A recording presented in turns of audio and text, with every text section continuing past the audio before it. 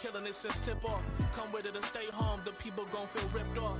It's only major leaguers in the office. If you giving half of an effort around the rest of us, you'll make it awkward. I'm about that action, not the one you talk with. You better hope I'm not the one your coach gon' have you out here really guarding. It took a lot for me to get here, but I have arrived. I really made it and the haters be looking surprised. Been down before, but now I'm better than I've ever been. Through all adversity, I saw that right now at the whatever the problem, we'll solve them. Make it through together, it'll be all love, and it's all good. Yeah. Okay. They say pressure makes diamonds. That's what I align with, cause the journey I've been climbing is riddled with perfect timing. I'm in a different mode when I be trying to get it. To even get a chance to compete is a form of winning. I mean, what's the point of playing if we ain't striving for greatness? I feel a sense of pride with every play that I'm making. To the top of the world when I came from the basement. Boy, I'm the one and not the two, so don't get it mistaken.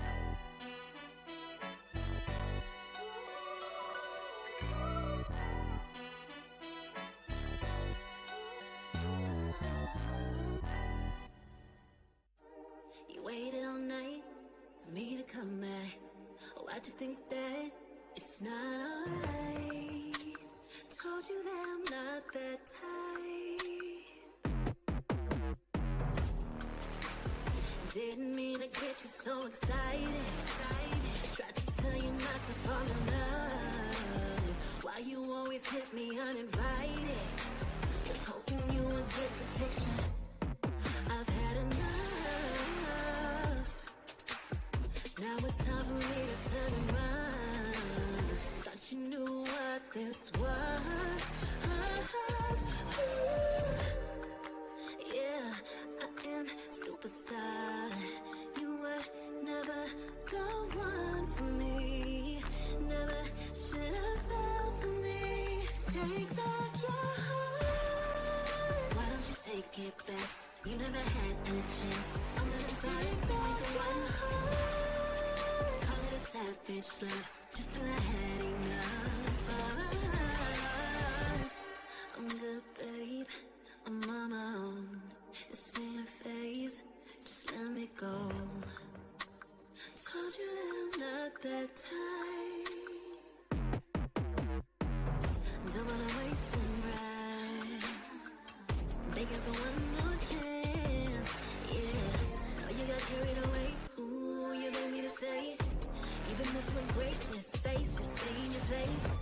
I was looking to play, then you got in the way. All the love that we made got me stuck on your brain. Got no time to stay here and say goodbye. Yeah, I am superstar. You were never the one for me. Never should have fell for me. Take back your heart. Why don't you take it back? You never had a chance. I'm gonna take back one heart. Call it a savage love, just till I had enough of us.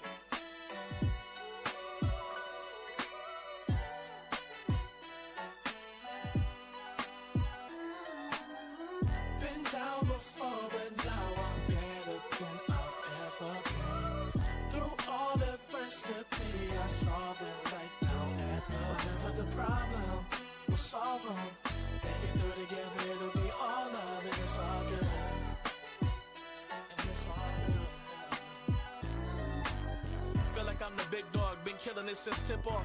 Come with it or stay home, the people gon' feel ripped off.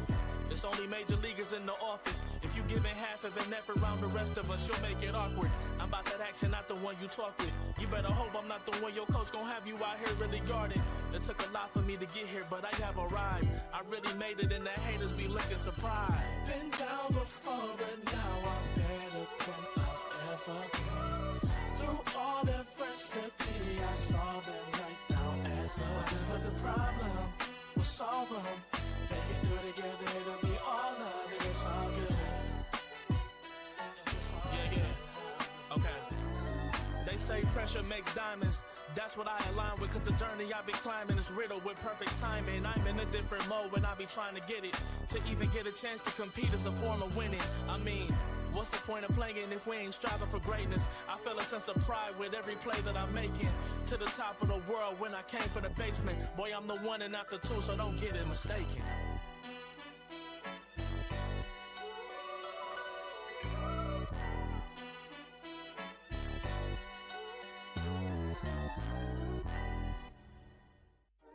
You waited all night for me to come back.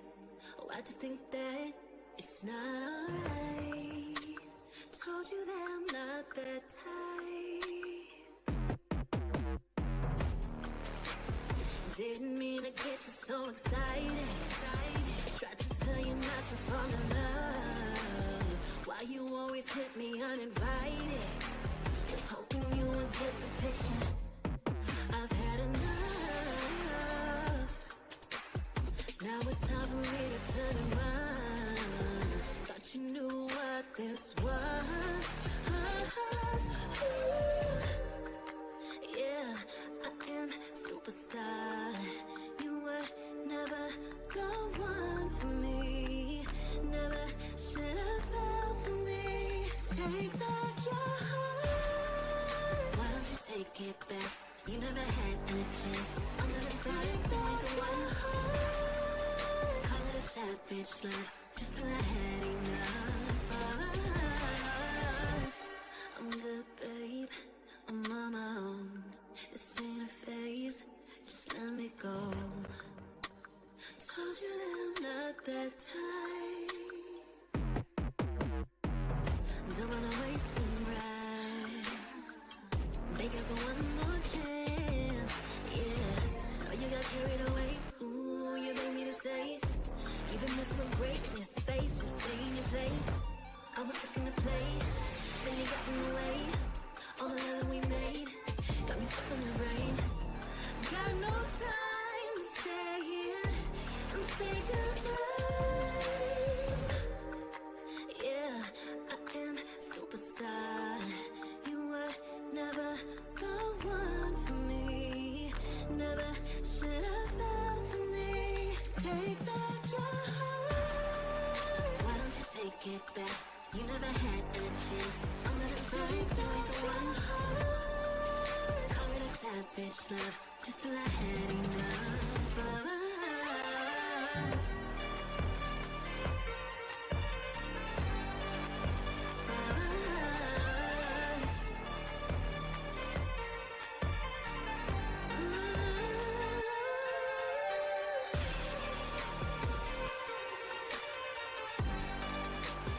Take back your heart.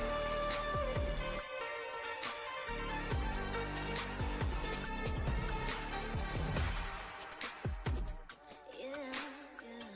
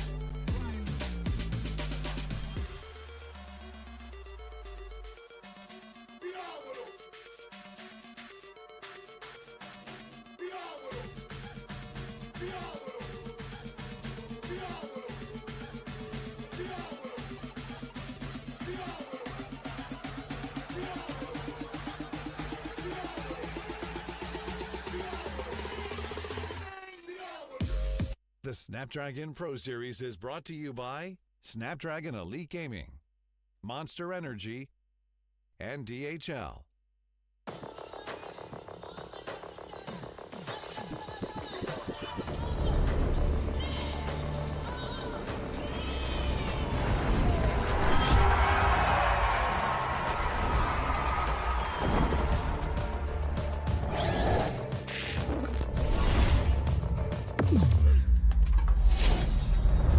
Let the weak melt away!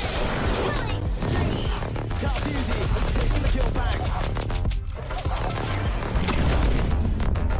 Run time, baby.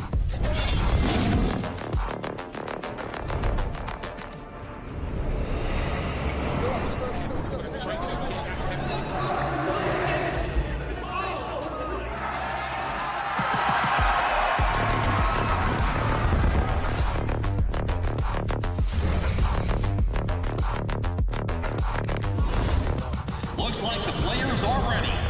Here we go!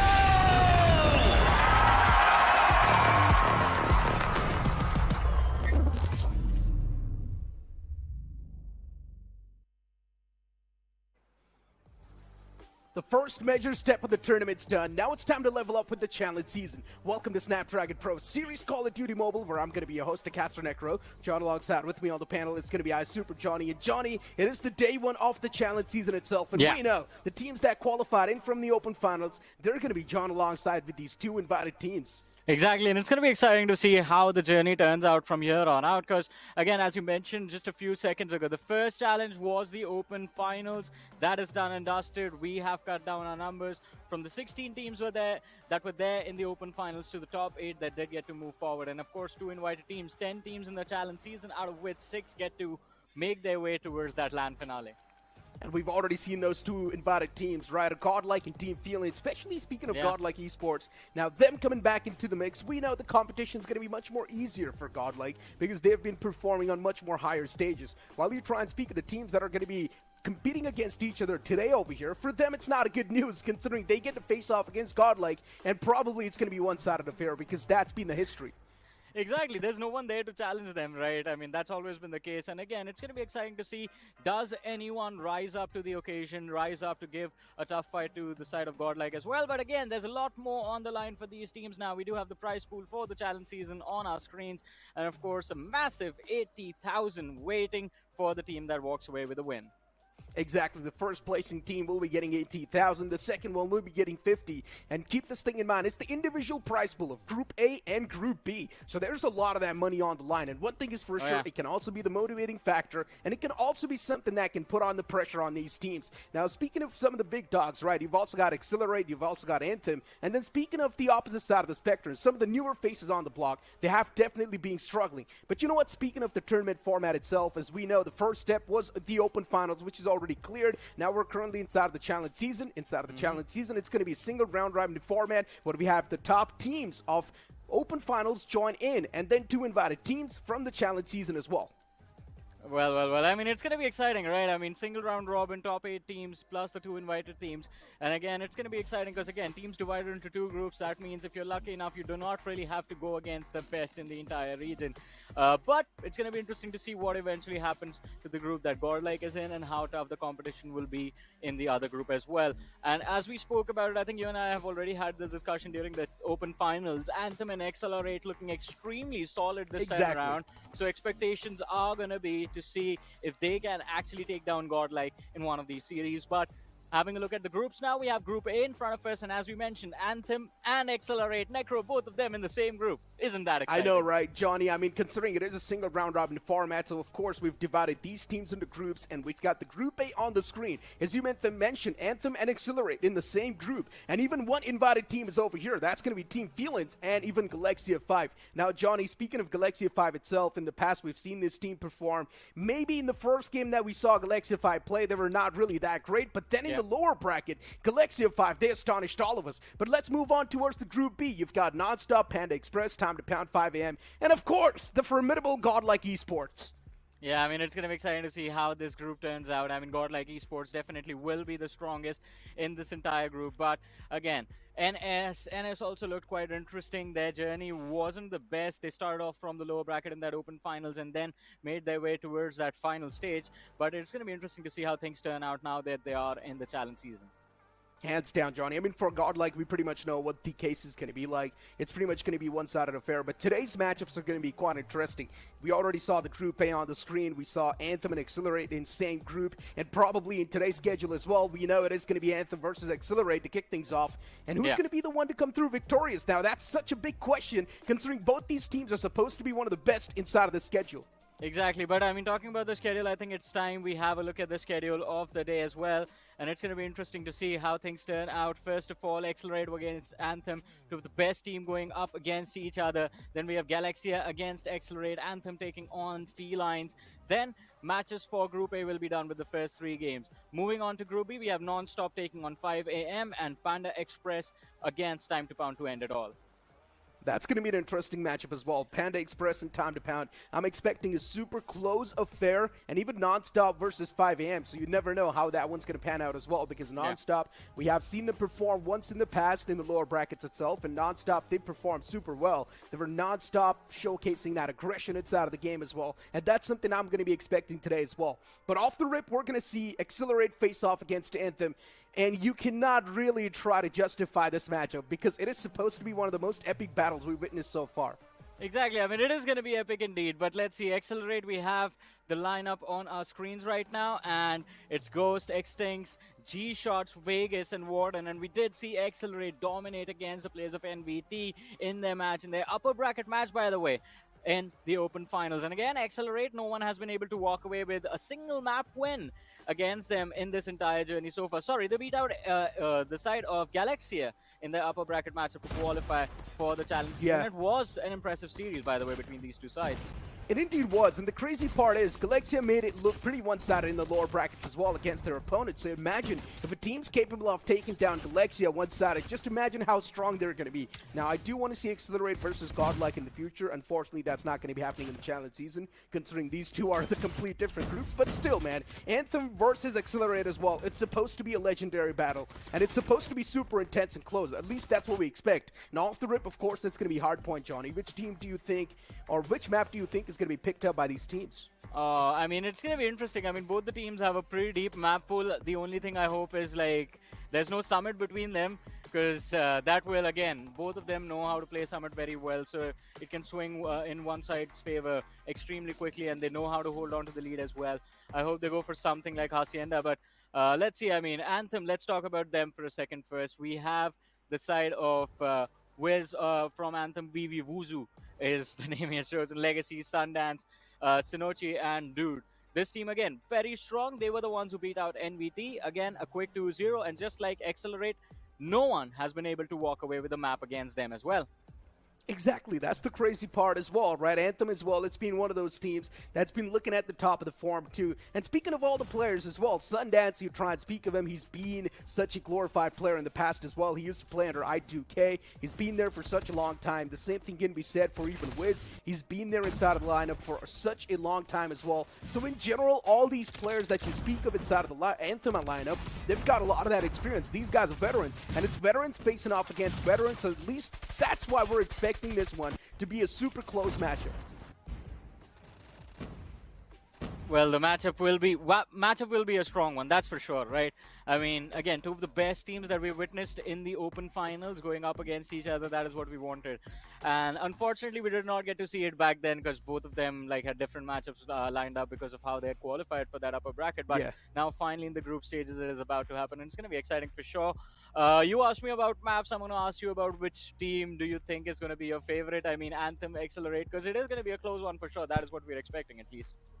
And over here, I genuinely think so. Accelerate, they might just have the upper edge. For some reason, I think Accelerate, they have been looking in much more of a top-notch form. Nothing taken away from Anthem too, Johnny, but considering Sundance used to be part of I2K in the past, and they have been struggling as well, and I'm just completely relying my stats or basing my stats off the past of these teams, right?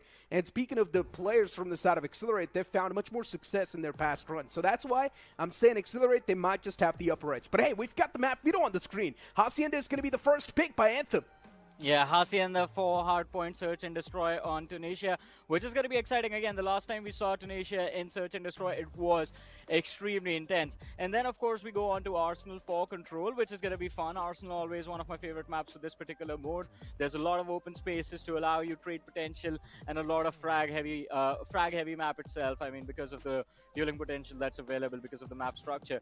But again, Hacienda is where it will begin. And again, it's a complicated map. Gets extremely complicated when you're playing Hardpoint. That first point one, a big decider. Can you hold on to a head start? Garage is where you would usually try to make things happen and make a swing if you are lagging in terms of those points. So it's going to be quite intense. And again, because of the teams that are going up against each other, I think we can expect this to go all the way towards control, which is going to be the third mode. And speaking of Garage too, right? I mean, Garage is the place where we see a lot of those heavy investments coming through, right? Yeah. The operator skills, Sparrows being pulled out, Purifiers being pulled out, because that's one of the toughest points to take over as well. And considering we are going to load up inside of Hacienda soon, Johnny, I would like to know your prediction for this entire BO3. I've given mine, but what about you? Well, my prediction for this BO3 is going to be Accelerate, but let's see. I mean, still waiting for the map to begin and still waiting to figure out how things begin, because Hacienda, again, the start is going to be the most important thing. Indeed, the start's going to be of the essence as we have a matchup rolling up between Accelerate and Anthem. And the first map is going to be played, of course, Hacienda. Let's see who's going to be the one to come through victorious. Anthem versus Accelerate. Both these teams, especially inside of this Snapdragon Pro Series, they have been looking pretty incredible. But still, there's a big question mark. Who's going to be the one to run through with the lead off the rip? Because for now, it seems like Accelerate, they've definitely got the points control in their hands. And even inside of the kill feed, it's the players just going crazy. Accelerate, they've already got a few start-off kills, and that's going to help them so much on the point. And speaking of them as well, even the trades are looking pretty back and forth. Anthem 2 now, once again, looking to be back in the race. Sundance himself is getting a lot of those heavy beatings on the board, and that's a great thing for Anthem, because that's something they're definitely lacking. 15 points on the board will make it 16 for Accelerate, and this is something that's not looking too great for Anthem. If the same thing keeps on popping up over and over again, Accelerate, they might just run away with the first point, and they might just have the momentum as well. Well, let's see, though. They are looking quite strong and solid in the start of this game. But again, Anthem as well can at any given time make the turnaround. Too much pressure from Accelerate for this first point, in fact, inside of this game. And again, there's two players close to the fountain. And we have Wee Wuzu trying to move in, gets taken out very easily. And it seems like Anthem, the moment they show themselves is the very second they get kicked out. And again, Accelerate in a very brilliant position. Look at that. They've already made the rotation to the next hardpoint as well. They indeed have, Johnny. The next hard point is already in their hands, and it's towards Garage. Usually, this is the hard point where we see a lot of those struggles coming through. Heavy investments as well, considering there's so many choke points to hold. And Vegas is the man who's currently holding the staircase, too. Does not want to let the players pass away. Sundance, he was the man who was popping out from the side of Anthem, but it's not looking too good for them, considering the momentum right now. The wind is in the sail of Accelerate. And just look at the angles the players of Accelerate are holding, too. It's a meat grinder completely on that hard point. Well, let's see, though, as you mentioned, it is a meat grinder, and this time, instead of meat, it's going to be the players of Anthem being grinded, and look at how aggressive Rebel is right now. Just runs towards the players of Anthem, and that's going to be a brilliant 2K, looking for the third, finally shut down. But it's down to 71 against 9, and Accelerate just accelerating towards a very swift win, it seems like. This is what you call the pedal to the metal, and Accelerate slowly and steadily, once again, getting that massive lead. Not actually slowly and steadily, they're just accelerating through with the lead. 87 points already on the block, while Anthem, they're still stuck with single digits on the board. Just 9 points. And even inside of the kill feed, Anthem, yes, they're getting 1 or 2 solo kills over here and there, but that's really not going to matter, because when you've got Accelerate just popping through, and even Revel, he was the main player maker, even in the past when they faced off against Galaxia 5. And even now we're here, Revel is able to get so much information and so much vital value. Well, Revel has been phenomenal in this game so far for the side of Accelerate, and along with him, Extincts as well. But finally, the players of Anthem, we see them on the kill feed as well. Revel is trying to move in, has the operator skill, the equalizer available, but I don't think he realizes that he needs it right now, because it's going to be G-shots with the Sparrow finding a break back, denying the entry to the players of Anthem. And as the players of Anthem once again look to move in, it is going to be Accelerate who close on to those triple digits. It's not looking too good for Anthem, Johnny. They're running away with the lead, and Accelerate, if the same thing keeps on happening to them, well, that's one thing, and that is going to be Anthem. They might just lose out on the hard point. This Hacienda was the pick of Anthem, but still they're getting absolutely rolled through by the players of Accelerate. It's not looking too nice for them, Johnny, and even just look at Accelerate. Just look at the kill feed. It's Accelerate all across the board. Rebel's popping off, even Ghost is able to find so many important kills. Now, Sundance, yes, he's trying his best to get something done, but it's really tough when you've got the entirety of a opposition team just feeling themselves. Well, let's see, though. They are feeling themselves right now, but here comes Rebel with his equalizer, and one after the other players of Anthem are going to fall right in front of him. Unfortunately, he doesn't find a single frag because of that skill, but oh, Vegas, he just goes pigs, finds and shuts down the players of Anthem as they try to push up the stairs and accelerate once again. They have control of this hardpoint. It is activated now, and Anthem, they are just a smidge slow on that rotation. Look at the crossfire, it gets shut down. Sundance finds one, but G-Shots on the other side shuts down both the players, and Rebel moves in from across the balcony, just picking off a few extra kills. Rebel the Devil, that's all you gotta say, because this one single man has definitely been a big pain in the foot for the players of Anthem, and they're not able to find any sort of reply to Rebel. This one single man is the one to keep his team in the forefront, and every single time Rebel finds value, the entirety of Accelerate, they instantly swing back into life. You can see Anthem just stuck on 27 points, while Accelerate, they're just running through with the points lead and the points flow. And if the same thing keeps on popping up once again, over and over again, if the upcoming hard point is completely in the hands of Accelerate, that's it for Anthem. They can't make a comeback. Already, it's too much of a bigger lead. Yeah, it's a very big difference between both these two sides. 151 to 27, and this is not what we expected, Necro, how things were going to go between these two sides, but Accelerate definitely looking the stronger of the bunch. The AMB is going to be used. Sundance a little confused, but X6 and Vegas, they move in. The trade frags are going to be good for the side of Accelerate once again, and Anthem still struggling for any sort of control in this game.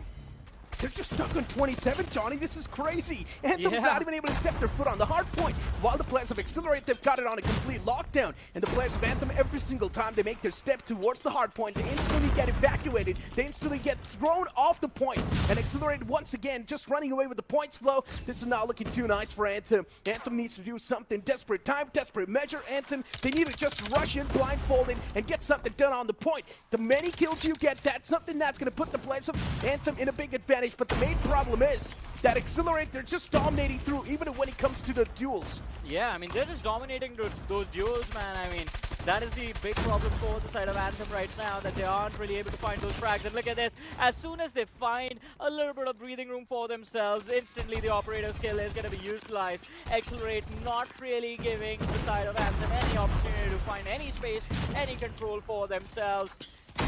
And again, this time around, look at that, good smoke to block out vision inside the staircase, and the players of Anthem do continue to move in, but here comes the problem. The players of Accelerate, look at them, they are regrouping right outside of the control point, the hard point, and now with the hard point cleared up, it's just one man from the side of Anthem standing guard. He's going to be picked off, and Accelerate, it seems like, again, in the driving seat of this game.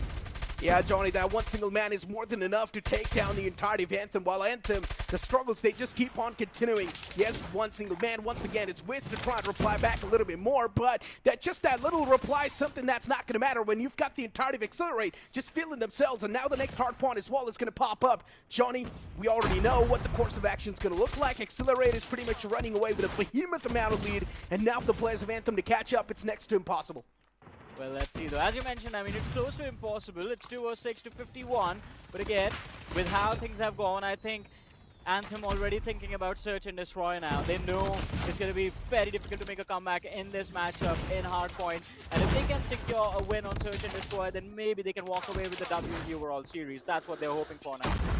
Accelerate, they pretty much know they've sealed the deal on this map. Hacienda is going to be in their court, while Sundance was the only player who was trying to get something done from Anthem, even off the rip. Sundance was the man who was getting a lot of kills, but unfortunately his team was not able to follow up. And yes, as soon as the players of Accelerate, they start to lose the duels, you've got that one-man Rebel stepping up inside of the field, and instantly he just brings his team back in the action. Rebel has been the main playmaker for the entirety of Accelerate. He's the one to bring the tides back in their sails, and someone needs to stop Rebel. As soon as someone finds a cure to this player, the entirety of Accelerate, there's a big chance they might just collapse. But for now, Accelerate, every single player, they're just starting to feel themselves, while Anthem, they're not able to find any reply to the players off Accelerate. There's no precaution to this cause. Well, there is no precaution. I mean, what can you do about this? That's a problem. Look at this. Anthem, I feel so bad for them. I mean, just getting dominated like this and Accelerate not stopping. Rebel is an absolute menace in this game, and he has been shut down. And as soon as that happens, G-Shots and Vegas, they stand up. 33 frags for the side of Vegas, 34 for G-Shots. And you compare that to how Anthem has been playing, their best performing players just sitting on 24. Indeed, man. I mean, look at Extinct too, getting 24. Now, keep this thing in mind. Extinct is the big brain guy from the side of Accelerate, but still he's doing quite decent. Even War Machine's pulled out from Extinct. Now, there's no way they're getting anywhere near that last hard point. And that's it from Accelerate, getting 250 points on the board. And just like that, it is a hot knife through butter for the side of Accelerate as they dominate through and run through against the players of Anthem.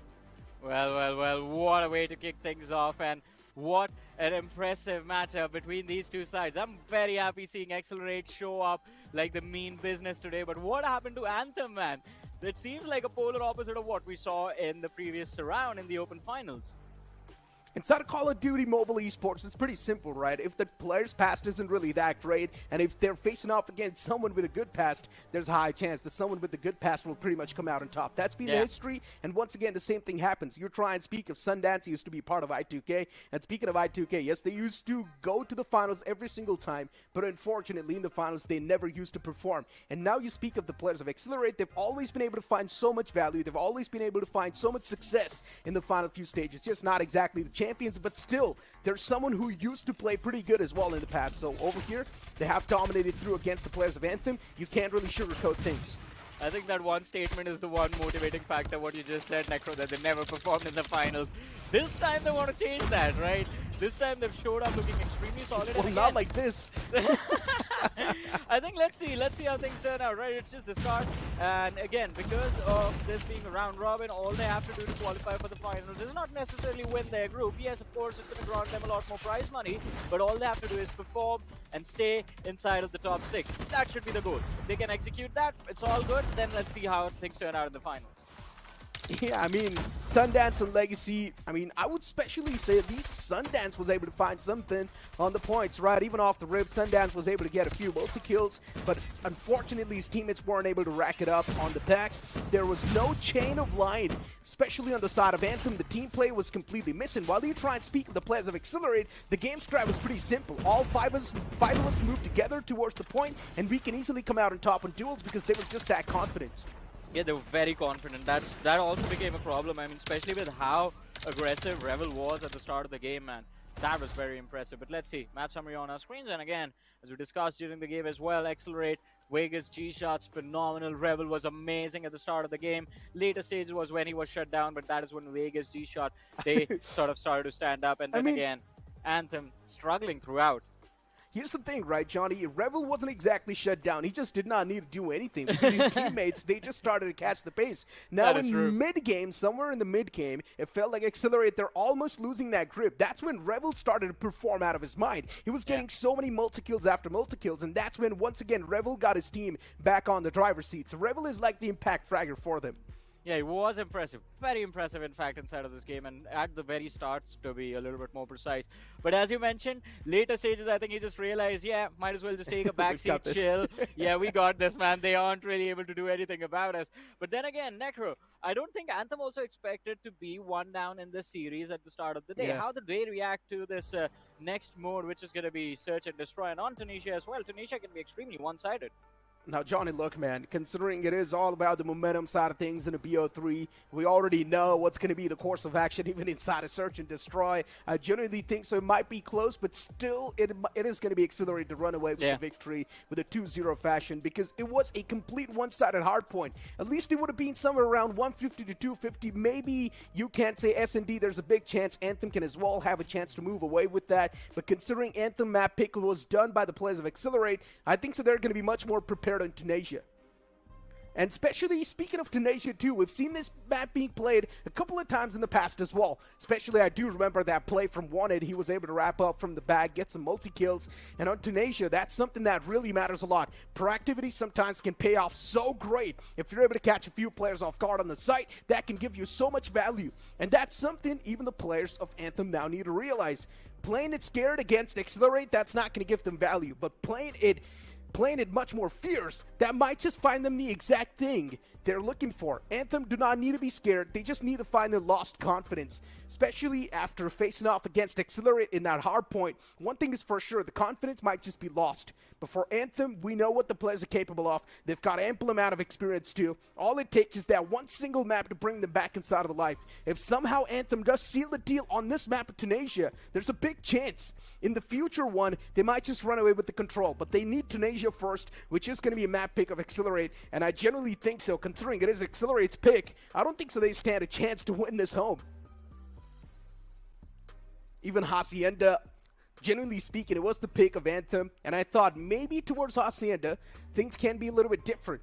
Maybe at least we can see a close and a tight-knit affair from the side of Anthem, because they went with Hacienda for a reason, right? Maybe they thought they can easily tackle the players of Accelerate on this map, but no, that was not the case. Accelerate, they just ran through. It was pedal to the metal from the side of Accelerate as they smashed through the players of Anthem. But as we move on towards Tunisia, the game's already started. And what do we see? Off the rip, it's going to be the players of Anthem starting to struggle. It's a 4-on-3. Anthem still, there's a big chance they can't pull off the comeback. It's just one-man lead from the side of Accelerate. It is still doable. A 3-on-4. Even Ghost was taken down from Accelerate. But considering Accelerate's playing the defense, they don't really need to be aggressive. But you can still see the players being a little bit more proactive, wanting to find those off angles and catch the players of Anthem off guard as well. While Anthem, all the players sticking together. And snipers are something now that's going to be a big kryptonite. So they need to watch out from these snipers. Even the time's running out, so that's not a great thing. You can't see Shinoki as well. Trying to move up a little bit more. But speak of the players of Anthem, they've already found themselves the B site. And now, unfortunately, for the players of Accelerate, they need to play this on retake. And it's not going to be easy as well. Leg spotted. Vegas lands the first shot. The numbers still in favor of Accelerate. Anthem down players, and I think this might already be over. Legacy, the last man surviving. Extinct's moving for that final kill. Doesn't really find it, but Rebel and G-Shots, they have the last man spotted out as well. Legacy finds one frag, and this is going to be the last man, but Rebel with an impressive shutdown. Just barely clinching the win, but hey, a win is a win. A win is a win, and they've already got that win in the bag. Nicely done by Accelerate. That's going to be the first round of the board already, and this is what I'm saying, right? If you do get the first hard point in the hands, there's a big chance you might just have the momentum as well, and that's exactly what's happening with the players of Accelerate, because Accelerate now knows, especially when it comes to taking those head-on-head duels, Accelerate, they've got the upper edge because they're mechanically better. And that's what they're relying on every single time. You can see the players as well being so proactive. They've already rushed up on one side of things. Well, let's see, though. I mean, again, round number 2. And Anthem this time being extremely careful with how they want to move on the board, how they want to move on the map. Oh no, though, Ghost. This is just brilliant positioning. Necro catches 2 players off guard, finds those frags, and it's going to be again Anthem on the wrong end of the stick. Oh, Vegas no. with a pistol as well. And Extinct chimes in for the second, already down to the last man before things even began. It's a flawless round already, Johnny. I don't think so Accelerate. Yeah. They're going to let loose of the players of Anthem, and that's it. Anthem already losing out on 2 rounds off the rip. And Johnny, this is something now that's starting to make the blurry vision a little bit more clear. We know what the course of action is going to look like inside of the series. Oh, this is getting fun, and it's on the defense as well. I mean, Tunisia, the map itself is a little bit defensive, but Anthem struggling this much in the initial round, something we did not expect. G-Shot, look at that, early information gathered, and now there's a crossfire that Wee Woo Woo has to deal with on the other side. It's going to be an impossible setup to break as well.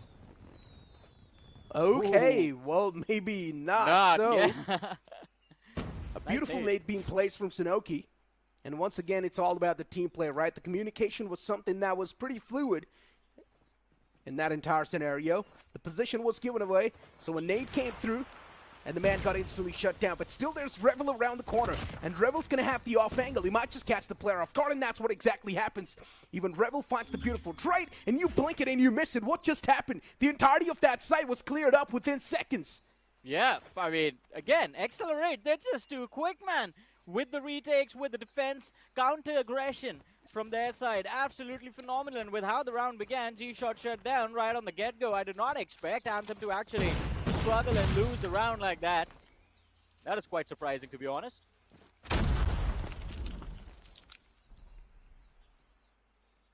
A slow and 3-0. steady start this time around, but look at the players of Accelerate.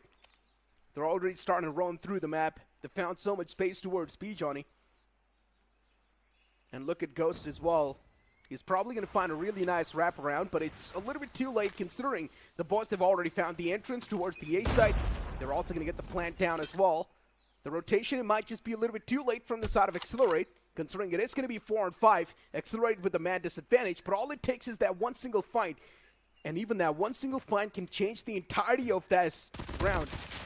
Shots has moved on forward, up close, but Shots is not able to find anything. And look at the players of Anthem. This is the comeback they need. But Vegas, he was able to find a 2-piece of his own, but unfortunately, he gets denied because he tried to find the third. Yeah, I mean, it is going to be intense now. 3-1. Finally, Anthem get themselves on the board, but they need that equalizer before the half switch. That's the question. Can they find it, though?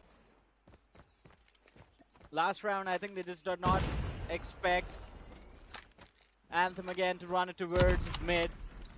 And Accelerate caught off guard because of that, but hey, they return the favor. It's going to be Rebel who goes big, finds those 2 early kills inside of the round. Legacy with the trade as Vegas gets shut down.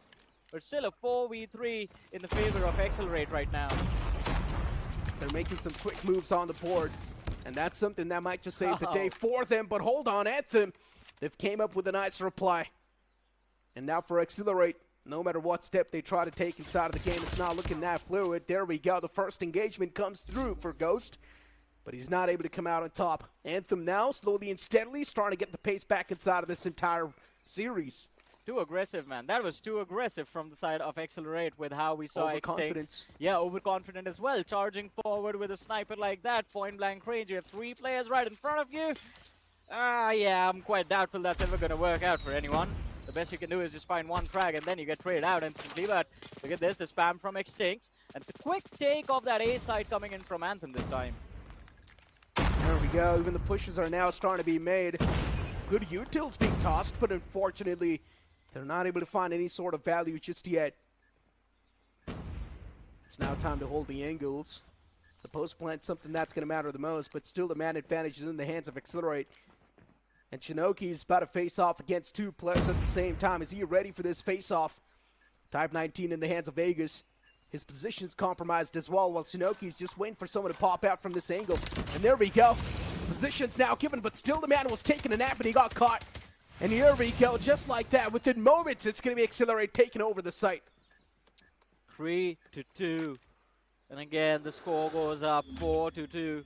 Brilliantly done by the side of Accelerate. 4 rounds on defense. But what can they do now that they are going to be on attack? As you mentioned a few moments ago when this mode began, Necro, that Accelerate, they are a little bit stronger with their gunpowder, with their mechanics, and on the attack. If all of them move in together, we know it's just going to be a bloodbath, and the players of Anthem are going to fall left and right. It's all about the day too, right? And right now it feels like even the day's starting to favor these boys. Oh, the wall bank, they're connecting, Johnny. Rebel and Vegas were taken down so low. They're so lucky to be alive right now. One single shot, and maybe that could have been the early trade they were looking for. Accelerate, they've already lost out on Ghost. That's not a great news. A 4-5 off the rip for Accelerate. If they lose out in this first round in the first half, it's not going to be nice. But now things are taking a little bit more slow and cautiously. Even Wiz is waiting for at least a few peeks from the front. But Accelerate, they're not going to give it away just like that. G-Shots was able to take down the man pretty low, but even he himself is taking a lot of that damage upon himself. Still the numbers in the favor of Anthem. 58 seconds on the clock. Let's not forget Accelerate. They're fighting against time in this round as well. Still very spread up on the entire map. And it's the sniper that they have to deal with as well. But here comes the trade mid-round. Nicely done by G-Shots as well. But Vegas in a world of trouble. Could have been finished off over there. Barely managed to survive and run back. Still 35 seconds. Can they get the bomb plant in? They're wasting a lot of time, Johnny. And I'm not sure what can be done at this point in time. But what am I watching? Look at Starboy. He's already pushed up so deep that they do not expect Starboy to be there. But here we go. Even the trades come to fruition, so that's a great thing. Now they know exactly where Legacy's placed as well. Legacy's on this site as they move on towards P. They might just get the plant down as well. But G-Shots His Oh, no. position's also known. G-Shot's going for the plant. What is Revel doing? Revel's got no clue that G-Shot's being contested. Did he not Yeah. hear the footsteps? I don't think so. I don't think he heard the footsteps, and Revel just let the players off. Anthem slip by. That was a big blunder. That position, it was such a brilliant position to be in. Could have gone for a big play, and a player like Revel, an easy 2K could have been secured, but no. And as you mentioned, Necro G-Shots over there doing all the hard work. Gets caught off guard, just planting the bomb. Can't even get his weapons out in time. The 4-3. Accelerate now. The momentum has completely been shut down. And again, as we mentioned, this is a defensive map. Anthem taking full advantage of that. Look at that, holding position, setting up crossfires. They know they don't really have to move around a lot. Just wait for the players of Accelerate to step into their crosshairs. Oh, Pretty much.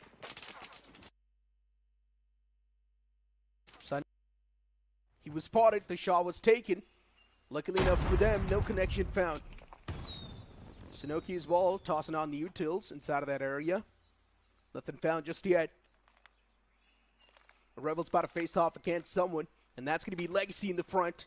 But even Legacy just peeks out, scopes in, gets the intel, and backs away instantly. And here comes the first engagement.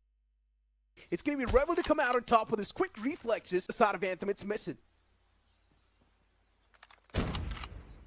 let's see. Opportunity still there for Accelerate to find a few extra frags. Sunoki stuck on that A site. There's a man backing him up in the form of Sundance, but it's a lot of passive pressure for them to deal with. And the players of Accelerate, look at that, they make a run towards that B side. A quick switch up, 30 seconds on the board. Legacy's the man blocking their way. Spam shots inside of the smoke, not really finding any connection. Oh my no. god. What is Rebel doing? He's over-aggressing Johnny, and Rebel gets caught instantly. But still is completely fine as long as the players are getting the trades. And that's where Accelerate, they once again bring the number back to the equal.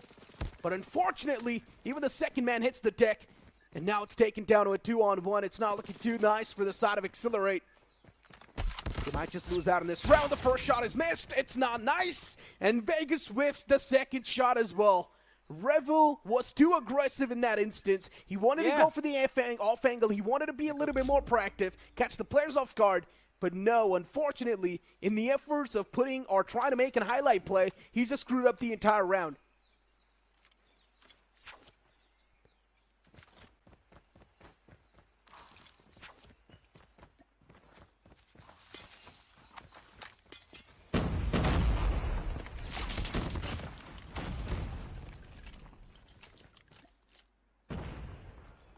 And this is what I'm talking about, too.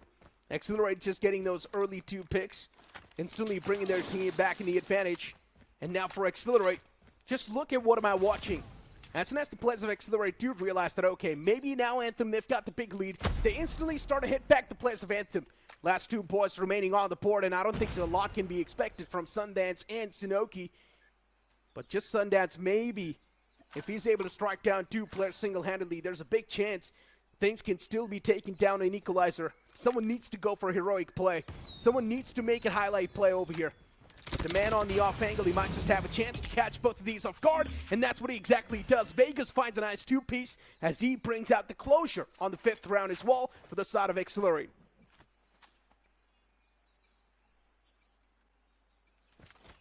Five to 4. Still a close game between these two sides. Accelerate just barely managing to get something back in their favor, but Anthem very close to just swing things around. But this time Accelerate, they just move in, and this time it's going to be them that run into the meat grinder. Sundance, he gets all of them out. What a big play coming in from Sundance this round. Accelerate already down to 1 man, and even he's going to be shut down. Anthem once again finding the equalizer. That barely took like 4 seconds. It indeed did. But what just happened, Johnny? It was the LMG from Sundance, which just mowed down the entire lawn and shut down Accelerate. And now for Accelerate, this is going to be a wake-up call. This is supposed to be the reality check that is being handed out to the players of Accelerate. Just because you won the Hardpoint, it does not necessarily mean that you can dominate through search and destroy. Wall and Viz, those 2 important picks. That's now going to bring the round back in the court of Anthem. Everything is messed up from the side of Accelerate. They do not exactly know how to counter the players of Anthem on the attack. They're struggling too much, Johnny. And if the same thing keeps on happening, if the Legacy just keeps on hitting the players of Accelerate, then it's going to be a rough pill. But here we go. Eventually, the LMG gets shut down of Sundance, so that's a really great news because that was the main playmaker last time around. And now the round's taken down with 3-on-3. Still very close. The bomb being planted on that B side, and the players of Anthem just staying back towards A. 43 seconds left to move in for that retake. And now they finally make the move. But Accelerate, how good is their defense going to be like? Utility goes out, the smoke gives away the position, and players are going to be spotted out by Vegas. Oh, no. Why? Why go for a peek like that? Saw two men over there. Okay. But hey, Extinct, what was that? An equalizer? That was very impressive, but still 2v2. Can they bring themselves back into this round? That was such a quick flick from Extinct, and now Ghost needs to be the main playmaker, and he is. Finding the last 2 kills to close it off, and the 6th round as well is going to be on the board for Accelerate. It's now starting to be a big pendulum, Johnny. Back and forth, back and forth. That's what the scoreline's looking like. There's a big chance now Anthem can win and make it 6-6, and we might just go to the OT.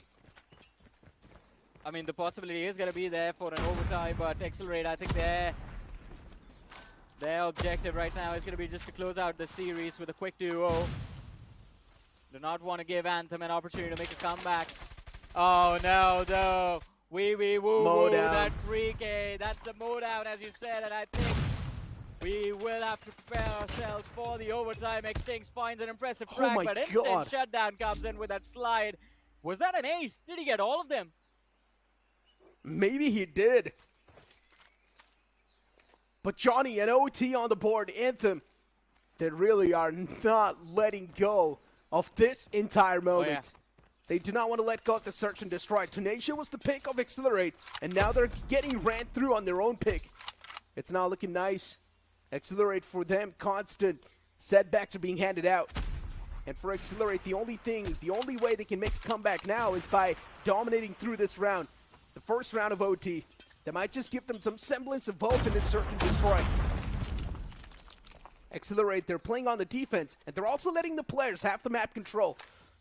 The bomb's going to be planted too, and Accelerate, they're going to play it nice and slow. Sundance once again with his LMG. He's looking to light a few players up. We've also got the SMGs and the ERs on the board. Even the snipers now looking to find a little bit of that taste of blood of Anthem. Utils being tossed. Legacy is able to find a 1. Even Wiz is able to shut down Revel, and Wiz that 2K. It's something now that's going to bring the team back into life, but Extincts. What are those 2 important kills? And out of nowhere, you can see the players of Accelerate just bringing themselves back to life. Even the third one could have been found, but Starboy, he clutches it out for his team. Extincts almost saved the day, but unfortunately, Starboy was there to save the day. Yeah, Anthem, they have to be so lucky that Starboy found that final frag. Extincts otherwise would have just stolen that win away from the side of Anthem. And what an impressive sniper shot that was. He shot one man mid-air. But look at this. Now it's going to be Wee Woo going for a close range battle, and Starboy from the flank helping him find a few extra frags. But this time it's going to be the side of Accelerate who find those frags. And on attack, man advantage gained for the first time in this entire series. This LMG from Sundance. It's been the main playmaker. It's able to find so much value. 6 kills already on the board for Sundance. But this time around, Accelerate, they've got so much map control that Anthem just do not know where to look. They do not know where to expect the players. It's a 2-on-1.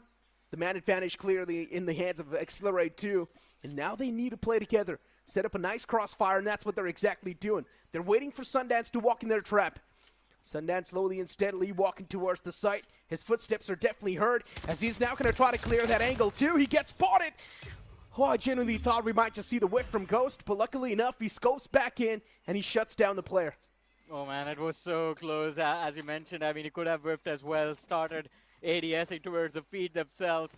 And again, Sundance barely making it through this time, but again, that early 2-man advantage that the players of Accelerate had, a big reason that helped them. to close out. But oh no, this time Accelerate, they are on it, on defense, getting a big upper hand. Sundance, the last man left alive as soon as the round begins, and he's going to be shut down as well. Quick work made of the players of Anthem as they Accelerate put themselves on the board. Once again, 8-7, they're up one round, but can they close this series out? Still a big question, and this time it's going to be Anthem on defense and Accelerate, they're playing attack. Accelerate needs one more round to throw the closure. Johnny, do you think they can find it? It's always been the pendulum. Sometimes it's the players of Anthem, sometimes it's the players of Accelerate. It's like Accelerate gets one round and then instantly Anthem replies back with one. And now the pattern is supposed to favor the players of Anthem. Accelerate's playing it much more laid back this time around. They do not really want to go for those early duels just yet. They have found a lot of that space towards the map, and Legacy is being isolated. That's nicely done. Site control's already back and established. And Accelerate, here comes their picks. As a beautiful place, Nate's also going to catch Sanoki. And now Anthem, they're falling apart inside of this round. It's a 3-on-5. Already the man advantage is heavily stacked towards the players of Accelerate. And look at the amount of control they found, too. Anthem can't do anything. If they keep on playing the same way, they're going to run into a massive meat grinder. Two snipers lined up as well, and look at that, Vegas gets two. One last man, Wiz remaining, finds a frag, but this time it's going to be the man filled to the brim with confidence. Rebel, the devil who shuts him down, and Accelerate. Quick work made of Anthem 2. Oh, Necro, this is not what we expected. They shut things down on Search and Destroy, but man, that was a back and forth between these two sides. Yeah, Search and Destroy was elongated for too long, but still it was Anthem to close. Still it was Anthem to make it pretty close, but then their opponents, of course, closed things out. And speaking of Accelerate, man, generally speaking, considering the Hardpoint was completely one-sided, I thought maybe even the Search and Destroy is going to be super one-sided, but no, that was not the case. And all thanks to Wiz and Sundance. These two guys were able to find multi-kills after multi-kills to keep their team inside of the race, especially Sundance with that LMG play. He was able to get so many kills on the board, and even Wiz, he was able to find an ace. Yeah, Legacy as well. I think we can't take anything away from him on that Tundra. He was very impressive. Majority of the time just forced to hold on to that B side all alone, and he did a very good job doing that. For, I think, until the overtime, even the players of Accelerate were quite hesitant in running towards that B side just because of Legacy being there. But towards the last round, that is where they chose to run. And again, finding him all alone, it just worked out in their favor. But here we have the highlights. And again, the first few rounds were kind of dominated by Accelerate. They were, man. But then later on, as soon as Anthem started to find the groove, as soon as Anthem was able to bring themselves back inside of the race, the players of Accelerate, they definitely started to sweat on Search and Destroy. Well, at least we know now Anthem, they are looking pretty good on their Search and Destroys. But on the opposite side of the spectrum, Accelerate, they need to improve a lot more on their team synergy, especially inside of Search and Destroy. They do rely a lot on their mechanics. Oh, yeah, they are. And again, I mean, why wouldn't you? If you are mechanically solid, you know, you can beat down on the players on the opposing side. You're going to try and do that. But again, I think it was the overconfidence that came in from the side of the players of Accelerate mid-game that allowed Anthem an opportunity to get a few extra rounds for themselves as well. And again, the players, we had Sundance stepping up, Starboy with that impressive clutch where Extinct's almost, this is the round I'm talking about, Extinct's almost got that equalizer right here. And not the equalizer, but he could have gotten the closer for his team over there, but Starboy denying that, helping his team secure the succession into overtime. But again, overtime, the story remains the same. An initial back and forth, and Accelerate just closes the series out. And even the last man, right? Almost the closure could have been there with that sniper, but the last man was barely surviving on 1 HP. Starboy is so lucky to not be taken down in that duel. But hey, luckily enough for the players of Anthem, you can say this can be a little bit of that semblance of hope that maybe in the future, if these two teams can collide, Anthem can definitely be the one to come back stronger. But they need to work a little bit more on their hard point. And if you try and speak of the game strat for the side of Accelerate on hard point, it's pretty simple. All 5 of us group up and we bum rush towards the hard point because someone has to get those trades and we can automatically come out on top in the hard point itself. Yeah, again, but look at this now. I mean, it's a 2-0 for the players of Accelerate. And again, Search and Destroy, very evenly matched, both these two sides individually. If we talk about it, Wiz, of course, the best performing player in this matchup, along with Vegas, who was able to secure 18 frags. That is impressive. And Extincts as well, especially that one round with that sniper. Ooh, that was godly. That indeed was. But honestly speaking, the only reason why Anthem was there inside of the game for such a long time, it was all thanks to Wiz and even Legacy sometime around. And even Sundance in that one single round, that was supposed to be the impact round. And that's where Sundance performed. If Sundance would not have gotten those multi-kills in that round, it would have been done for the side of Anthem. But luckily enough, Sundance was able to pop off with that LMG. He was able to put the entirety of that side on the big lockdown, and no one was able to pierce through Sundance. So that's a really good thing. At least on towards Tunisia. Now the players of Accelerate know you do not need to challenge the players of Anthem and Tunisia. Maybe firing range can be a better choice, considering both these teams are pretty good on that map. But you can't just say, considering the mechanical side is looking much better from Accelerate, firing range can be that classic map where they can face off against teams. Yeah, it can be. It can definitely be. I mean, firing range a little bit more balanced, but Tunisia definitely heavily defensive-sided this map. I mean, we've seen that in the past. Teams are very comfortable on the defense. Attack is where you struggle because you have to push through those tiny little choke points, and that just forces the lanes. They force your players, your entire team to just line up. And as we saw in this map as well, in this matchup multiple times, it just turns into a meat grinder because there's a lot of movement space on the side itself. But hey, the first series is done and dusted. I think it's time to move on to the next one now. Exactly, Johnny. We will move on to the next series, but after this short break. The Snapdragon Pro Series is brought to you by Snapdragon Elite Gaming, Monster Energy, and DHL.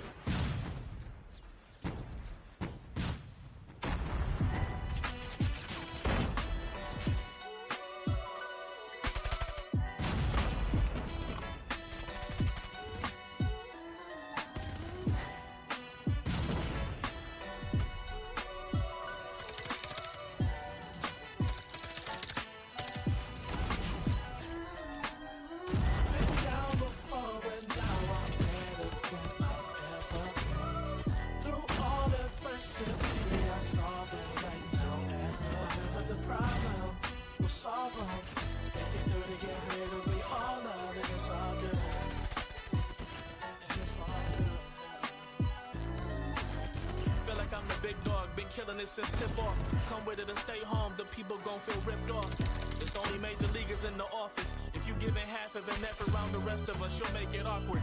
I'm about that action, not the one you talk with. You better hope I'm not the one your coach gon' have you out here really guarding.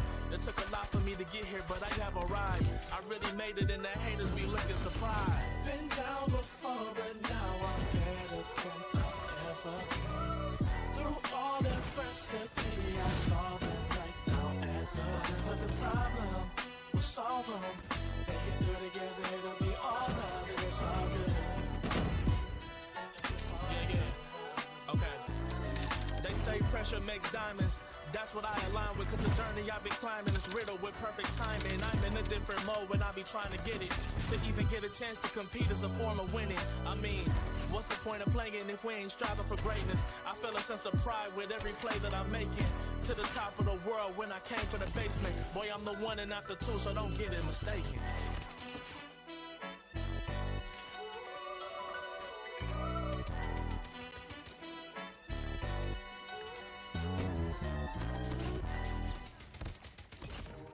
Waited all night for me to come back. Why'd you think that it's not alright? Told you that I'm not that type. Didn't mean to get you so excited. Tried to tell you not to fall in love. Why you always hit me uninvited? Just hoping you would get the picture. I've had enough. Now it's time for me to turn around. Thought you knew what this was. Yeah, I am superstar. You were never the one for me. Never should have felt for me. Take back your heart. Why don't you take it back? You never had a chance. I'm gonna take the one heart. Call it a savage love. Just till I had enough of us. I'm good, babe, and mama. This ain't a phase. Just let me go. Told you that I'm not that type. Don't wanna waste it right. Begging for one more chance. Yeah, know you got carried away. Ooh, you made me to say. You've been messing with greatness, space, you stay in your place. I was looking to place, then you got in the way. All the love we made, got me stuck in your brain. Got no time to stay here and say goodbye. Yeah, I am superstar. You were never the one for me. Never should have felt for me. Take back your heart. Why don't you take it back? You never had a chance. I'm gonna take the one heart. Call it a savage love. Just till I had enough of us.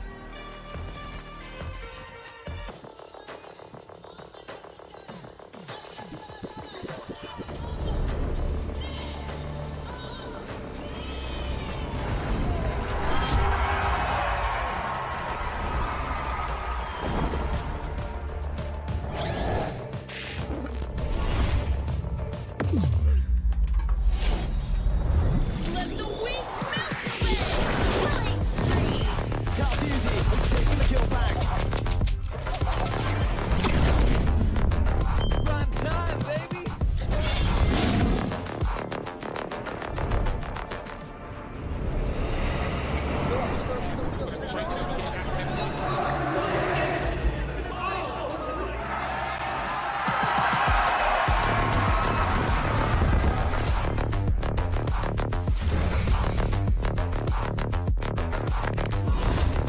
Looks like the players are ready. Here we go!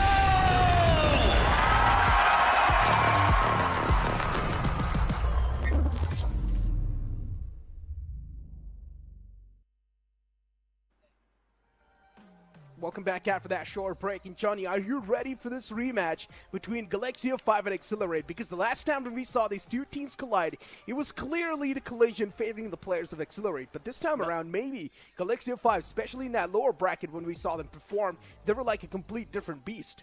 Yeah, I mean, they were a beast indeed. Galaxia 5 just 2-0ing Team Dope.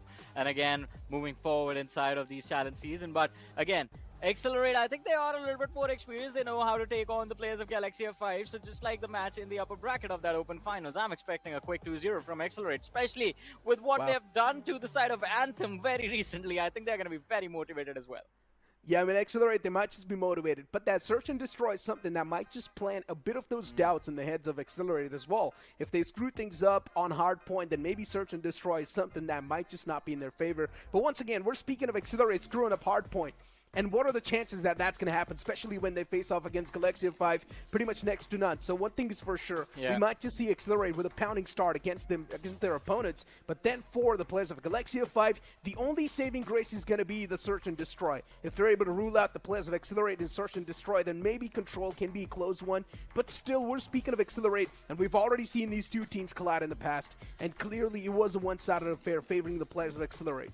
Yeah, it was a one-sided affair in both the modes. And again, I mean, we are going to see what the map veto is going to look like today as well, because that can be a big game changer.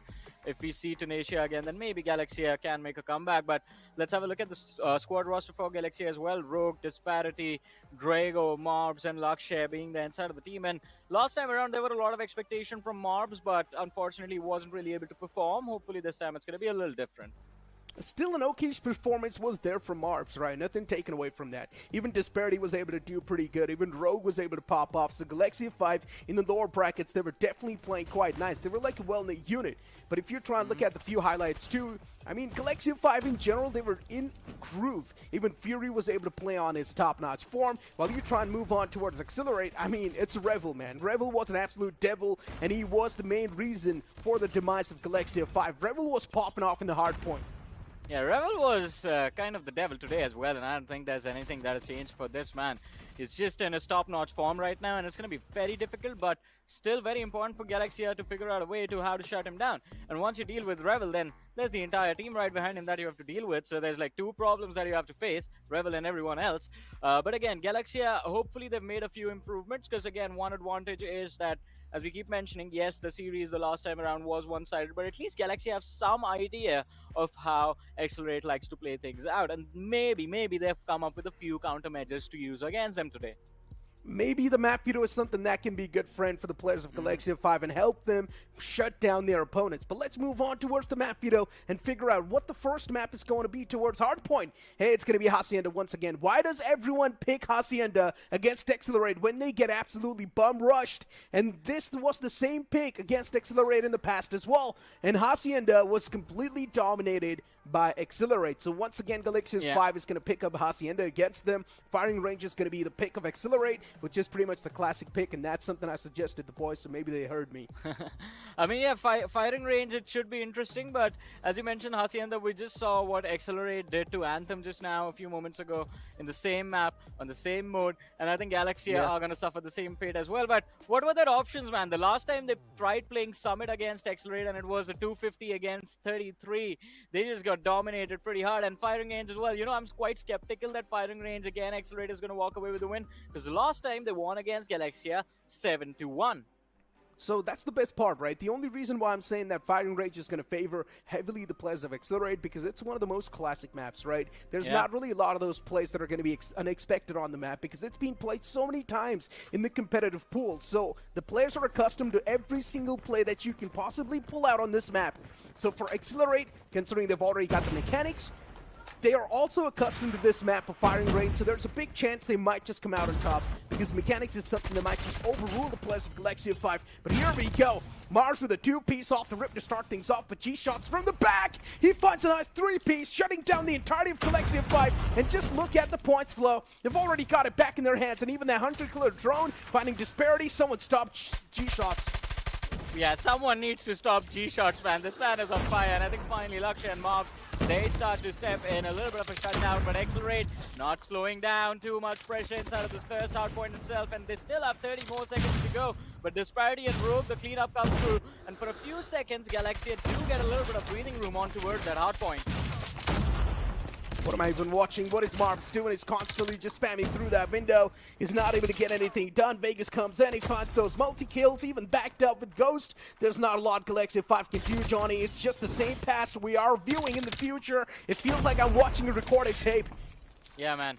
I mean, at least Anthem right now was at double digits. Accelerate this time around, though, not allowing Galaxia to even touch 10 points, stuck at 5, and they move towards the next hardpoint before them as well. Now the crossfire is going to be set up. The entry blocked with that wall of smoke as well.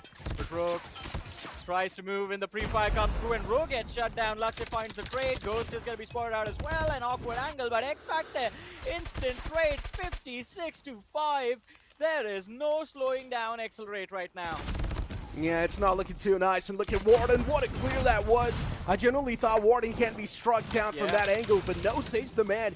And just look at the players of Accelerate. They know each and every single angle the players are going to be flooding in from. Even the stairs has gone a big lockdown. The man's not able to get anything done. Galaxia 5 just starting to choke up every single angle they're looking for to move on towards that garage area. And yes, G5 is not standing a chance. Every single duel is being lost. How are you supposed to lose that duel when the man's taken down 1 HP? That was a big mess up from the side of Galaxia 5. And yes, at this point, you can say the players of Accelerate, they're just mechanically better. Well, let's see, they are mechanically better, and right now, I think Galaxy are regretting this Hacienda pick as well. Summit, at least they stood a fighting chance on Hacienda. Accelerate just mowing them down every single time we see a player of Galaxia appear. They just disappear like a vanishing act. The very next second, 96-5. Accelerate almost hitting the triple digits, and there it is. Oh no, you can't even say a lot over here, man. Accelerate, they're just dominating through. They're just stomping through the competition. Even a War Machine's being pulled out. G-Shots as well pulls out the Sparrow. Accelerate is all across the kill feed. You can't do anything against this team. They're just getting so many kills to the point where now the players of Galaxia 5, they're getting spawn camped, and you just can't do anything. As soon as the players, they come back to life, they are meeting the bullets of Accelerate. And for Accelerate, this is exactly what they were looking for. Galaxia 5 is constantly stuck with those 5 points on the board. They're not able to get anything done. Even the Predator missile from Warden was able to find a nice 2-piece. And in the kill feed, it's just Accelerate. You can't do anything if you're Galaxia 5. The players of Accelerate, they're just better when it comes to the team play. They've got each other's back. Even the mechanics, they seem a little bit more sharp. Man, they're still stuck at only 5 points. How is that possible? Accelerate almost at 150. This is just a big advantage for the side of Accelerate. And look at that. The players of Galaxy, they're moving towards the next hardpoint, but the players of Accelerate, all of them, in fact, closing in together. And there's 3 players standing for defense. 2 were finished off with the utility. They're going to look for more frags, and there's going to be the cleanup. Accelerate once again in control of this hardpoint. There is no slowing them down. Finally, Galaxy get themselves to 16, but yeah, I think that should be it. Yeah, Johnny, at least we expected some improvement, right? But this improvement is from the players of Accelerate. We haven't seen any improvement from Galaxia because they're getting absolutely rammed through. This time it's even worse than the last time they faced off against Accelerate. Yeah, G-Shots is just farming kills, man. Finally gets shut down, 173-16, and at this point not really caring about finishing off Galaxia. I think now it's just about securing the win. But 2 players move in from the side of Galaxia, both of them instantly shut down. 175, 176, 7 seconds remaining on this hard point, and now the next one is going to be at the fountain, the center of this mansion once again. No matter what you're trying to do, you're still meeting your makers, and that's pretty much been the fate for the side of Galaxia. No matter what they try to bring upon the board, they try to bring up those different variations, but still the team plays something that's lacking. You speak of the trades as well. There's no one to get the trades of the players itself. And even G5 Marv from the top is trying to rain down some hellfire against the players, but even that's not working out.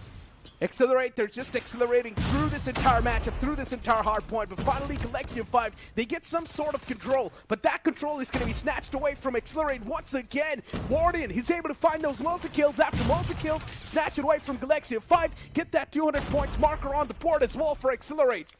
Well, let's see though, 203-25, and now Disparity, he does find a frag for himself, but it's just 20 seconds left on this hard point. And again, Galaxia, not a single second to breathe. They're trying their level best, but as you mentioned, the difference a little too big for Galaxia to make a comeback. I think this mode, it is already over.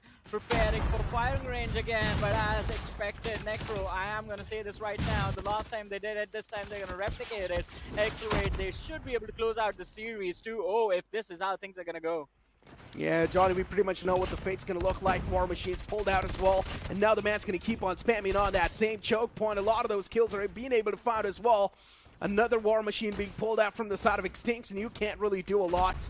Extinct's able to just funnel through so many kills with that War Machine. Even Warden up close and personal with that. Fnac is able to find too much value. 216 will make that 217. The constant point flow is there in the hands of Accelerate, and now no matter what Galaxia 5 is trying to bring on the board, it's always being denied. And Warden with the equalizer, this man is now starting to pop off on a different level. Man, score streaks online as well for Warden, so more trouble for the side of Galaxia now, 238, just 10 points remaining. Accelerate, just making it look extremely easy.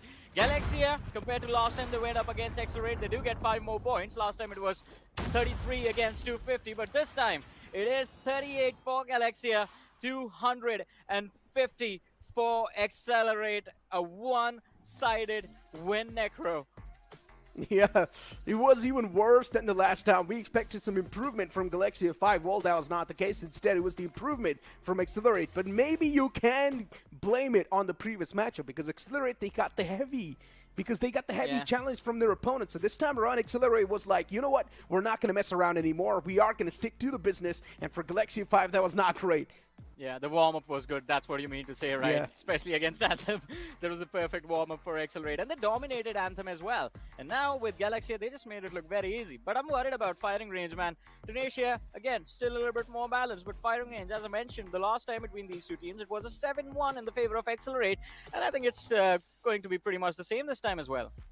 Hey, we have seen a bit of that improvement from Accelerate. Maybe it can be 7-0 this time, considering they did much better in Hardpoint. So maybe this time around they do not even want to let loose of that one single round. But hey, jokes apart, you never know. Maybe Galaxia 5, they can counter the players of Accelerate, considering inside of Search and Destroy, it's much more easier to read the opponents. But in Hardpoint, man, just you try and speak of the mechanics side of things, G-shots off the rip, this man was dominating. Then later on, he was Warden all across the kill feed. Yeah, I mean, Warden was very impressive in this game as well. And again, I think the only way Accelerate messes up is if they get overconfident. That is what happened in their matchup against Anthem a few months ago. And if that is going to be the case right now against Galaxia as well, then you never know. It is Search and Destroy. Round by round, even Galaxia can make a comeback. Maybe they can. But still, man, considering the players of Accelerate, they faced up so much of that reality check when they faced off against Anthem because they got too overconfident. I don't think so the same course of action is going to look like inside of firing range. Maybe this time around, considering the players of Accelerate, they were much more humbled up in that previous Search and Destroy. In this Search and Destroy, they will try to stick to business. They're going to take things much more serious. At least that's what I expect. But looking at these highlights, you do not even see the players of Galaxia 5, even for a bit in action. It's just the players of Accelerate. In every single kill, you see them just mowing down the lawns, and you got to give it to Warden, man. This man was already getting so many multi-kills, 3 to 4 Ks back-to-back, and as soon as he pulled out the equalizers too, Warden was unstoppable. Look at that, everyone on the side of Accelerate, 20+ kills for everyone. Not a single player from the side of Galaxia even hitting 20. It was just dominated by the players of Accelerate this time, the mode of Hardpoint. But again, Search and Destroy can be completely different. That firing range map, it is going to be an intense one for sure. And Accelerate, as we keep talking about them, heavy favorites inside of the series. I think we're just waiting to see how this next mode turns out before we move on to match number 3 of the day, which is going to be Anthem. Once again, stepping into the match against Team Felines. And we are going to see Team Felines for the first time. Name change coming in for a team from that open finals, by the way. So, I mean, considering it is also one of those invited teams, right? So I would like to see what Felines has got in competition as well, what they've got in stake. They came right next to Godlike. So we're expecting a lot of that competition against Anthem in the upcoming series. Yeah. But speaking of this series itself, we pretty much know what the course of action might just look like, what the future might just look like. It is going to be the classic map of firing range and Search and Destroy. And for Accelerate, considering they've already stomped through the opponents in the first matchup itself. And for Galaxia 5, imagine how unlucky you got to be. You've already faced off against Accelerate in the open finals, and then you instantly face off against Accelerate once again on the day 1, by the way, against Accelerate again, and you're getting stomped through. Pretty much the same past is repeating itself. Exactly, it's a complete one-sided beatdown, as you mentioned, just like the last time. I mean, usually when you see rematches happen like this, you hope for a revenge storyline, the underdogs walking away with a win against the team that beat them down the last time. But turns out, Accelerate, well, yeah, they are not going to go easy on anyone, even if it's Galaxia. And here we have it, the map of firing range on our screens now. Firing range, it is going to be a much more of a one-sided affair. At least that's what we expect. It is the classic maps, and considering Accelerate, they're feeling at the top of the form, especially when it comes to the mechanics. Their aim's being on point. They're looking much more sharper when it comes to making those quick decisions, and that's something firing range really, really favors. Here we go. Second match of the series is going to be played on firing range. Search and Destroy is going to be the game mode. Is Galaxia 5 going to stand a chance against Accelerate? That's a big question. Sniper's pulled out from Vegas off the rip, is waiting for someone to cross on forward, but that cross has not been spotted just yet. And Vegas, he's now pretty much given the call maybe that the players are going to be stacked up heavily towards that site. But once again, they're looking to back away towards B, Johnny. Well, let's see. Still looking to find that first frag for themselves, and it's going to be interesting to see how this turns out. Galaxia. Oh, they find it. Warden shut down. Could be big. Accelerate down a man. Especially on that defense. Numbers are going to be split thin now. They are going to be. Vegas, with that sniper, he hasn't been able to find a lot of that success, but It's a great thing for Galaxia 5, considering they already found the opener against Warden. But here we go. Even the second one's going to hit the deck. It's now looking nice for Accelerate. What is exactly happening? The slow and steady approach is now starting to dig the graves of Accelerate themselves. And Accelerate now, they really need to take the fight up close and personal. What a shot of that sniper was. Vegas, a quick scope to the face of that opponent. And even Extinct is able to follow it up with the second one too. Marbs, he needs to be the main playmaker. He needs to find the proper trade as well for his teams. But Vegas comes through with a beautiful trade of his own as he shuts down another player, Galaxia, from the back. He slides through with that sniper and finds a nice shot. Well, let's see. Galaxia somehow get themselves on the board, but Necro, your prediction is out the window with that. I think they have gotten themselves the first round, and that should be a motivation for Galaxia. But Accelerate, are they going to be upset with this now? Do we see them just get a little bit more aggressive? It's their overconfidence, as we discussed, that can lose them these rounds. G-Shots picked off. Warden does find the trade, though. But disparity, look at how aggressive he is, almost picking off Extinct, but Warden, he goes big. Mobs is going to be shut down, and he finds the third frag for himself. This man is unstoppable. Finally Warden gets picked off by Factor, but Accelerate now, they're down in a 2v2. X-Factor, he's definitely bringing in that X-Factor inside of the game, Johnny. And if he keeps on playing the same way, that's going to be great news. Galaxia 5 with just 2 players standing, and the same thing can be set for Accelerate too. Ghost in Vegas. The 2 veterans on a big mission. Sniper in the hands of Vegas. He's just went for someone to cross on forward with in his crosshair. And at this point in time, a slow and steady approach. It makes a lot of sense as well because you do not exactly know where the opponent's placed as well. Galaxia 5's Luxia has already moved on towards that B side. Has found so much of that roaming space. And he's pretty much going to catch at least someone off guard with this angle. He's got a lot of that proactive angle to play with. B-sides and takings, as X-Factor's going to go for that plant too. Accelerate, they get completely caught off guard with this plant.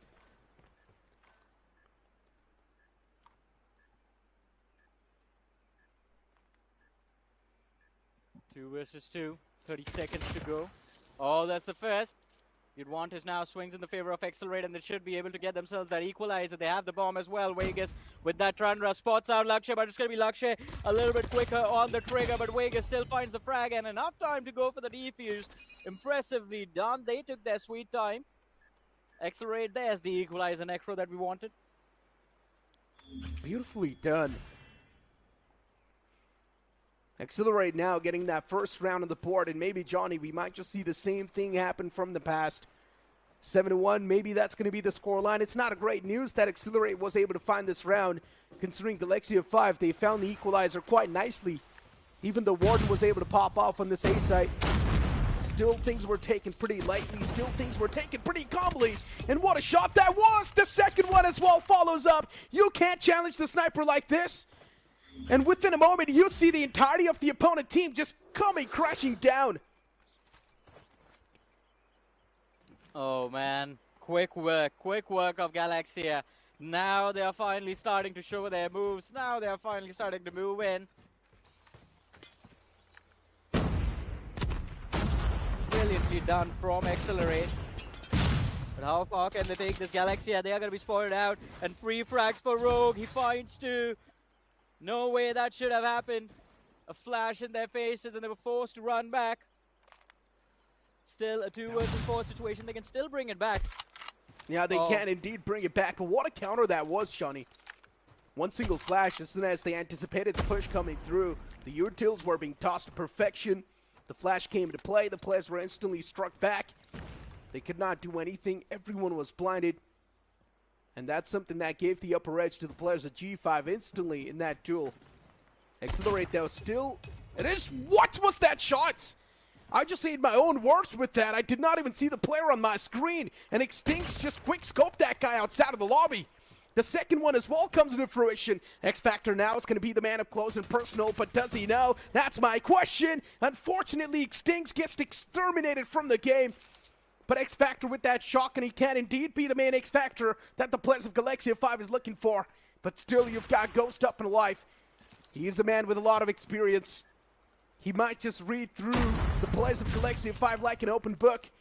He might just see this crossfire coming through his wall. Spots out the first player. That's a big mishap from the opponents. And Ghost, what a read that was. He knew that the second peek's going to come through his wall, and he kept on spamming the same direction. Yeah, the man knew there was someone hiding inside that container, and Ghost just goes big. This was a round that Galaxia should not have lost. This could have been that comeback that they were hoping for, but now I think they're going to be doubting themselves. Necro rounds like this, they break the morale of the team. And Galaxia, can they bounce back once again? Hyper aggression coming in from the players of Accelerate.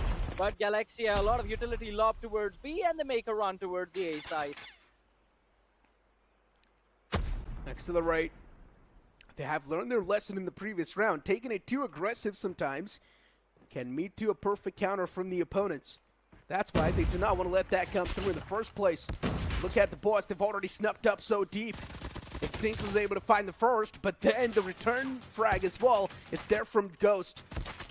Even G-Shots is able to chime back inside of the action, but Marbs replies back with a great answer. It's a 3-on-3. Sniper still in the hands of Vegas. He is able to attack the players on the feet, but no kill being found just yet. The man's quite softened up in Vegas. He finds a kill onto Marbs. I'm not exactly sure why did Marbs go for an ego peek like that. They need information, Necro. It's a big problem for Galaxia with the bomb being dropped down mid. If they can't recover the bomb, then there is no round. There is no hope of winning this round as well. And now they're just choked inside of this container. The players of Accelerate, they have them surrounded from every single direction. And Galaxia, look at how hesitant they are in picking those fights. Look at how scared they are in peeking those angles. There's going to be the first initial peek. Lakshay just trying to check. Rogue goes for the slide, finds the frag, but the spray down from Warden. Numbers still in the favor of Accelerate, and he pre-fires going around the corner. Finds that frag. He had the player already extremely low, but 4-1. Yeah, it's going to be a tough job for Galaxia to try and bring themselves back now. I just love that from Accelerate, right? They knew all the players are trapped in that trailer, so they had it on a complete lockdown. Even the sniper was looking at both the ends. And I'm not exactly sure why Marbs went for such an ego challenge. He was going for a straight-up head-on-head peek against the sniper, when Marbs did not even have a sniper in his own hands. That one-shot potential is something that's, of course, going to keep the sniper on the upper edge, and that's something Marbs should realize. I wouldn't call it an ego challenge. It was a desperate move, but yeah, they should have moved in together, should have anticipated someone to be watching that particular position container. Only two exits possible, one towards mid and the other one towards that A side, but Marbs completely off guard. Gets the info, but loses his life, if you think about it. And leaves his team in a 2v2, but hey, this round, it was a much quicker round. Somehow Galaxia got on that side, got the bomb plant in, but Accelerate, they just move in even quicker, get the cleanup and the defuse. It's 5-1, and the side swap, I guess, coming in. Too easy for Accelerate, that's what it seems like for now. Accelerate now, they switch on towards the attack, and it's, it's just rising up the concerns even more for Galaxia 5. Look at it. It's such a quick push as well from the boys. Nothing's going to stop them at this point in time. Yes, the first kill from Rogue maybe can put on a little bit of that full stop, but still this leash is not enough, and what a flick that was. Lakshay, nicely done. Lakshay on this. Sniper's been such a massive playmaker. He's adding on a lot of that value. Even the second quick scope comes into play. Galaxia 5 once again starting to clench their feast inside of this round. It's not looking too good for the side of Accelerate. And the rotation, it's already coming through. Maybe they're looking to backstab the players. And this backstab, it might just be successful. Spots out both the players as he knows even where the second player is placed as well. But Disparity, he wins that duel up close and personal. Oh man, second round on the board for Galaxia. On defense, can they make a comeback? Just a 3-round deficit to cover up, but Accelerate need 2 more to close things out over here. That last round, Accelerate just getting over eager, looking for those fights. Getting taken out this time though, quick run towards that B side. Oh, and Rogue, brilliantly done. Warden does find the trade, but it's a little too late. Lakshay in the back lines has found an extra frag for his team, and Accelerate already down to 3 players. Solid stuff. Accelerate.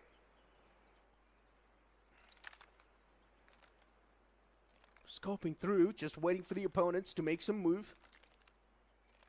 But they're already all the way towards the B side stacked up. And Accelerate at this point in time, they just need to find some sort of that entrance towards the site. But that entrance is looking pretty tough to be found. But here we go. As soon as I say so, the first opener is being found, and that's a great thing. Look at G-Shots as well. He just went for someone to make one bad mistake. And now G-Shots is making that pounce. Nicely done. That's the pick they were looking for. They instantly move back as well. That's a nice pullback from the boys. And Accelerate, as soon as they know now that they've got the man advantage, the opponents don't stand a chance anymore. The pick towards B was perfect because now that's creating the confusion to Luxia. He does not know if it's B side and taken or if it's the A side. Oh man, that movement from Ghost over there, taking down the man down mid, that was very impressive, but Lakshay with that Tundra 1v3, it's an impossible task right in front of him. I think it's just going to be another round on the board for Accelerate. Takes the higher ground, but they have spotted him out, so they know where he is. And look at the players of Accelerate. They do not want to wait on the site. They have locked him down. This is a prison now. And Lakshay is the prisoner. The guards are waiting for him on the other side. Spotted out, dropping once again. And G-Shots, he has gotten the man extremely low. Should be the final frag on the board. There it is, 6-2-2. Accelerate just a step away from victory. Johnny, we are seeing some improvement from Galaxia. Last time it was 1 round, this time it's 2. Yeah, they've got a few extra points on Hardpoint as well, by the way. 5 extra points. Ooh, improvements definitely there. You gotta give it to the players of Galaxia 5. Slow and steady steps. But it's not looking so slow and steady from the side of Accelerate. Hold on. They're just bum rushing through on the site, and the opponents are not able to find any sort of replies. He has a sniper in the back lines to try and hold off the angle. The first shot is whiffed, and Lakshay. Now the man is just getting ego challenged by the players of Accelerate. And it's going to be a complete smooth sail from the side of Accelerate. As a quick 2-0 comes into play against Galaxia 5. A little bit of that improvement, but it's not enough considering the pace that Galaxia 5 is improving on. It's way too less. They were done with it, man. Towards that last round, Accelerate was done with everything. They're like, time to head back home, lads. This is the last round. We close the series. We do not have any matches for the day, and I need to get some rest. So, just closing it out, and towards the end, Lakshay could not really do much, as you mentioned. Getting ego challenged by not just one player, but by everyone. There are 4 people standing in front of him. Because of the scope of the sniper, his FOV is reduced to just a few pixels, and he has to be very precise with all of his shots. He zooms in, he ADSs in, and he just instantly gets taken out. But again, as we mentioned, Accelerate still looking very solid, and I want to see how far can this team take it. And again, one of the main contenders now, or the main match that we have to see Accelerate perform in, will be a match against Godlike. How close will that one be?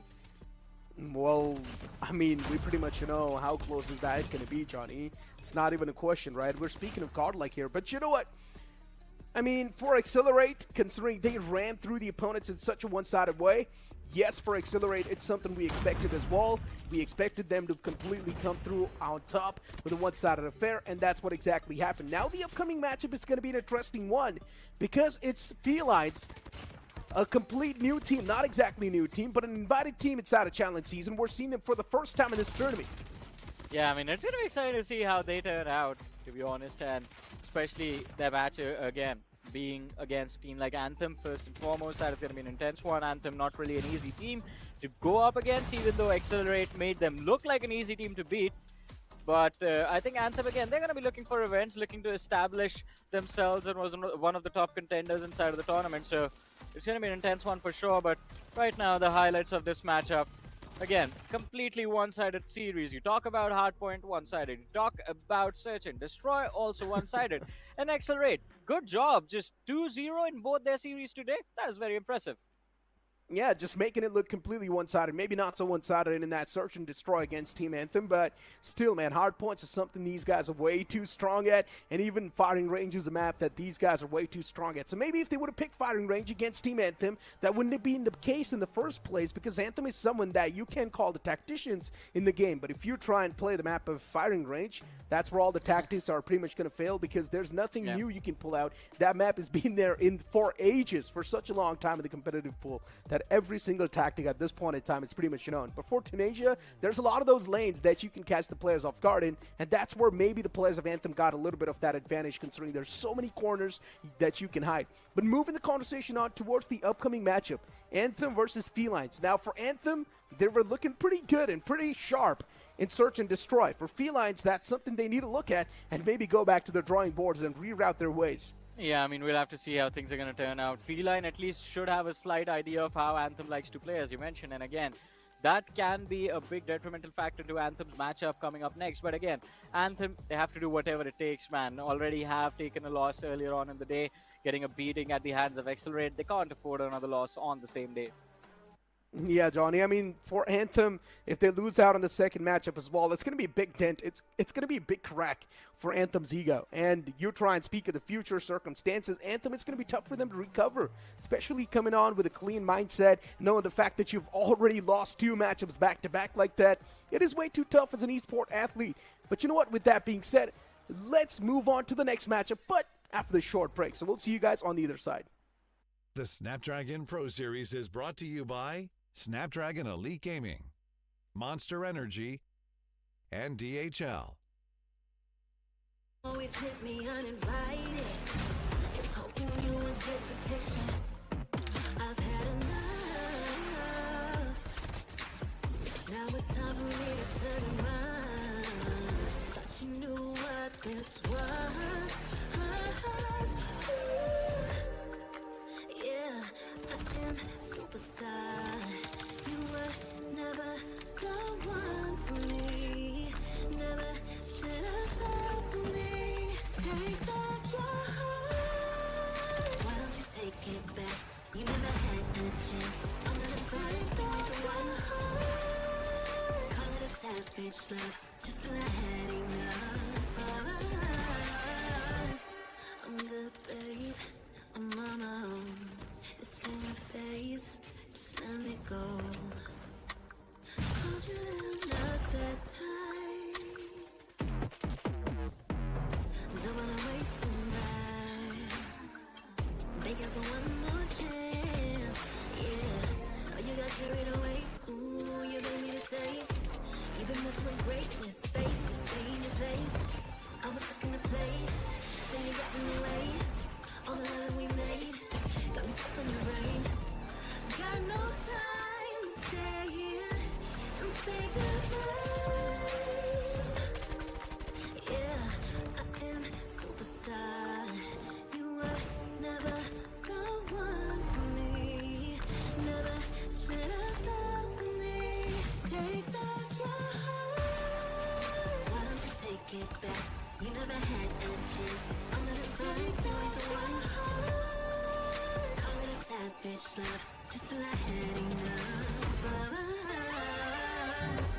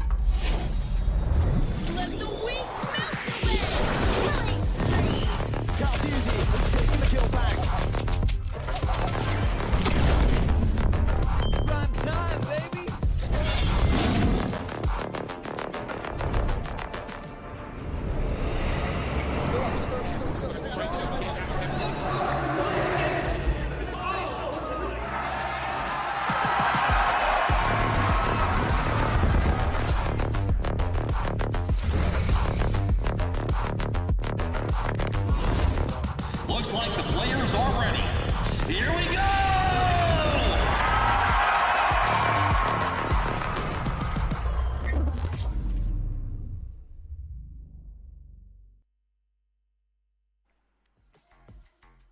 Welcome back after that short break, ladies and gentlemen. And yes, now it's a matchup between Felines and Anthem. Anthem, they've already lost one of their series, while Felines, we're going to see them perform for the first time. They came in through as an invited team to the challenge season. So one thing is for sure, the expectations are going to be quite high. I'm going to be a host to caster for the day. John alongside with me on the panel, it's iSuper Johnny. And Johnny, so far, we have seen quite the one-sided affair. Accelerate just accelerating through the first two matchups. But now this one, it might just be super close. Yeah, it can be extremely close, especially as you mentioned. I mean, Feline, the invited team, because of that, there are a lot of expectations from their side.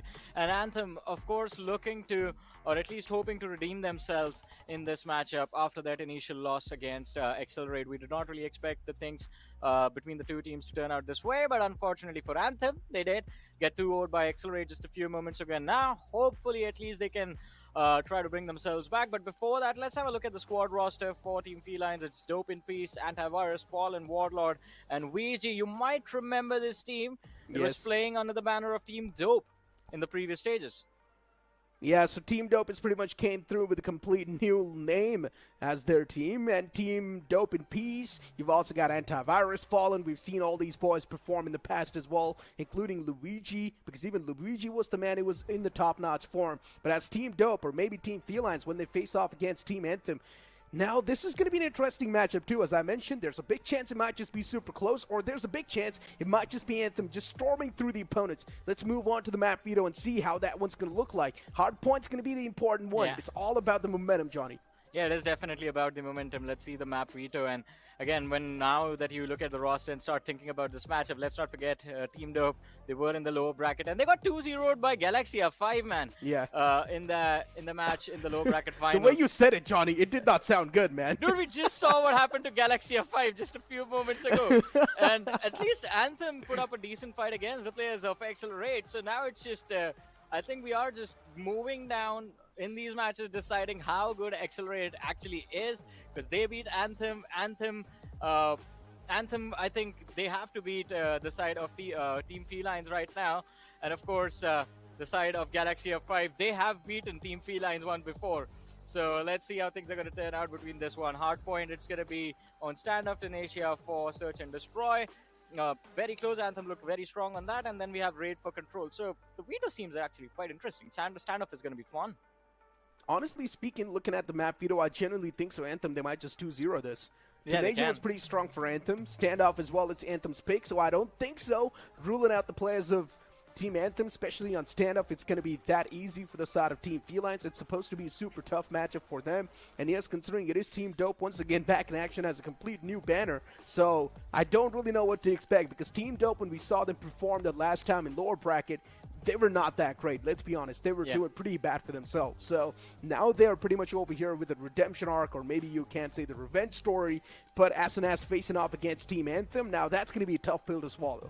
Yeah, it definitely will be an extremely tough pill to swallow, and it's not going to be very easy. But let's see how things are going to turn out, right? They are in the they are in this matchup going up against a team that made their way towards the challenge season from the upper bracket. And right now, as we talk about Team Feline, again, second opportunity, second chances are very rare. They've gotten one. They need to make sure that they capitalize right now. And for the side of Team Anthem, they need a W, man. They're going to be desperate for this win. Again, as we talked about this before we went on to that break, can't afford 2 losses on day one itself. And generally speaking, looking at the track record too, Anthem's track record has been much better, right? Compared to the players of Team Feline, or maybe you can't say Team Dope, because look at the Open Finals itself. Anthem, they moved on from the upper brackets, while Team Dope, they were eliminated, and now they're back over here in the challenge season as an invited team, as Team Feline. It's a complete new banner. So, yes, you can't say, speaking about the past, Anthem is supposed to be better on record, and that's pretty much been the case, right? Whichever team is supposed to be better on paper, they're pretty much coming through like a bright diamond once again in the matches too. But as we move on towards standoff, this is going to be an interesting one to see. Anthem versus Team Felines. Who's going to be the one to get the first hard point in control? Because that's going to be the main decider. Oh, and the players of Team Dope, they are looking to move in, but look at Anthem. They get themselves on this frag board on the kill feed a little bit quicker and take control of that first hard point, of course. But again, the interesting thing about standoff, a lot of open spaces, a lot of potential to make big plays with the help of utility as well. Crossfire setup not really available until you run onto that room up on the first floor. Apart from that, you're going to have to try and play this out on individual skill. Dope going big, finds a few extra frags for his team, but still Team Feline, alright, so it's going to be Felines off to the races. 14 points secured, and Anthem, it seems like Necro, our expectations, they are turned around.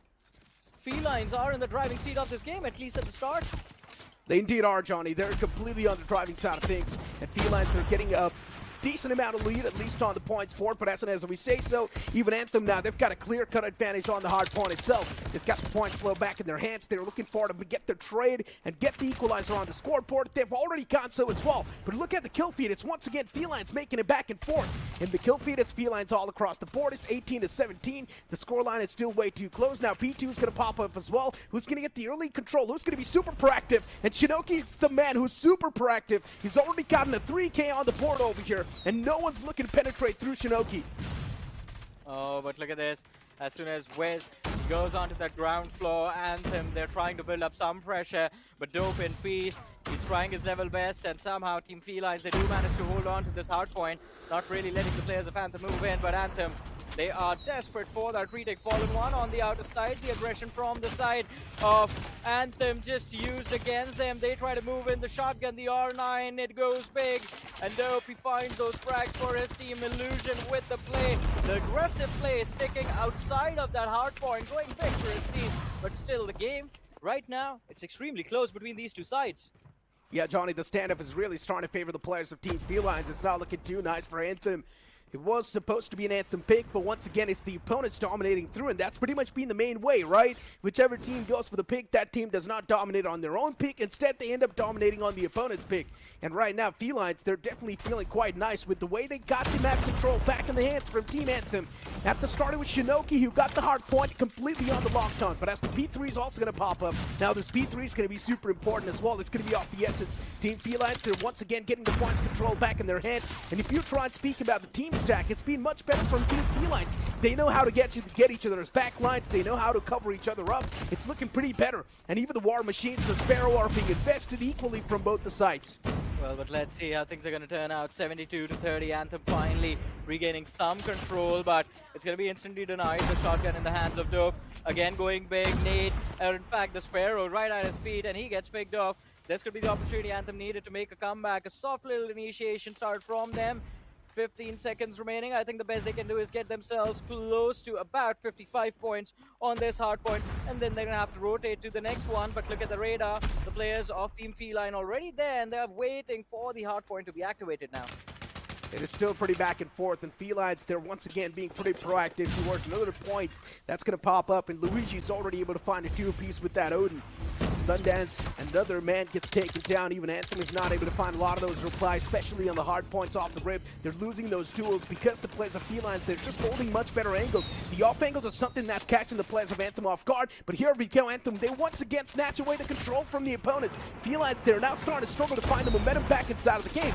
80 points racked up, while Anthem is stuck on 66. The Purifier as well, he was able to find so much value, but here we go, Team Felines, they once again get things back into control, but Anthem, they're constantly swarming through the hard point. Yeah, one by one, the players of Anthem constantly peppering and pressuring the players of Team Feline. The difference has gotten very close. It's 2 points separating the two sides, and Anthem finally, they get themselves the equalizer and the lead for the first time in this game as well. Team Feline, they were leading the charge for this match in the driving seat for a long time, but is this the reset that Anthem wanted? But look at the aggression coming in from the players of Anthem. They are getting over eager, looking for those kills. They indeed are, but it's actually a good thing as long as they keep on finding the positive traits. But as soon as I say so, Felines, they once again find the advantage when it comes to the killing side of things. Anthem, they're slowly and steadily starting to lose out on the duels. Even Dope and pieces now starting to pop off. Even Wiz, Sundance, these guys are once again trying to get the positive traits on the board.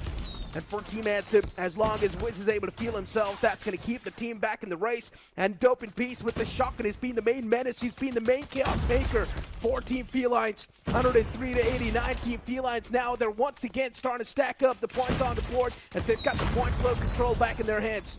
Yeah, the players from Anthem, they need a score streak or something to come online in order to regain control of this hard point. That slide does get him a frag, but again, it's going to be the side of Team Felines in the driving seat. They have control of the hard point for themselves, and look at Sanoki tries to move in without securing, or secures at least one frag, instantly gets taken down. Illusion with a brilliant 3K as the War Machine goes big.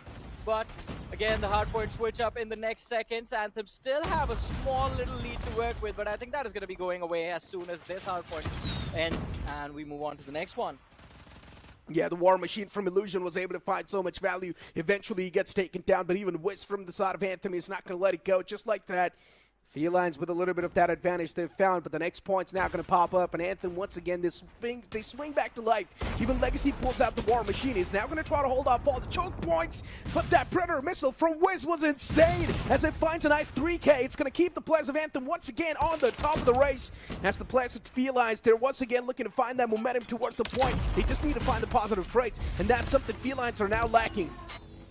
Well, let's see, Felines lacking a lot of pressure. Dope in Peace spotted out, shotgun goes big, Sanoki shut down, Sundance also fall, but Legacy finds the trade. Oh no, Starboy caught off guard by two players, and now Wiz, he's stuck inside this hardpoint all alone. A 1 versus 4 for him to deal with, and somehow some pressure is going to be regained by the players of Team Felines, but only for a few seconds. Anthem, they take it back. The control of the hardpoint is going to be snatched away, and Team Feline, their progression, at least for the next few seconds, is going to be shut down. And for the next hardpoint, the players from the side of Anthem, they get there first.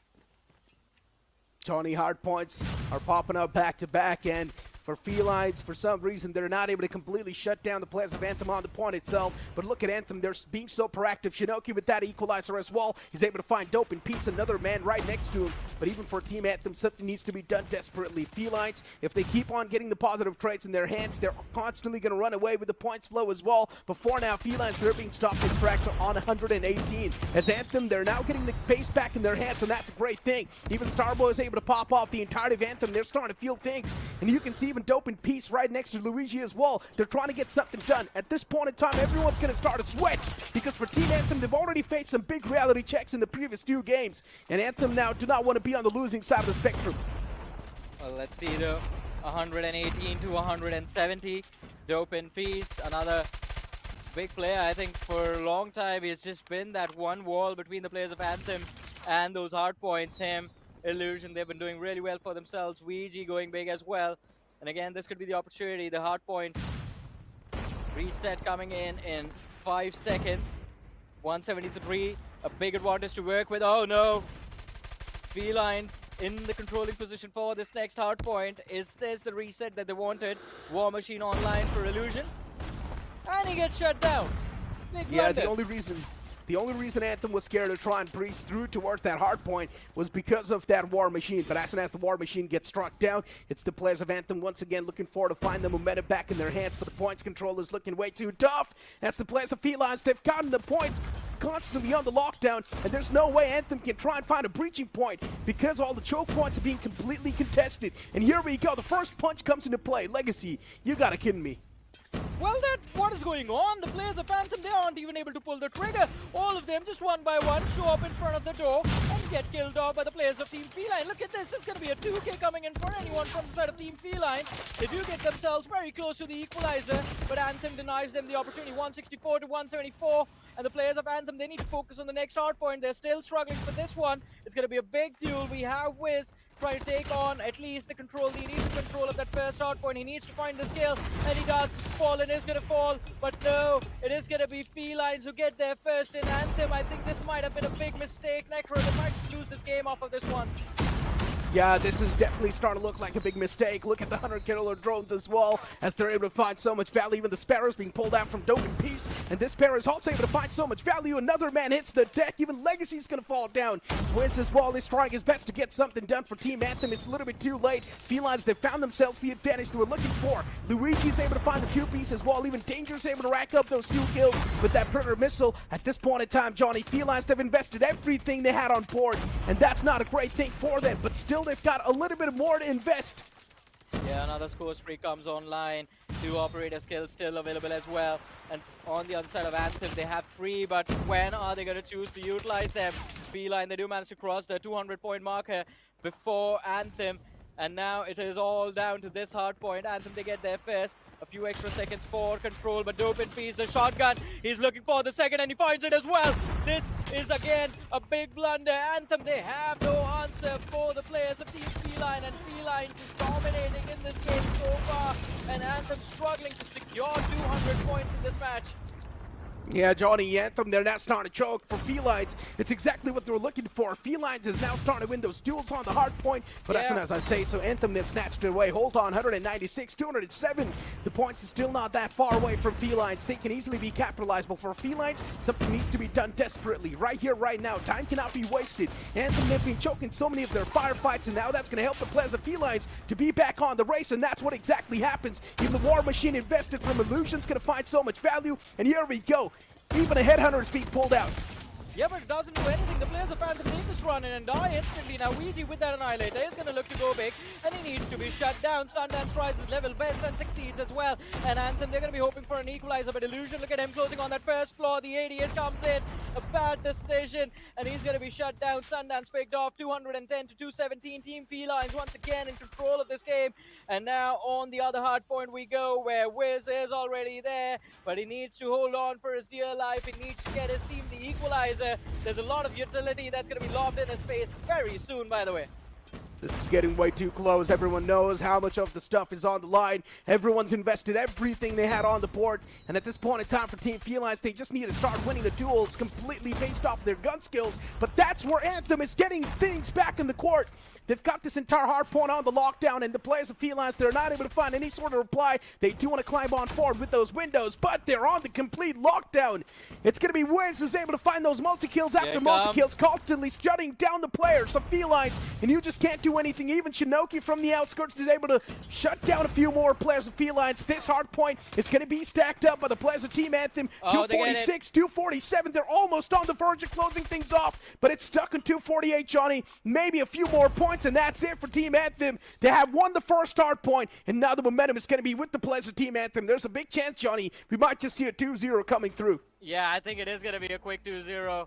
It is very intense. I mean, Anthem, they're going to be so relieved that they were able to close out this match in the way that they did. For a second, I thought Team Felines might actually walk away with a win. That was an impressive performance coming in from Feline, to be honest.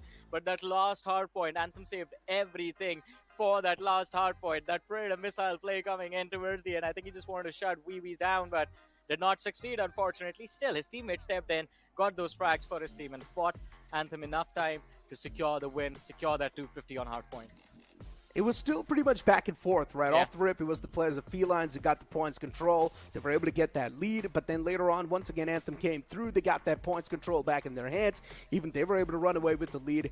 All those hard points that we saw popping up, they had so many choke points. And somewhere down line, Felines was doing much better job later on holding those choke points and not letting the players of Anthem breach in, especially that one single hard point where there was that War Machine constantly just popping off in that doorway, and the players of Anthem were not able to find any sort of semblance of hope to try and get in towards that hard point. Well, let's see. What has happened, but again, good try coming in from the side of Feline. And again, during the mid-game stage, especially at this hard point, I think Feline might have, they had a very big advantage in terms of the momentum. The players of Anthem were struggling to find those kills, and I thought Feline would be able to close out this game. At least we would see them win at least one more today. But Anthem, they had other plans. Very patient and very strategic. As you mentioned before the series even began, Anthem a little bit more stronger than everyone else when it comes to those tactics, and they knew exactly how much time they needed to close out this match. They just waited for the other hard point and were able to close out this match over there. Yeah, Dope in Peace too, man, and nothing taken away from the man himself. He was able to pop off so big. especially with that shotgun dope Oh, yeah. piece. If the man's got an angle on the lockdown, it's going to be tough to breach through, especially when Dope in Peace is holding that. But in Search and Destroy, you cannot pretty much pull out the same place, right? Dope in Peace, if he's going to be on the attacking side of things off the rip, then he needs to be pretty quick on his feet and move on to the faces of the opponents. That's the only way you can make the most out of the shotgun. But let's move on towards the stats of the previous game. Illusion with 45 kills on the board from Team Felines, and from Anthem, it was Wiz with 40. Of course, Wiz is the man who is feeling at the top of his form right now. Yeah, man, he has done exceptionally well, but look at how close this game was. 3 players from the side of Team Feline also crossing that 40 kill marker. 2 players fallen in danger, just stuck in the 20s, and everyone on the side of Anthem was able to secure a minimum of 30 kills inside of this game. Very impressive. Everyone from Anthem on point, but we expected that as well. But now with Hardpoint done and dusted, Necro, we move on to Search and Destroy. What are your expectations on SND? Yeah. Once again, it's Tenacia, Johnny, and we pretty much know in Tenacia, Accelerate, they got a real deal when they faced off against Anthem. So generally speaking, if Accelerate struggled so much, then compared to Accelerate, Team Felines is nothing, right? So I generally think so, that Team Felines, they might just have a really big deal in front of them. Now, if luckily enough, if Team Felines is also starting to feel really great on the map at Tenacia, then maybe things can be better. It's all about the timing on Tenacia, man. It's all about the angles that you hold, and sometimes if you're able to find a perfect flank, it can be the table turner instantly. Yeah, as you mentioned, it's all about the timings. The map, again, very defensive map in terms of its designs. We talked about the choke points as well, and Anthem, they've had a little bit of warm-up on this map already. And, of course, tactics. You need to be tactically sound to secure those round wins on Tenacia, and it seems like Anthem, they are prepared for this. It's going to be a tough battle for the side of Team Feline, but let's see how this one turns out. Tenacia, we've seen this map already played in the past. Anthem, they were doing pretty nice. Especially a few players from the side of Anthem, right? Sundance and Legacy, these two guys can be the major table turner. If they once again find the activation point, things can instantly be turned in the favor of Team Anthem. If they're not able to find that good play, well then it's going to be quite unfortunate. And it's going to be Felines on the defense and Anthem on the attack on Tenacia to find out, is it going to be a duo, or we're going to move on to the third map of the series. Well, let's see. Oh, danger. Looking to be the danger, but gets shut down by the crossfire coming in from Sundance and Legacy.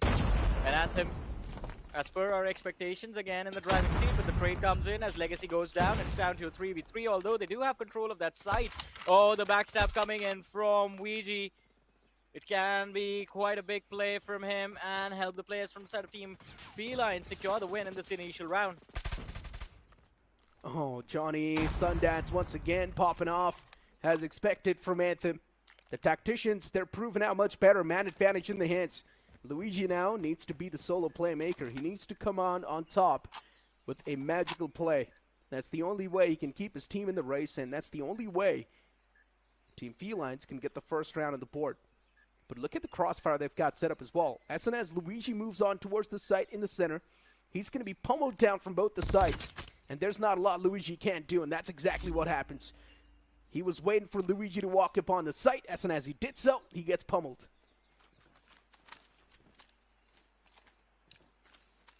Well, let's see. Again, Anthem, we are expecting them to be the stronger of the game. With how Feline were in their previous game, I'm expecting them to actually put up a much tougher fight against Anthem on this mode as well. But Dope in Peace, oh, catches Sun God off guard, or so he thought. Sundance is going to be the one finding that frag. The trade comes in from Fallen, but it's going to be a back and forth between the two sides. Fallen is going to fall as well. Again, another trade, 2 versus 2. Still the numbers quite even between the two teams. Yeah, still pretty back and forth. Really tough to say what's going to be the outcome. But here we go. Here comes Wiz, and now it brings his team back in the race. It puts his team with the advantage as well. Both the players spotted. Position is given away. The first kill was not been able to find such a big whip from Illusion. And that's going to give his position away as well. What can Illusion do to try and keep himself in the race? Well, maybe nothing, because Illusion messed up big. He whiffed all the shots, Johnny. Yeah, and with the Type 19, again, the rate of fire is amazing. You have to be as precise with your spray as possible. And again, he just whiffed those last couple of shots. Could have actually brought down to the numbers 2v1. But remember, Necro, when we were talking about this map, we did have a discussion. It's very defensive, right? Anthem is on attack right now, and they are leading the charge 2-0. If they can secure this round as well, it's going to be a big advantage for them in the first half itself. And look at this, the cleanup comes Oh in my as God, Shinoki Shinoki. moves in. That A side is all theirs. Although it's 3v3 between the two sides again. Yeah, the man's already busted open the site. You can't do a lot if you're Team Felines. 2 rounds back-to-back from Team Anthem. Luigi was able to find that spotter. Shot was taken on towards the legs, but no confirmation, and that's a problem. It's now taken down with 3v3 and still breaking down the crossfires of Team Anthem. It's going to be really challenging. Luigi was able to find that crucial frag, and that's going to give the man advantage in the hands of Team Felines. But look at what's happening on the screen. Anthem, yes, they did try their best, but unfortunately, their best wasn't enough in that round. As Felines, they come through. Yeah, they get themselves on the board finally, 2-1. And Feline, brilliantly done as well, waited for an opportunity to strike. As soon as Legacy was spotted out, they knew where the sniper was going to be. Just ducked underneath his crosshair, moved in, picked him off. The trade came in for Anthem, but that lost man in a 1v2. I don't know why he thought that he was stuck in a crossfire. He just moved in out into the open like that. Oh, what was that, Dope? Yeah. He just goes big, finds 2 big frags down mid. Sundance with a trade, but it's not going to be enough now. It's going to be Feline with the man advantage. That's exactly what you need to do if you've got the shotgun to play with, right? Be proactive, catch the opponents off guard. You need to be on the aggressive side of things. Dope was playing with a shotgun, but so far he was playing pretty laid back, and that's why nothing was being found. And once again, it's taken down to a 2-on-2, Johnny. Equalizers there on the board. Sundance and Legacy, these two guys, they go all the way back to the I2K days. It's a duo that's supposed to be the deadly one, but as I say so, the separation, it leads to demise. Luigi was able to find the first, but the second one, it will be tough to find. Legacy's still in the back. He's waiting for Luigi to overstep, but maybe that's not going to come through just yet. And Legacy is still moving towards that same site, by the way. He does not have any intentions to rotate away to the second one. And there's the man right next to him. Luigi, the first duel comes into play, and he actually wins that as well. Unfortunately for the opponents, now they mess up big. And still you've got a lot of that time on the board, Johnny. They have time on the board, but it's not going to be an easy one for sure. And again, Anthem can't really afford to slip up on this map anymore. At least 3 to 4 rounds on that attacking side, I think, does get them in a comfortable position. They were able to beat down Accelerate a few moments ago on the defense on the same map, so a lot of expectations over there. Luigi, the man showcasing too many patience. And already the rotations came through to the A side. Luigi, the man might just be caught through soon. Oh, the plan needs to come through as soon as possible, Johnny. Legacy's got no clue. Luigi's pulling off this rotation. The plant's now going to come through. He's going to stick it. And Luigi, he's already hurt the plant. He knows exactly where Legacy's is. Whoa! He spots the man crossing through, but the first shot is now missed. And Legacy now knows exactly where Luigi is as well. Legacy is moved up all the way at the top. Does he have any sort of utils to play with? Yes, he does. But can Legacy toss that util to perfection? That's also a big question. Legacy facing off against Luigi. These two guys are quite the OGs. This one-on-one is now getting too intense. Even the time's taken away, and Legacy knows exactly what he needs to do. He just needs to close on up, because he's got the AR in the hands, and the sniper can't do a lot up close. Oh boy, 3-1 Anthem doing very well for themselves. That was a close round for sure, but Legacy has been on point throughout the entire day. Good man to shut down this time again. Anthem to move towards that A side. Oh, big play, danger out of the way. Legacy moves in. Charge with the sniper. Dope in 4.2. There's the third for him as well, but he gets traded out. A big play actually coming in. Sundance shut down. It's down to the last man from the side of Anthem. Oh my God, what? Oh, he finds the frag. How? Wiz! What was that? The nade, Johnny. Insane. The nade was insane. Both the players were right there in the front, and a nade sails in, deals damage on both the players, and it instantly flipped the odds back in the favor of Team Anthem.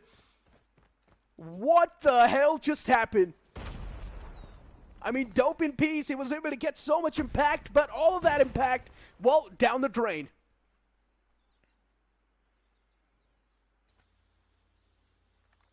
Let's see.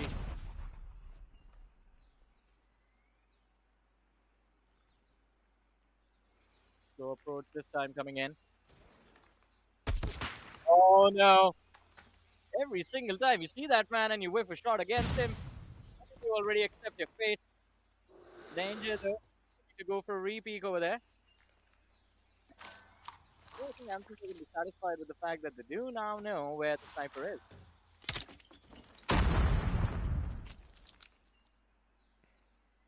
Felines on the defense. There we go. Dope in Peace, the main playmaker now is not in the game anymore. And all thanks to Legacy. His sniper's been able to find too much of that value. And it's off the essence too at this point in time. But Fallen and Illusion, this combo is way too deadly. But look at the wraparound from Team Anthem as well. Sundance and his teammate, they wrap up all the way from the back, but here we go. Shinoki as well. He's not too far back. He replies back in great style, but Shinoki himself is taken down way too low. It's quite a quick round, but still enough valiant efforts being put from the side of Felines. That's why they come out on top. Oh boy, oh boy, oh boy. 4-2. Side switched. Yeah, and this should be the comfortable position for Anthem to be in.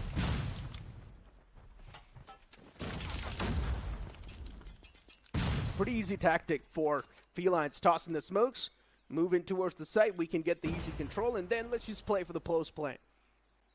And now Anthem, they need to play for the retake. One single kill can be the main icebreaker for this entire retake. But you can see the players of Anthem, they're already starting to wrap up from the back, and this wrap is going to be insane.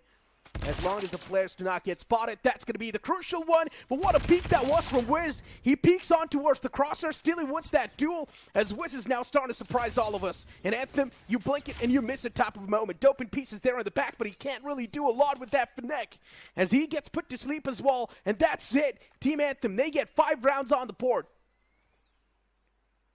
Oh boy, 5-2. What we expected, I mean, Anthem living up to all of those expectations. Again, defensive side from their end has always been the stronger one. This time around as well, it's no different. Doing very well for themselves.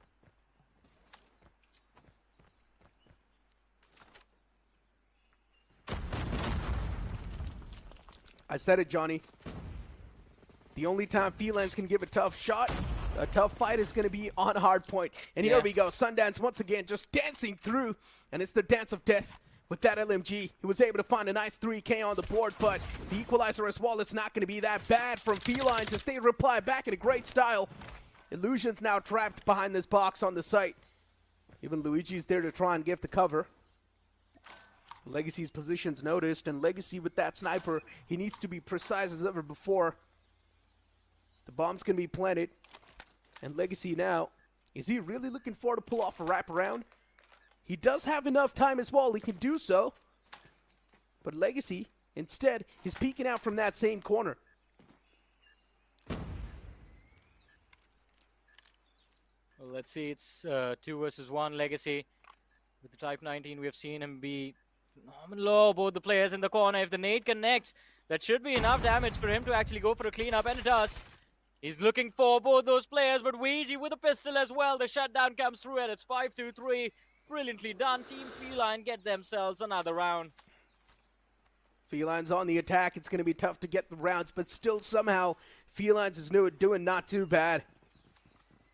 3-5 still keeping themselves in the race to search and destroy. Felines' lifeline means a lot. And for Anthem as well, they cannot lose the second BO3. If they do, it's going to be 2 BO3 lost back-to-back in this entire day. It will be a tough pill to swallow, but Luigi is already able to crack open the defense as the first man falls down. And now for Team Anthem, it's not looking too fluid. Here we go. The trades does come into the fray, but it's really not going to matter, especially when you've already got the man advantage. And Felines, they're still looking pretty comfy. And this off angle from Dope and Feast is also going to find them the advantage. 5-3. Feline, big advantage in this round. Another one. Could have been gained, but the shutdown comes in. Dope in Peace is going to be picked off. Illusion, he's hid his information all this time. And spotted out one of the players from the side of Anthem. They are looking to go for a shutdown, but Feline on that attack. The crossfire setup looks good. And the players of Anthem, look at that. They get baited into chasing after Illusion as well. Looking to move in back again on the side. 2 players right up front. That's going to be a point-blank range straight. They're going to look to find this second, and they almost find it, but no, Starboy, a big whiff. Starboy finds the frag, but Illusion, the man who ran all the way back towards mid, came back once again at the last moment, finds that last kill for his team, and gets them the 4th round of the game. Anthem, it's quite opposite of how they were playing against Accelerate, man. And indeed, it is pretty opposite, right? Anthem choking on defense. Yeah. We never saw this coming. And Felines looking pretty confident on the attack. It's because the takes have been super quick. But look at Shinoki this time around with the sniper. He's able to find a nice trade as well as he brings his team back in the race. And still there's a few more players on the site. Even Legacy is able to find Illusion, but still Illusion himself was able to find so many positive impacts. But eventually, it's going to be Legacy with a 2-piece to shut things down. And 6 rounds on the board for Anthem. 1 more is needed to make this series one-sided and a 2-0. Well. 6-4. And Anthem, they need to be quick about this as well, because from what or in fact how the last few rounds have turned out, it turns out if you give Team Feline a little bit of breathing room to work with, they are going to use that to choke the players of Anthem. Doing a brilliant job on the counter-regression, but Danger is looking to move in now with that Tundra. Ouija finding that first frag could be big one as well as Wiz gets shut down.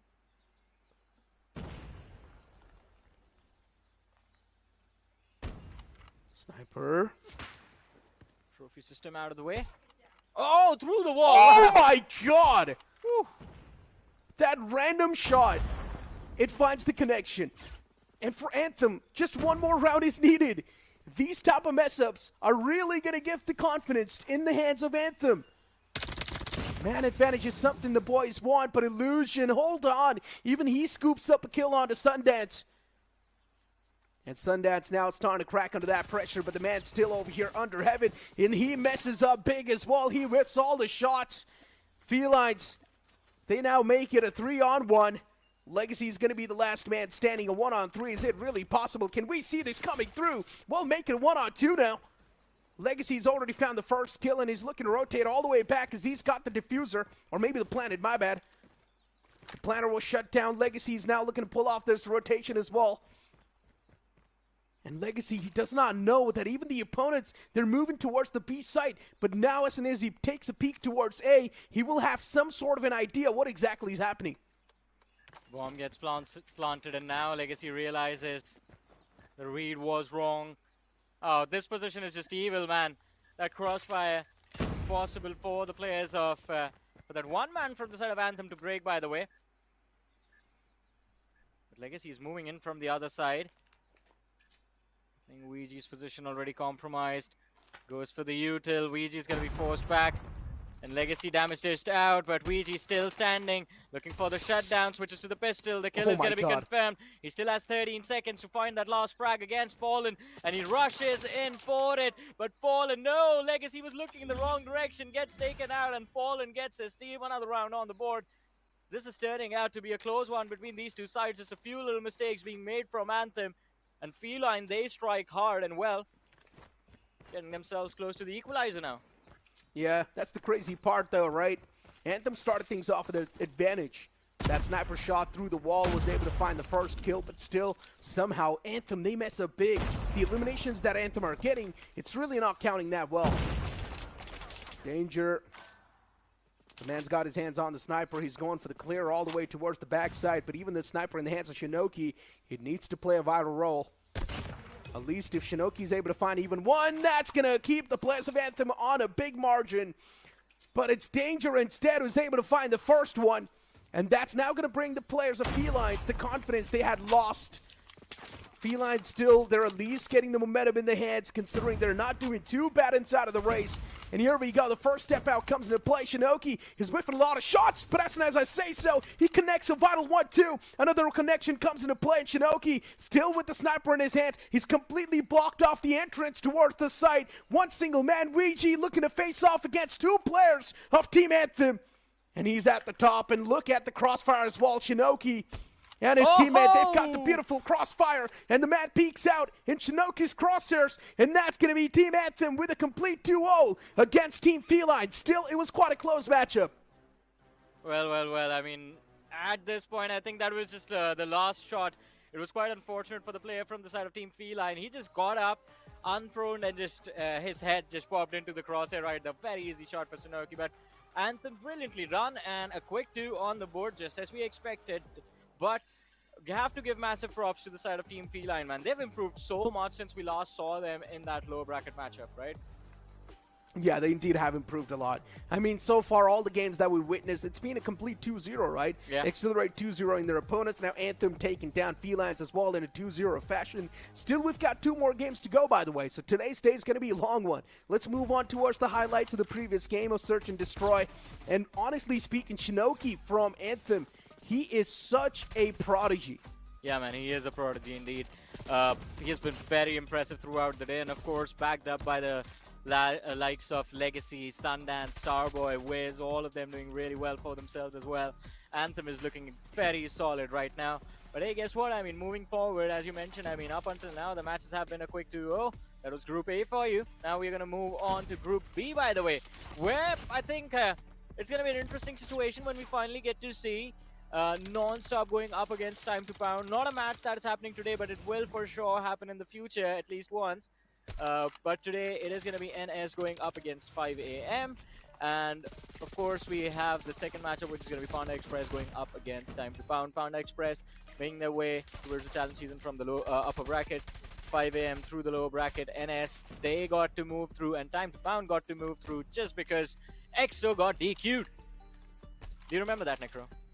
Yes, I do. I mean, EXO, that was a whole different story, right? Yeah. Because EXO, they ruled out the players of Time to Pound, but luckily enough for Time to Pound, they moved in from the upper brackets itself, so that's a really great thing. Even NonStop, they did not need a face-off against anyone to be here. So for NonStop as well, it's been quite a comfortable victory towards this challenge season. But as we move on towards the match stats, you of course got Luigi from Team Felines with 14 eliminations on the board, and then you've got Shinoki from the side of Anthem with 11.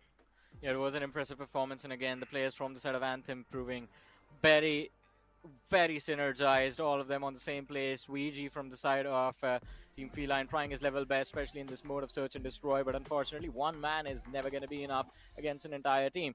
Maybe on Hardpoint, maybe on Control, but not on SND. SND, you get taken out, that's it. You just have to sit back and wait and see what your teammates are up to. Yeah, I mean, for SND, it's much more of a slower game mode, right? So you can say you can understand the opponents much better. Getting the reads on SND is much more easier, in my opinion. Yeah. So that's why for Team Anthem, considering they're supposed to be the tacticians, they pretty much came out on top. And we had the same conversation as well, right? If Anthem was able to give a tough fight to Accelerate, there's a big chance in Tenacia, Anthem is going to be the one to seal the deal, and that's exactly what happened. Felines, they had a great shot on the first map itself on Standoff, but they messed up big because Standoff, yes, they were getting the few leads as well on their hands, but then Anthem, once again, when the operator skills were invest, Anthem was able to get the trades and even the lead back in their hands. So that's where Dope and Peace and his boys messed up big. Yeah, and it was a big mistake, man. But then again, can't really do anything about it. They still have a few more matches left, and maybe we can see Team Feline walk away with a few wins. Let's not forget, being inside of the top 6, that's all you want right now if you want to qualify for that finals, that LAN finals at DreamHack. And as long as the players from the side of Team Feline keep that hope alive, keep that opportunity still there, who cares if they lost against Anthem today? But let's not forget, they're in the same group as Accelerate, so that's, I guess, another loss waiting to happen. Yeah, but only 6 teams move on forward, Johnny, so we also need to consider that thing, right? Just 6 teams moving on forward, and inside of that DreamHack arena, it is, of course, going to be quite exhilarating to understand the pressure off the LAN as well. Yeah. Some of these players are facing off that LAN pressure for the first time. Well, some of these players have been there in the past time and time, so you can't say for some it's going to be a great side to be witnessed. For some, it might just be a pressure fiesta. But let's just keep the future for itself. For now, focusing on the upcoming matchup, NonStop. Johnny, speaking of NonStop, we have seen this team play in the past as well. NonStop, they have played once, and the time when we saw NonStop perform, they were NonStop dominating the competition that they were facing off against. If we see the same NonStop today as well, we might just see another 2-0. But for now, it's time for us to toss to a short break before we move on to the upcoming matchup. The Snapdragon Pro Series is brought to you by Snapdragon Elite Gaming, Monster Energy, and DHL. The two, so don't get it mistaken.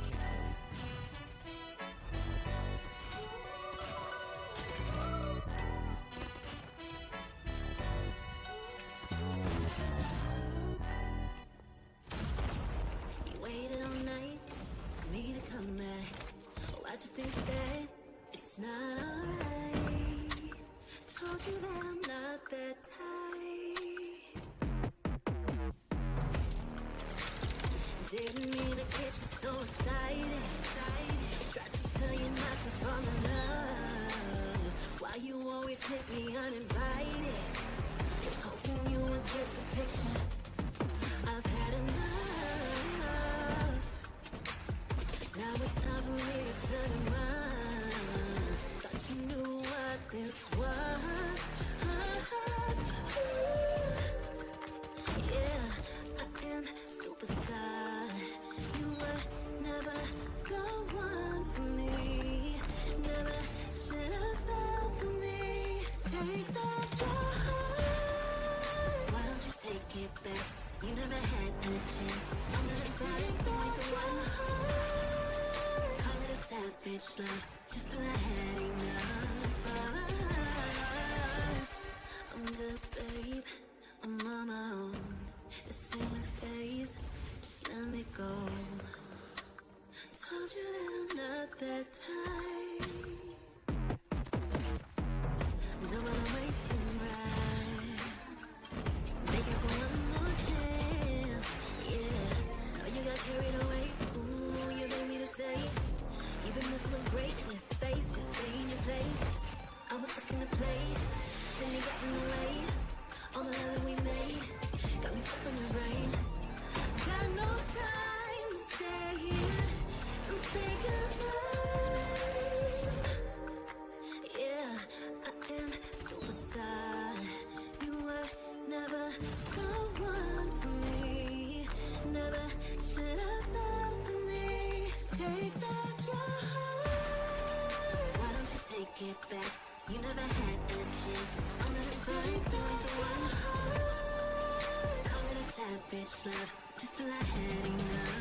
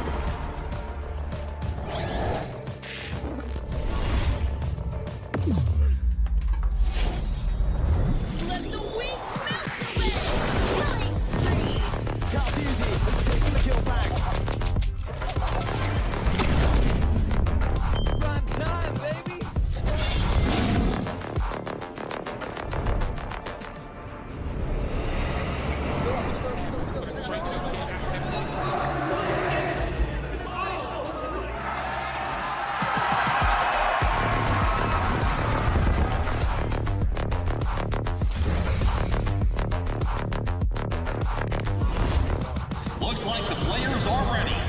Here we go!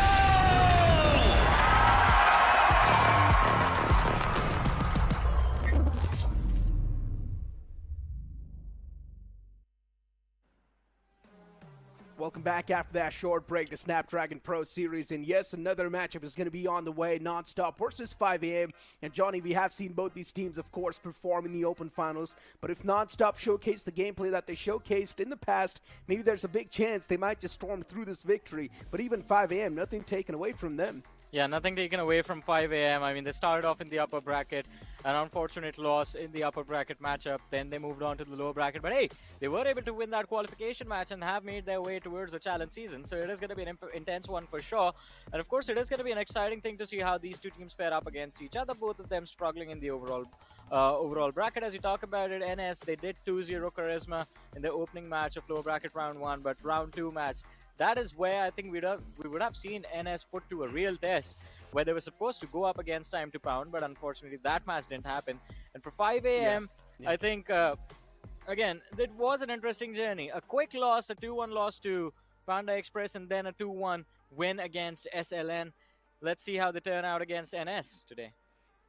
We've got the NonStop roster on the screen, Cosmo and Crypt as well. You've got Smitty, Karma, and Lemon.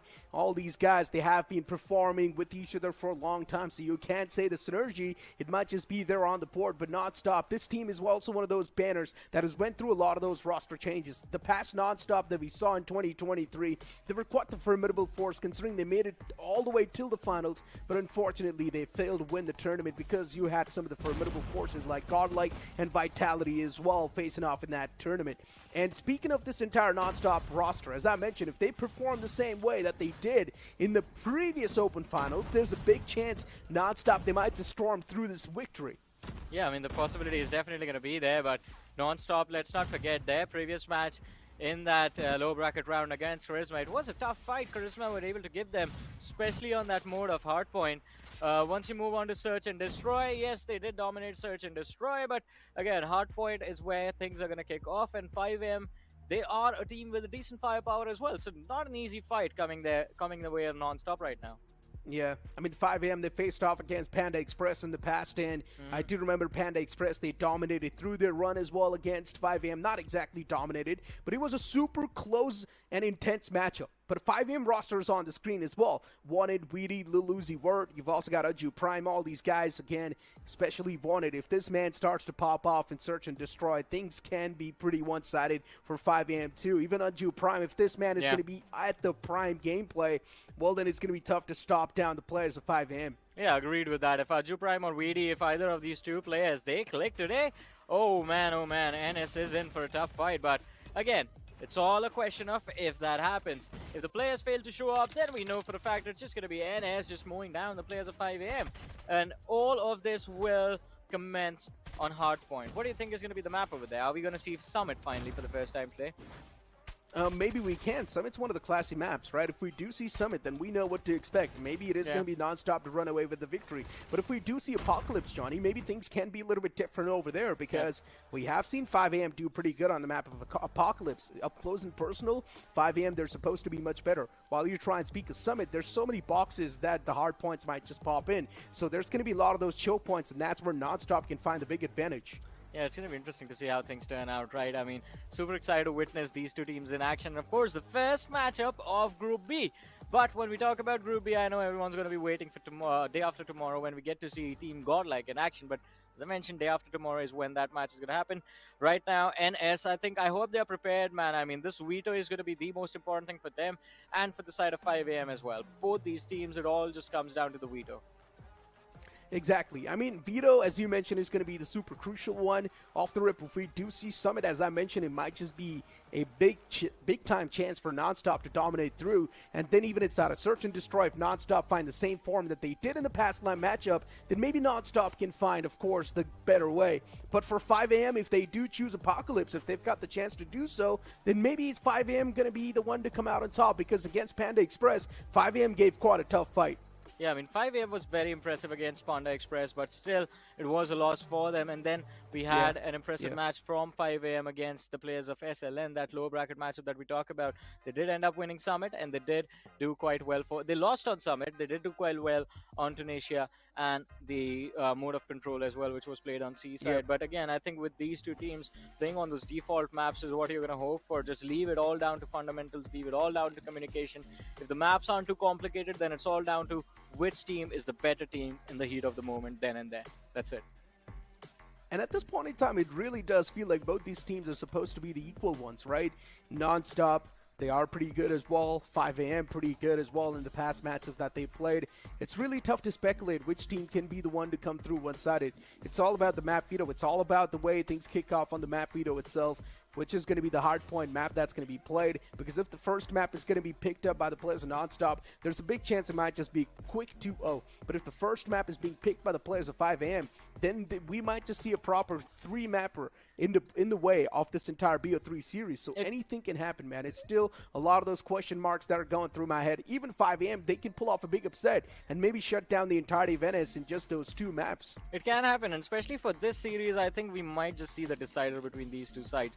The matchup on paper seems fairly even, and again, I think both the matches, NS, yes, they were able to walk away the quick 2-0, but I think even there was a probability of NS just slipping up and the series being dragged all the way towards the third and decider. And 5 a.m., none of their matches have been a 2-0.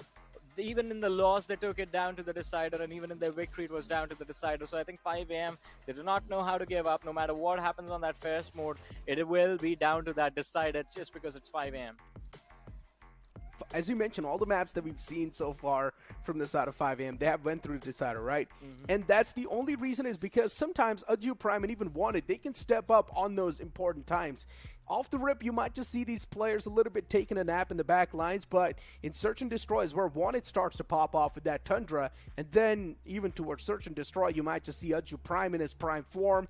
There's a lot of these players that can pop off onto individual maps for 5 a.m., and that's a great thing. Before NS, if they activate as a proper team, if they activate as a well-knit unit, there's a big chance 5 a.m. can not even stand a chance against the players of NS. And as I mentioned, yes, it's a complete new lineup playing under quite a known banner, but you never know, man. This new lineup, they can have a lot on stake. We could have seen NS versus Time to Pound in the past, and that could have cleared a little bit more of that brain fog, but unfortunately, that just never came through. Even Time to Pound, it's quite a formidable lineup. You can't take anything away from them, considering it will be the upcoming matchup that we will see, or upcoming matchup, that's what I mean. Yeah, it's going to be interesting to see how things turn out between these two sides, and I'm just hoping that, again, both these teams are in the same group.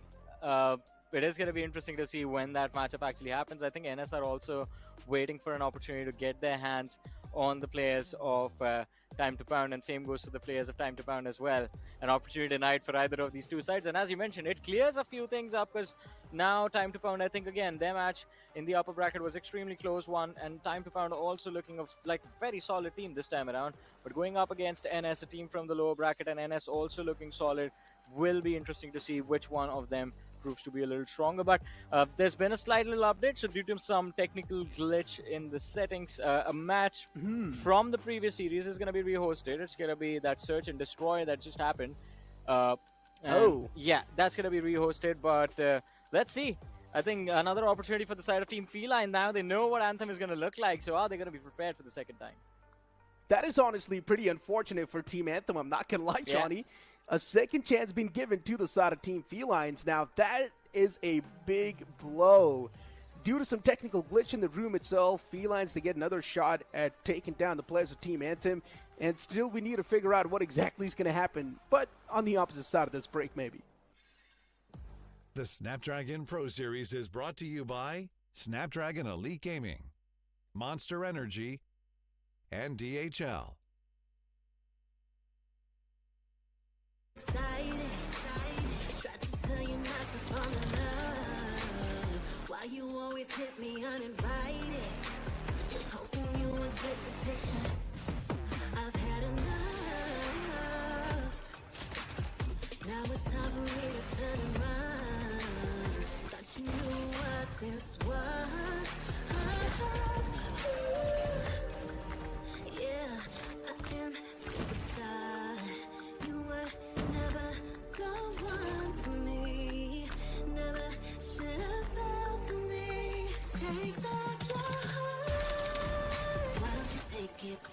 You never had a chance. I'm gonna take the one. Call it a savage love, just till I had enough of us. I'm the babe, I'm on my own. This ain't a phase, just let me go. Told you that I'm not that type. Don't wanna waste and ride. Begging for one more chance, yeah. Know you got carried away. Ooh, you made me to say. Even messing with great with space, to stay in your place. I was stuck in the place, then you got in the way. All the love that we made got me stuck in the rain. Got no time to stay here and say goodbye. Yeah, I am superstar. You were never the one for me. Never should have felt for me. Take back your heart. Why don't you take it back? You never had a chance. I'm gonna take the one heart. Call it a savage love, just till I had enough of us.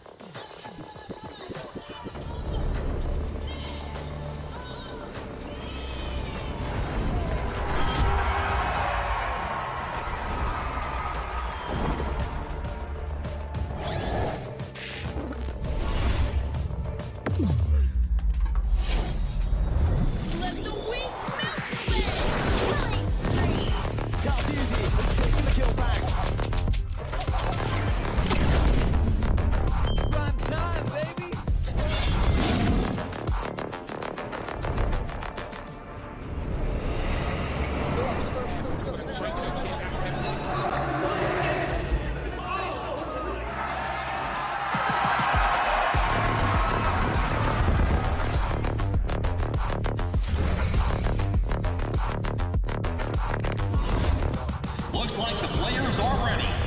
Here we go!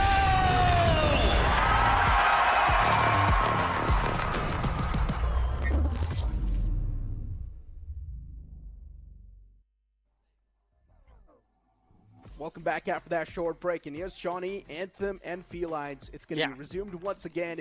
The Hardpoint, yes, it's in the way of Anthem, but still, Search and Destroy is yet to be decided because the lobby was a little bit glitched maybe in the past. I don't even know whose fault at this point it is, but yeah, it is really unfortunate for Team Anthem. Because of these issues, there's a big chance Team Anthem, they might just lose out on this upcoming Search and Destroy against Felines. Yeah, let's see how things are going to turn out. Feline, at least now they have an opportunity to make a comeback for the second time. And again, this little bit of a time travel that just happened, it's going to be interesting to see what the end result is going to be. Finally, if we get to see control between these two sides, it's going to be fun because, again, let's not forget, the Hardpoint matchup was an extremely close one between the two sides. And even on Search and Destroy, there was a little bit of a mid-game back and forth between Feline and Anthem, but towards the end, it was Anthem who were able to close out the series. I'm not going to lie, Johnny, I was so ready to witness a battle between NonStop and 5 a.m. I really wanted to see these two teams duke it out against each other because I'm already done with Felines and Anthem, right? We've already seen what both these teams had in stake. But still, man, nobody noticing that the lobby was glitched out throughout the entire game mode. That's honestly quite surprising to me. Even we completely lost out on that factor, right? And moving on forward the conversation now. Johnny, there's a big chance we might just have a chance to move on towards Control. So even the Control side of things, it might just be super intense. But hey, Tunisia, it's going to be replayed and rehosted. Well. Another opportunity. Another chance on the board for Feline to strike back. Man, if I was Anthem, I would... Either I'm scared or I'm just confident in the fact that, hey, we've done it once before. This time, there's less time on the board, so we can just be much quicker about it. But hey, Johnny, here we go. Off the rip, it's quite an aggressive start for both the teams, and Felines, at least, they're going to be so happy the fact that they got a second chance to compete against Team Anthem. And for Team Anthem, if they lose out on this entire series, man, they're going to be kicking themselves on their feet. One thing is for sure, Anthem are going to be super salty if they lose out on this matchup. But look at Dope. He's already wrapped up all the way from the back because he knows what to expect from Team Anthem. And even Luigi is just making it a quick one. Anthem, they've already been wrapped up in a sheet. Well, all right, Anthem once again. That was a quick round coming in from the side of Feline. And again, talking about the map itself, once again, ladies and gentlemen, defensive side is where Feline did quite well for themselves, even when this map took place earlier. This time around, at least a decent start. Dope in Peace, he was big the last time. The shotgun, oh! Even though Nochi was able to spot him out, Dope in Peace still finding that first frag. Legacy with the trade does come in, bringing the numbers down to a 4v4, but on attack, Anthem, the struggles are going to be real danger, playing a very aggressive position up top on that balcony. Sundance and Illusion. At least Sundance was able to shut down the man, but Anthem, hold on. Looking to be back in the race once again as Legacy's wall gets shut down. And Starboy strikes down Fallen 2. That's a great one for Team Anthem.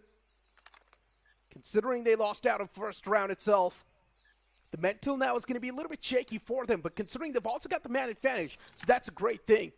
Team Anthem, unfortunately, the previous Search and Destroy that we saw them play against Felines, Anthem started off with a big advantage. It was a 2-0, but this time around, Anthem, they messed up the first round, but it's completely fine, considering they get the second one on the board. 1-1 on the board, and again, Anthem, as we mentioned, less time on the board this time around, so they can be much quicker on the attack as well, but all they have to do is connect those shots. And Legacy and Sundance, man, they need to go big, just like the last time. Dope in Peace, switching things up there. Oh! Ouch! That nade right in his face, man. It just blew his head in half. It indeed did. Hold on, though, Johnny. Still towards the side, things are pretty unpredictable. 5 and 4, man advantage, big time in the hands of Anthem. And even for Anthem, considering they've already faced off against Team Felines, they know what to expect on towards the site. Starboy's going to be the only man left standing, but unfortunately, Felines this time around, they've got the upper edge. Round starting to stack back and forth. It's really tough to say. who's going to be the one to strike through better this time around, because Felines, they started off with the advantage. Later on, Anthem got the equalizer. But once again, Felines with the scoreline advantage, they're looking much more refined. Oh, timing, man. Just fell back. Otherwise, there would have been just 3 players staring him right in his face. Wait, what? Ouija? How did he get taken out over there? Yeah, the man was kicked outside of the wall. Yeah. I don't know where that shot came from, man, to be honest. But still, at least Anthem, they have the advantage and the upper hand. It just goes bigger. 3 versus 5. Oh, Wiz, another big shot, another big frag. But as long as Dope is there, I think the threat is there, man. Fallen goes out. Dope, the last man surviving with a shotgun. Can we see a 1v5 clutch? Impossible, but... Oh my god, nice shot. Right in his the ankles. Toes cut off. Yeah, the toes cut off. Done. But yeah, for Team Anthem, I'm loving this, right? Yes, it is a back and forth measure, but Anthem, for some reason, they seem much more confident. Yes, they lost the first round because of Dope in Peace. He wrapped up all the way from the back. He got those multi-kills as well, but still, Team Anthem, quick to reply back. And look at what Anthem is doing this time around. Maybe they've got a little bit of that disconnect inside of the game. I'm not sure. One of the man's already AFK in the back lines, and Anthem, they're playing it way too passive. They're waiting for someone to push on forward. Ooh, illusion. Look at how scared the players of Anthem are right now, just still sticking to their spawn. They're expecting the players of Team Feline to get a little aggressive this time, but that hasn't happened. It makes a lot of sense as well why Anthem is so scared, because they're pretty much playing it 4-on-5 in this matchup. One of the man's AFK, I think so. I'm not exactly sure what he's doing, but he's just standing still all the way towards that spawn. And Anthem has a 4-on-5. That seems tough. There we go. The 5th man is back inside of the race. Now Anthem might just be a little bit more confident.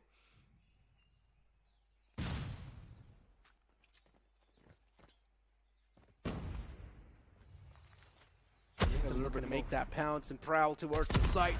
Danger finding Legacy as he's shut down as well. Even Dope in Peace, he's already found a little bit of more of that angle, and knowing that what exactly is going to be on the board. And what is Dope in Peace doing? He was crossing all the way out in the open, and Sundance with a nice 2-piece. Once again, Anthem is there on the striking advantage on the board itself. Even Wiz shutting down Sundance right there. Even Luigi is able to find some nice crates on the board. It's back and forth on the board. It's now taken down a 1-on-1 in the end, and Luigi is taken down way too low, Johnny. Well, let's see. Ouija, as you mentioned, 1v1 against Wiz. The nade was lobbed up in the air, and it's going to connect as well. So Wiz is dropped extremely low, and Ouija still in the back lines. Look at the long rotation that's coming in from him. Wiz can be caught off guard. His back is going to be completely compromised. He does switch up position, still not hearing the footsteps. Be prepared. He's taken a brilliant off angle to work with, but I believe he's going to be checked, especially with the Type 19. What can he do from here? Can't really peek around the corner, especially with the sniper in his face. Spots out. He gets very lucky, man. Ouija was looking somewhere else entirely and gets caught completely off guard. 3-2-2. That was a close call for Anthem, to be honest. Yeah. Now the advantage in the hands of Anthem. The tactics working out perfectly well. All the Anthem boys on the board looking pretty nice and intact. The game strategies as well looking pretty good. A few mistakes were made from the opponents, that's for sure. And Dope in Peace once again gets picked up. I'm not sure what Dope in Peace is doing there, but even Danger through that smoke, he's able to find a kill with that random spam, but eventually even Danger gets shut down. Fallen is still there in the back lines as he was able to take down Sundance, but that's not enough. And already Anthem, they've got the site control. It's a 1-on-3. It seems next to impossible to be pulled off by Felines now.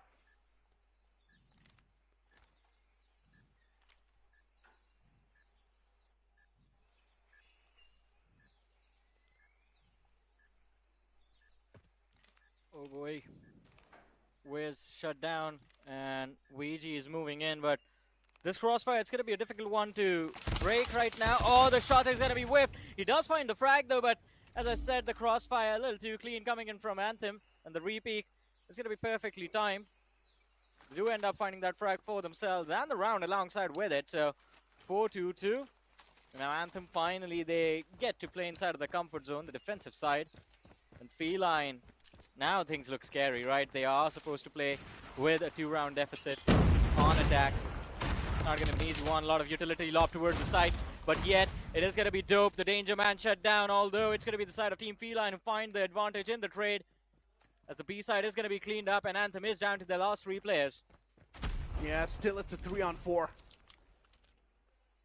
Team Felines with the 4 players up and alive, while 3 players just from Anthem.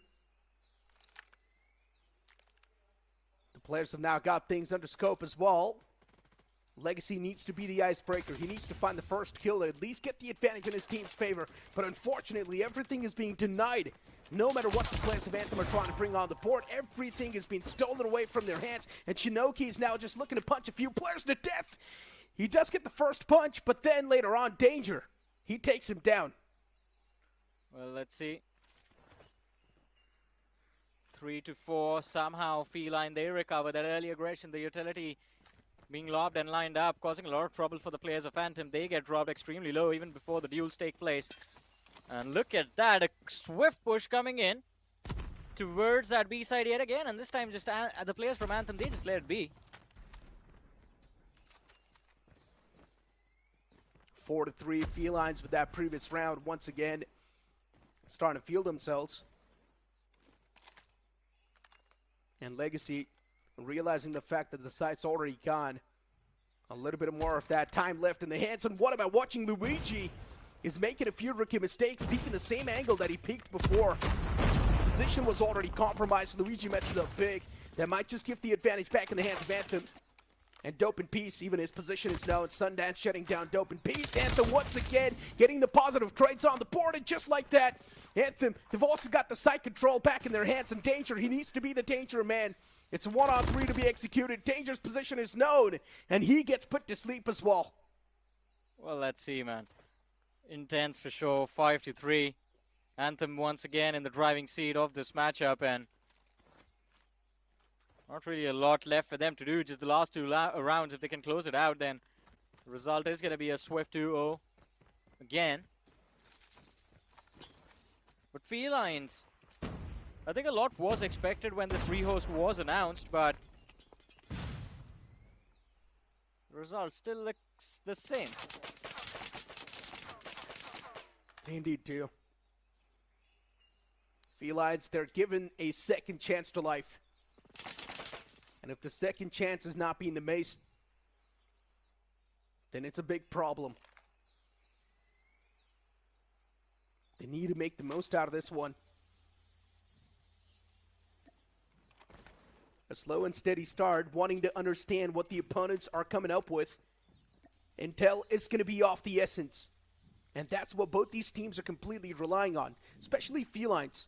They do not want to walk into a site completely blindfolded. And they want to go for the same site once again. But the sniper from the back is now starting to rack up those kills. Back-to-back 2 pieces on the board for Felines. They're losing out on those crucial points. While Legacy's got the entire side on the lockdown. No one's going to be able to penetrate through when Legacy's standing there. But even Danger's able to find a nice flank. He's able to catch a few players off guard. Anthem getting caught from the unexpected angles. And Anthem is still looking to find that nail in the coffin. But unfortunately, Felines, they've got the man advantage in this entire circumstance.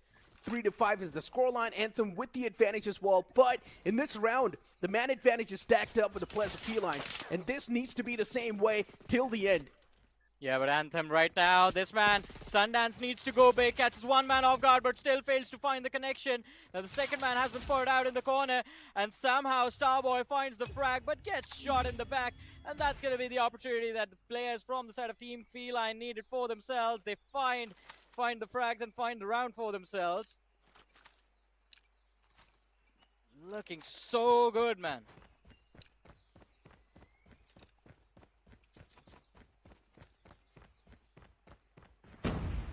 Anthem is once again starting to lose out on the lead that they had built up a while ago. Shinoki was able to find the first one as well, but the icebreaker is now going to hit. As Team Felines, they already find a nice 3-piece on towards the site. And that's why things are now taken down to a 1-on-3. But what am I watching? Even the last man of Anthem is not going to stand a chance, as that's going to be the spray down coming through. And just like that, we're going to move on to the second half as well. Felines considering They are now doing pretty good, getting a few rounds back-to-back, and Anthem for them, it's going to be a reality check. 5-5, the equalizer on the board, but the spray down comes in, and Wiz, he goes big. Sundance and Wiz and Starboy chiming in, and all of a sudden, as the players of Team Felines, they look to move in, they get cleaned up, man. That was just flawless coming in from Anthem. 6th round on the board secured. A quick one as well. Yeah, that was a good read from the boys. And that's exactly what you need to do as well if you're Anthem. One more round is needed, Johnny, to find the closure and also get the series sealed up back in their hands. Sundance was able to find the first, but then Luigi instantly gets the trade in his hands. Dope in peace as well. This time around, he's not really wielding the shotgun in his hands. Instead, he switched on forward with the SMG because he's realized adaptation is going to be off the essence. And that's why he's adapting in the game as well. Nice shot from Legacy as he puts Fallen to sleep. Anthem, they're already finding the big man advantage.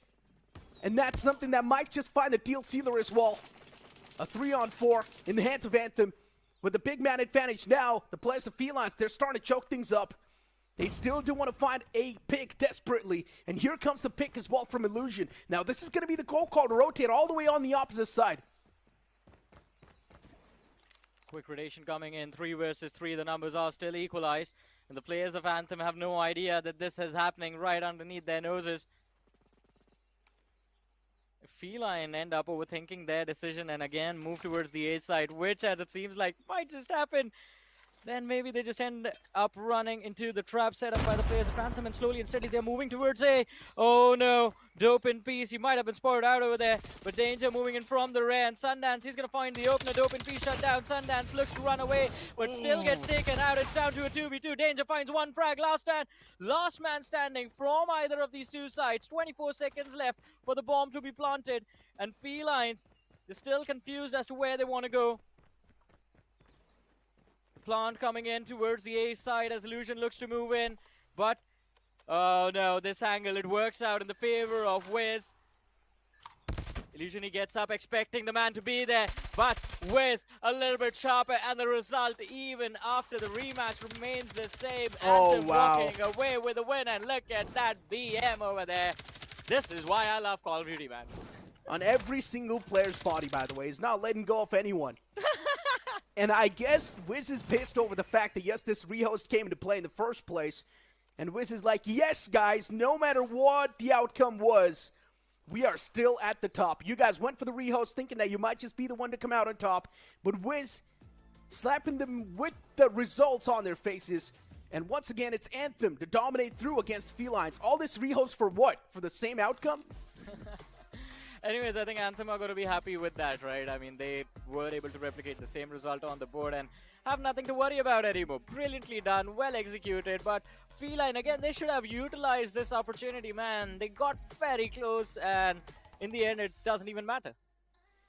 Indeed, Johnny. The salt on top of the wound in the end was perfect. It's a perfect ending for Anthem, and as I mentioned, I'm pretty sure the players were pissed, man, considering they were brought back in the game once again. Anthem was like, wait, what? We've already put the nail in the coffin, and you're calling us once again back in the game for the same series? So yeah, for Anthem, that was quite a great ending. That's quite a sweet ending. But look at the positive side of things. Now, Anthem are going to be so aggressive, even in the upcoming matches. So I do want to see Anthem perform once again tomorrow, which will probably happen. But as we've got the match summary on the screen of that previous game, Luigi was the man who was popping off pretty well. This time around, Dope in Peace wasn't able to find a lot of that value. He did in the first round, but then later on, Dope in Peace was getting read to perfection. Yeah, man, and Dope needed to go big if he wanted to secure or help his team secure a win inside of this mode. That is what happened the last time. And imagine had he been there with that R9 again this time. Oh, Anthem, the struggles would have just gotten so much worse. But hey, anyways, Anthem won, right? Still a 2-0. And I guess not a lot of updates on the graphics side anymore.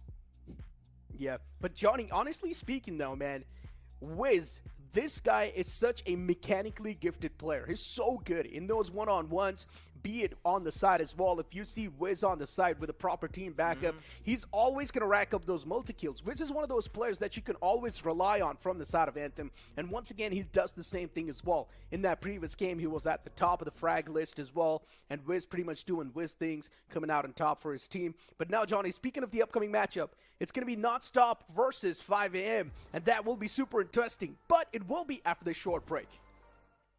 The Snapdragon Pro Series is brought to you by Snapdragon Elite Gaming, Monster Energy, and DHL.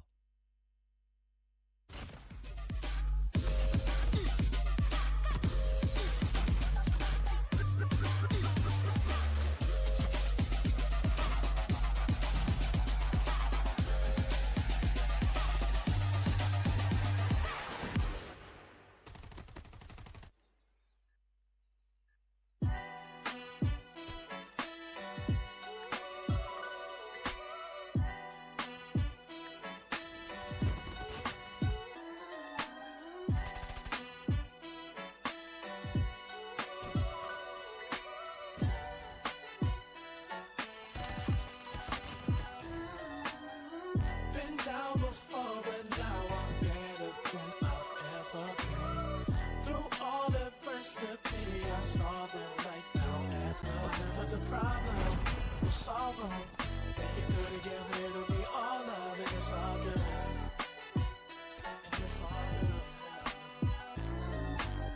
Feel like I'm the big dog, been killing it since tip-off. Come with it or stay home, the people gon' feel ripped off. It's only major leaguers in the office. If you giving half of an effort around the rest of us, you'll make it awkward. I'm about that action, not the one you talk with. You better hope I'm not the one your coach gon' have you out here really guarding.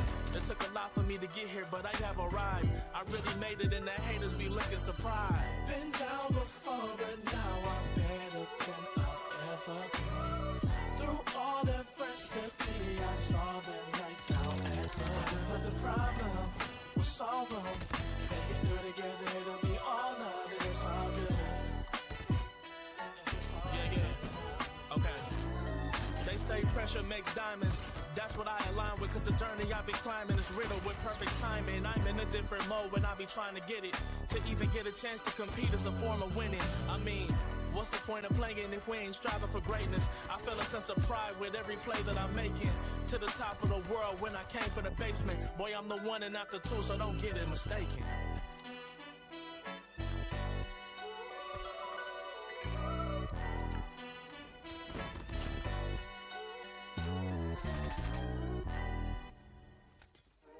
You waited all night for me to come back. Why'd you think that it's not alright? Told you that I'm not that type. Didn't mean to get you so excited. Tried to tell you not to fall in love. Why you always hit me uninvited? Was hoping you would get the picture. I've had enough. Now it's time for me to turn around.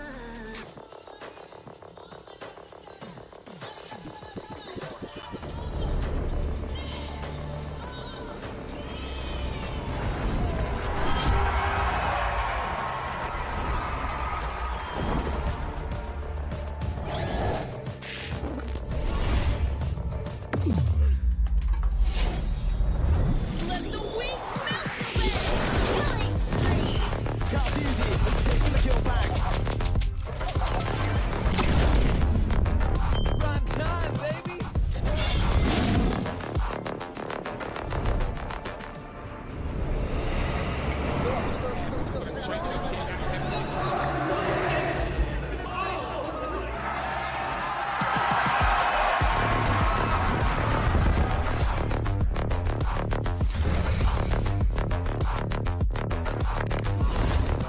Looks like the players are ready. Here we go!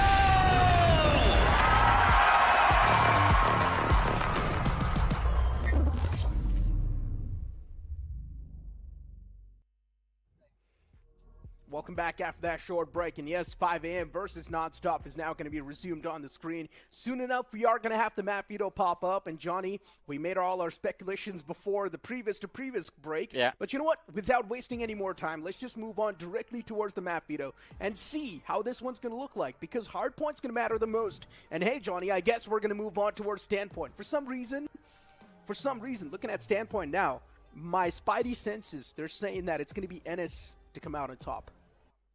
Yeah, standoff is going to be fun for sure, and as they are definitely.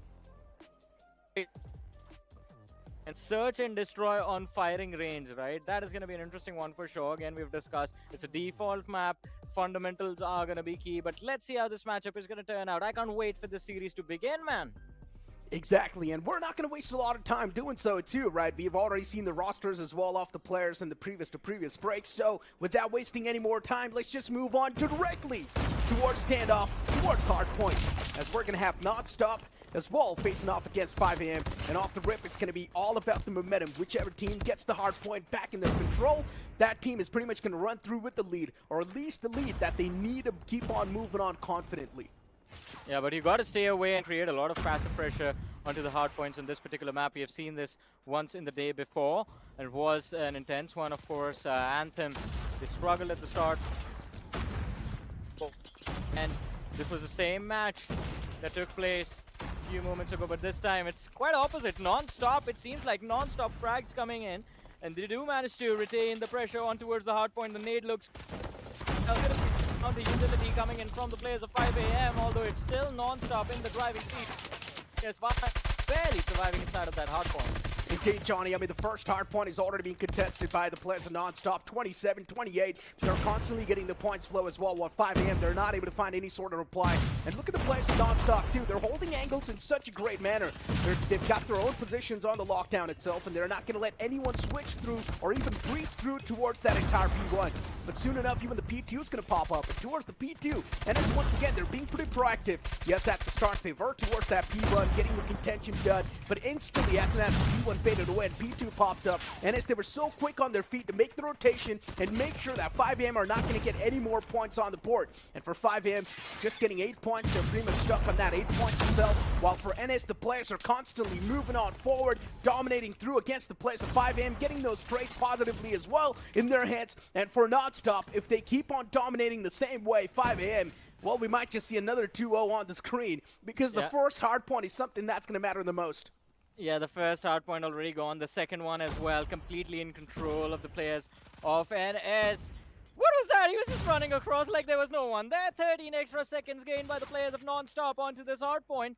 And again, the lead right now looks to be big, but it is going to be this P3 that has a lot of choke point options, and the only way you can relieve the pressure take out the players that are hiding inside of that bedroom is going to be by very precise utility. But hey, NS, they just continue to pick off the players of 5 a.m. even before they charge or make a push towards this hard point, and NS are going to be the first ones there.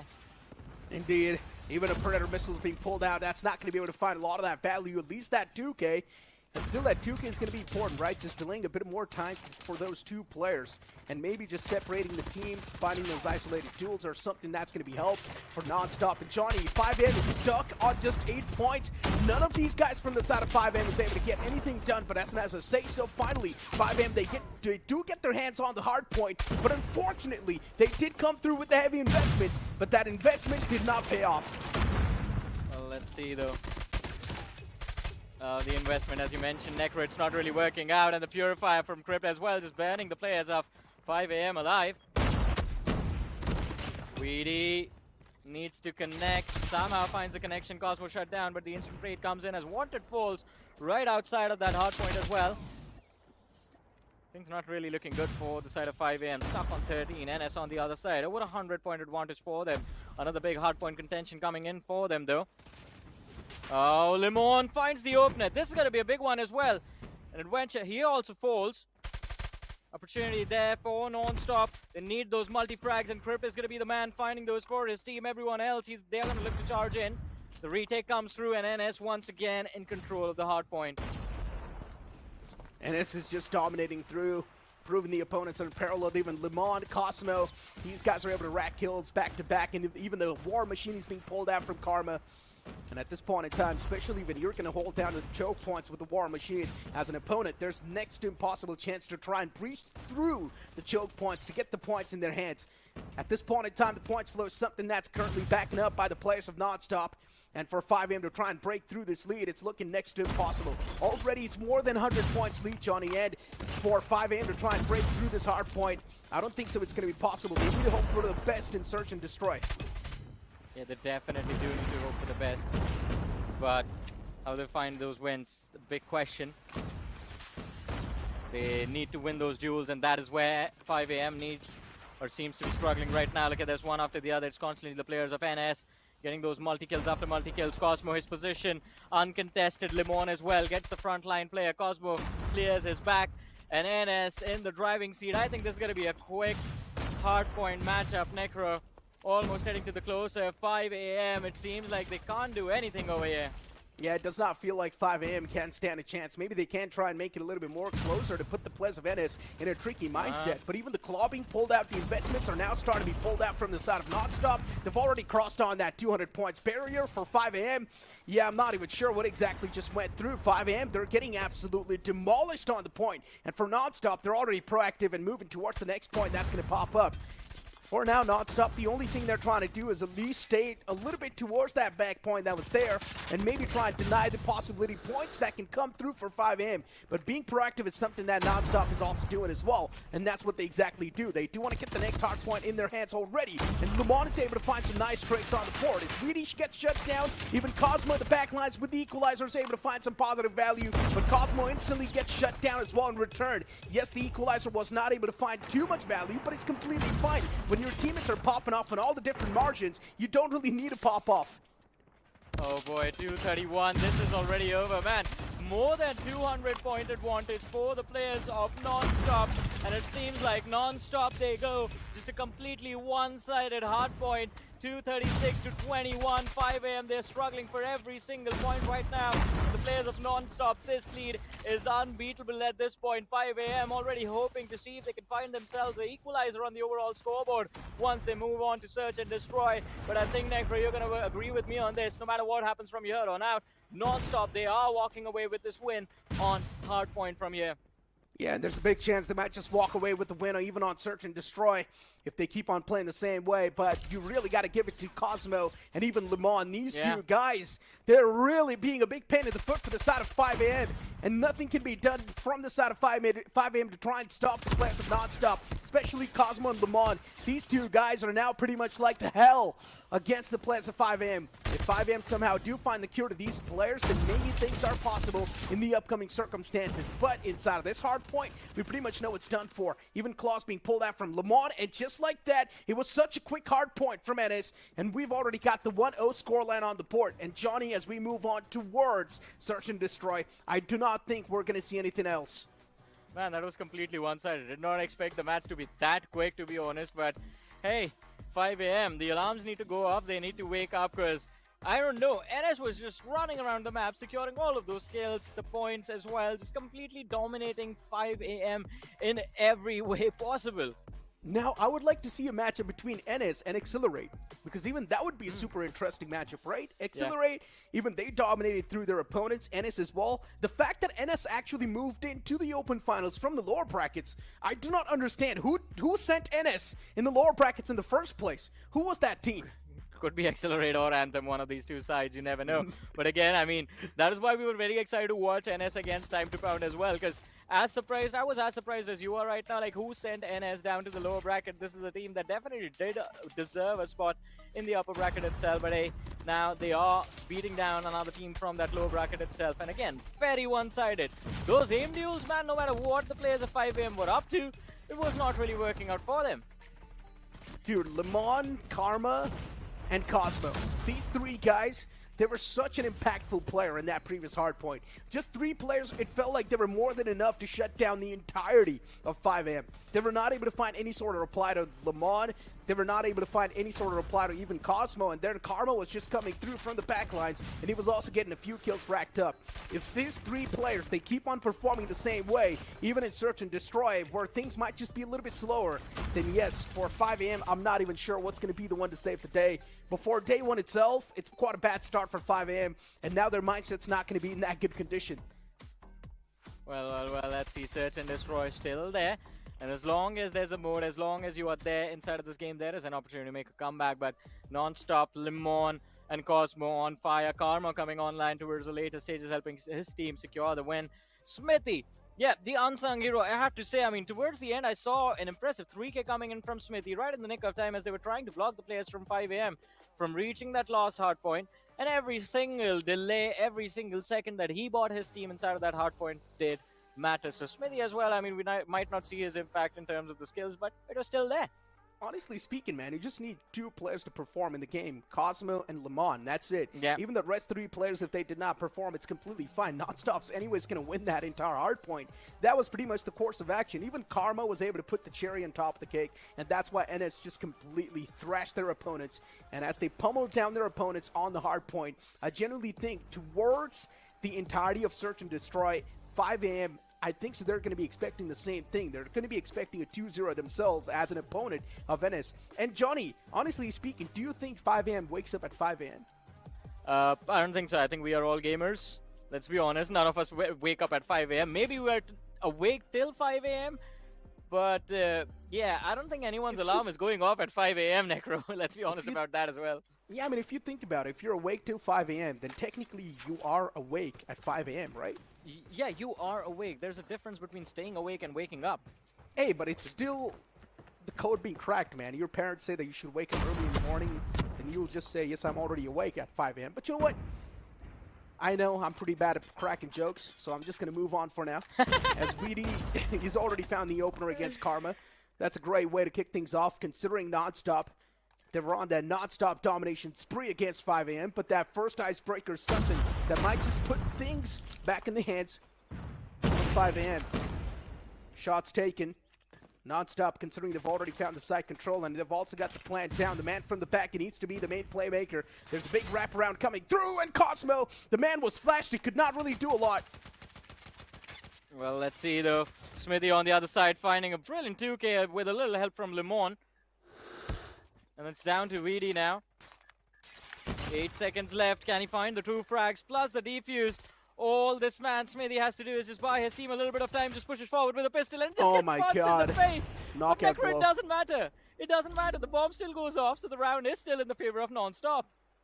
Hey, so it's a WW situation anyways for NonStop, right? It's completely fine. They lost out on all the players, and NonStop honestly started things off with a man disadvantage too, right? Because Weedy was able to find the first pick. And once again, he's starting to do the same thing. Spamming through the walls, hoping that he's going to find at least some connections. But this time around, for NonStop, we're seeing heavy barrage of utilities. Man, we're seeing a lot of those flashbangs, a lot of those nades being popped out from NonStop. They're trying to clear those classic angles. But even Wanted's able to find a kill onto Smitty, and that kill is going to be off the essence. An important frag as well. Crypt, he does realize the fact that, okay, it's better to back away and not really overcommit on a few angles. If NonStop does the same thing over and over again, there's a big chance they might just lead to their own demise. NonStop, they've already got the first round on the board, so that's a great thing. And for NonStop, to run away with this lead that they've got on the scoreboard, it's looking much more tougher and dicey. They do not really have the man advantage to do so. And let's see, I mean, that Wanted can swing at any time, but Karma is the last man left alive. Finds a frag, a 1v2 now.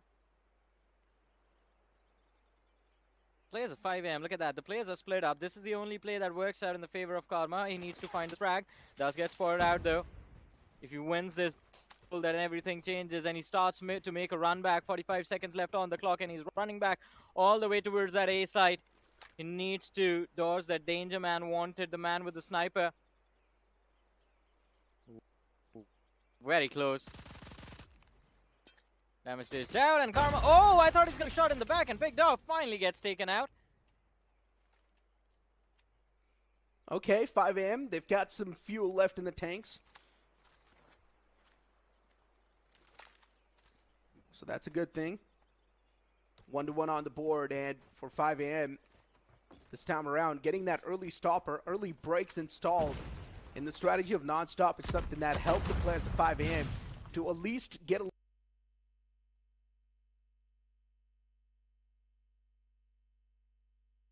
think through what exactly is NonStop looking to cook up. Oh, take the shot. Come on.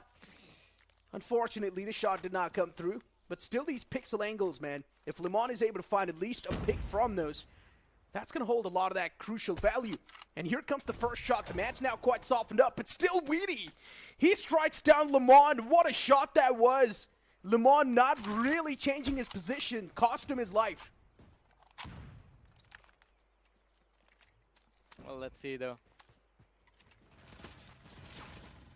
Again, a big advantage in the favor of the players of NonStop. 2 players remaining from the side of 5 AM. Complete control of the side given away as well. Can't really do much from here on out. Just play for the retake. Shot connection not really found from Smithy. But here comes the counter aggression. They make the push. One more man found out. Wanted is going to be the last man left alive, but it doesn't matter. The bomb has been planted. It's a 4v1.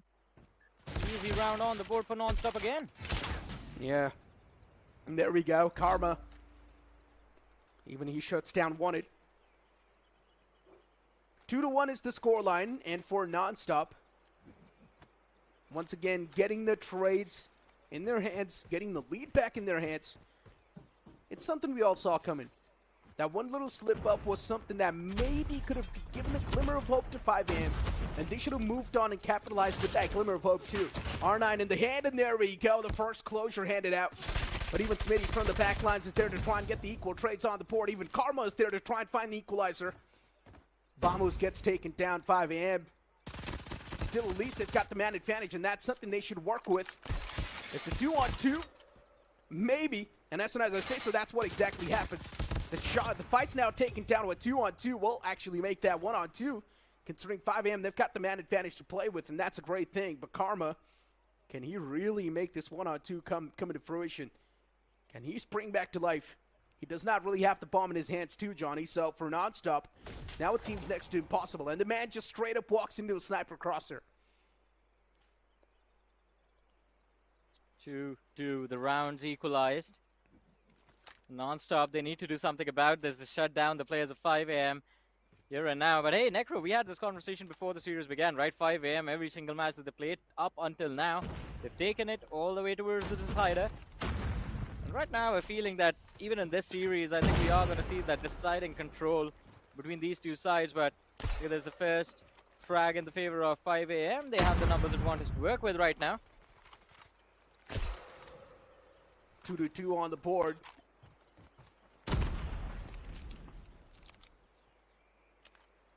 Lemon, the main playmaker this time around, is not in the game anymore. So for NonStop, maybe a tough pill to swallow. But 5M is really making it look super competitive. They're finding a few ways to challenge the players of NS, and somehow it's working out. Oh, the man's holding the angle with the shotgun, how? but still somehow Karma slips away. Eventually he does get taken down, but ZFXG, I'm not sure what the man was exactly doing, and even the sniper's able to find some trades. Wanted was able to shut down Encrypt, but NS, they once again reply back with a positive side. And Wanted's now going to be the last man up and alive for shots missed. Cosmo's position is given away. NS, they've got every single advantage they need to try and win this round. And there we go. Here comes the closure. But what just happened over there? That man should have never been allowed to move in like that. And Karma making the opposing players pay for a big mistake. Somehow 5AM recovered, equalizing the numbers advantage, but it wasn't enough at all. Oh, the first frag could be found over there, but shot connection not really there for 5AM, and B-side control gained by the players of NonStop. But hey, look at the backlines, the pinch is coming in, and this could be a mow down. NonStop, they need to shut down that backstab. One player is going to be picked off, the trade comes in. And the numbers advantage, in fact, it just completely swings in the favor of NonStop in just a matter of seconds. Cosmo. Okay, well, I was about to say something, but that just cancels it out. Karma as well gets shut down. And now it's taken down to a 3v3. ZFXG as well. The man's not really too good at holding angles, because the last time when he tried to do so with the shotgun, he messed up big time. His teammate got caught off guard. And the entire setup just came collapsing down. But hey, this man single-handedly is now starting to rack up a lot of those kills on the point. And eventually, even ZFXG is able to find the closure. 5 a.m., they're really making it neck and neck. What is happening to the players of NonStop? What is exactly going on in the game? Is NonStop doing this on purpose? I don't understand. Yeah, man, complete back and forth between the two sides. And I think it might be both the teams.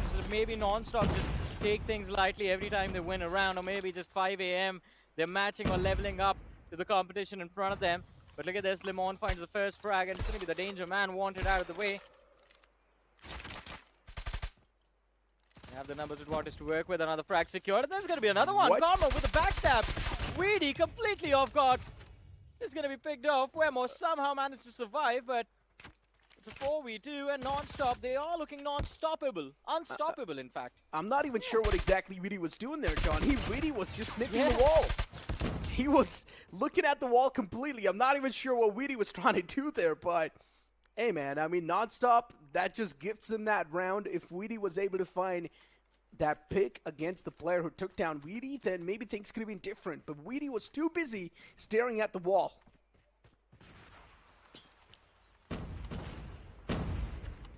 Oh, boy. 4-3. Just runs into the crosshair like that, and NonStop this time on the defense. Look at the counter aggression, shutting down the sniper, and they find the frag as well. It was an important one. Last player left alive, NonStop. I think defense is going to be their strong suit. They know the man is hiding inside the container with the shotgun as well. But it's going to be ZFXG who finds the frag, and NonStop 5-3 in the driving seat once again. Solid stuff. Really solid stuff. And this is what the players of NS's Wall realize, right, Johnny?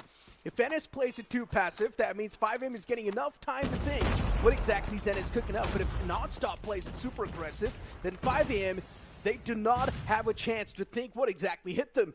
And that's what NonStop is now pretty much looking to bring on the board. And that's going to be the missing aggression in Search and Destroy. And here we go. Cosmo, the man's already found the wraparound as he finds a nice two-piece. He's also looking to find the third one, but unfortunately, he gets shut down.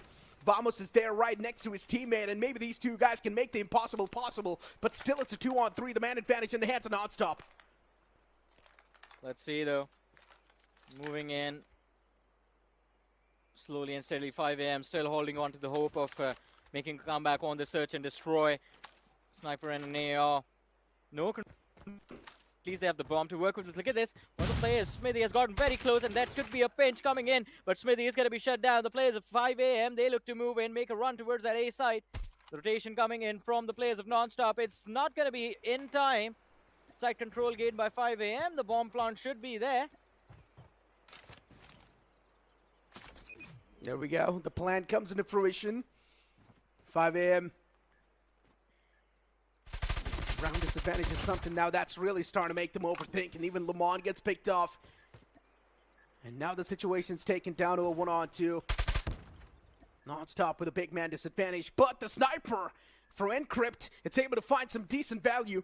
It's able to find the crucial value, actually. And Encrypt, his position's already noticed, and there comes the finishing knockout blow.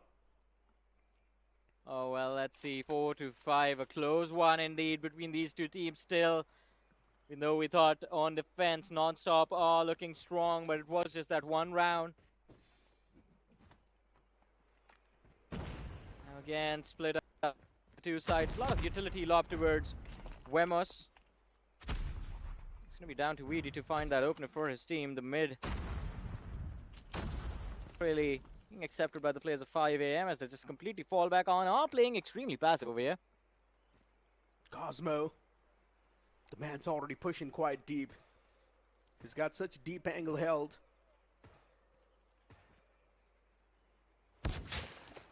And oh no, here comes the first icebreaker. You usually expect it to be just one single frag, but instead it's two pieces collapsing. And look at the players of NonStop, the amount of map space they've already found on the game. Yeah, for 5 a.m., they do not know how to exactly counter the players of NonStop at this point in time.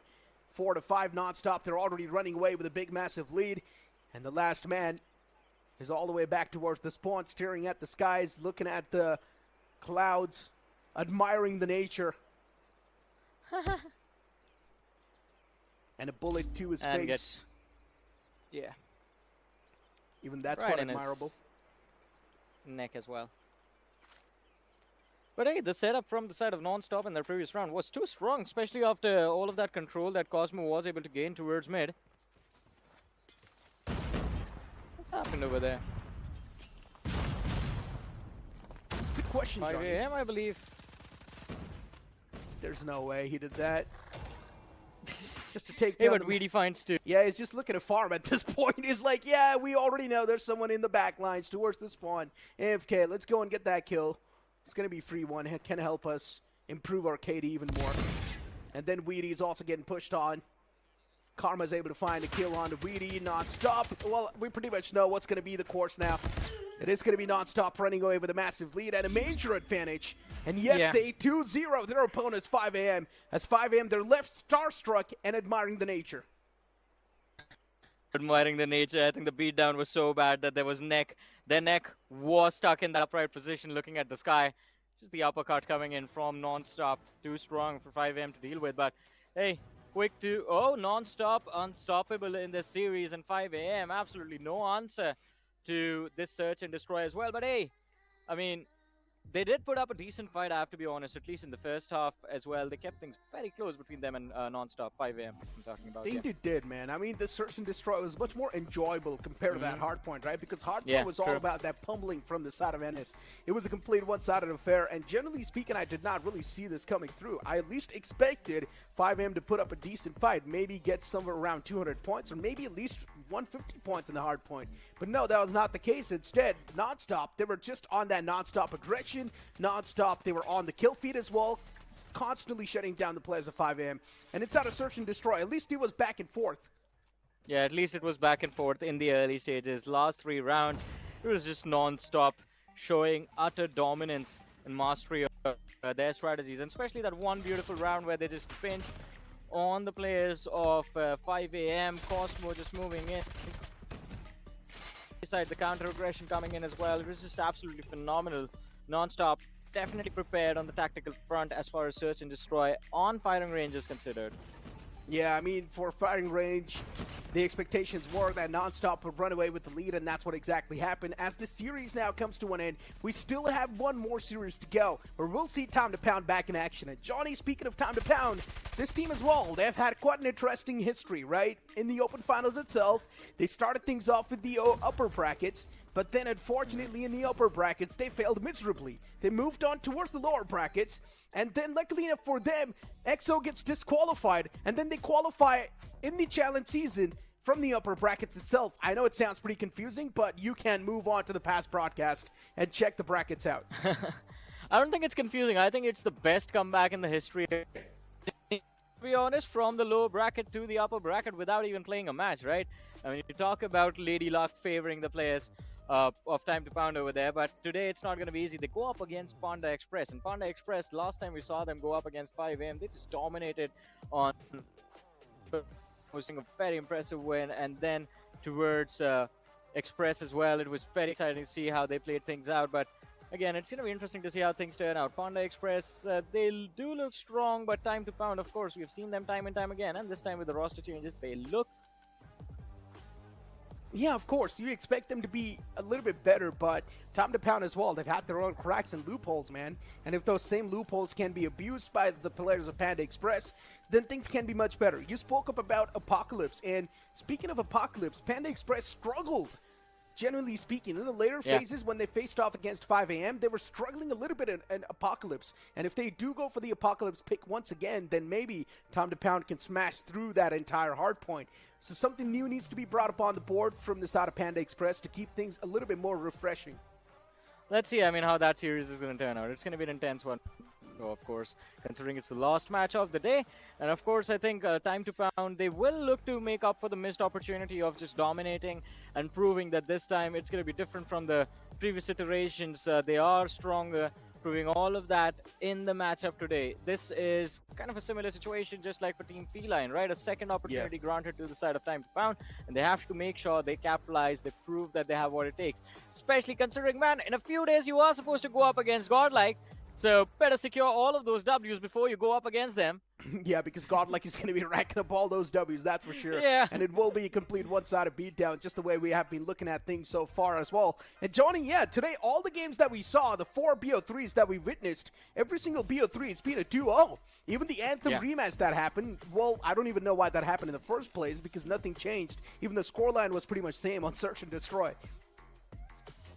I mean, let's see how things are going to turn out. I mean, as you mentioned, the scoreline was pretty much the same as well, but again, deja vu all across the board.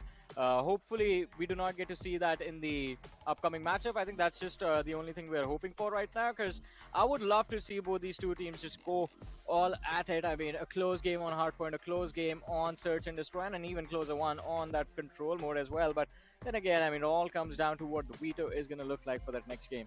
Now, let's be honest, right? Moving the conversation on towards this entire final matchup, Time to Pound, we had a conversation about this team too. We've seen this team perform in the past. Panda Express, sometimes they can be really dominant on the entirety of Search and Destroy, but if you try and move the conversation on towards Hardpoint, where things are much more aggressive, Panda Express can be a little bit stuck, and that's where Time to Pound can have the upper hand too. Now, if Apocalypse is being picked, Time to Pound knows exactly what to expect from the opponents, and that's where Time to Pound can actually pound through and come out on top.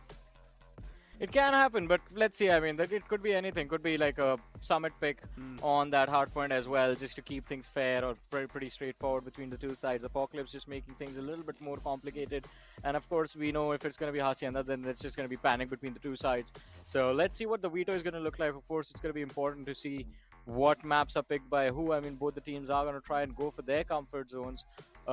And Time to Pound on paper definitely looking like the stronger team, frag heavy as well, but just benefit of the doubt, not just benefit of the doubt. I mean, Panda Express, they've earned that praise for themselves qualifying for the challenge season from the upper bracket as well. So opportunity is there. Now all they have to do is just grab it, seize it, secure the W today, and just stay up on the leaderboard. Set yourself up for that land finale. And they've also moved in from the upper brackets. So far, the teams that have moved in from the upper brackets, they've been doing pretty good. Unless if you're trying to compare the performance to NS, then that's been a different side of things. But hey, you've got the squad roster on the screen of Panda Express. We've seen these guys perform in the past, and once again they're back. Beybla, then you've also got a nice smiley face, you've got Treasure, Urail, and you've got Ron Rizla.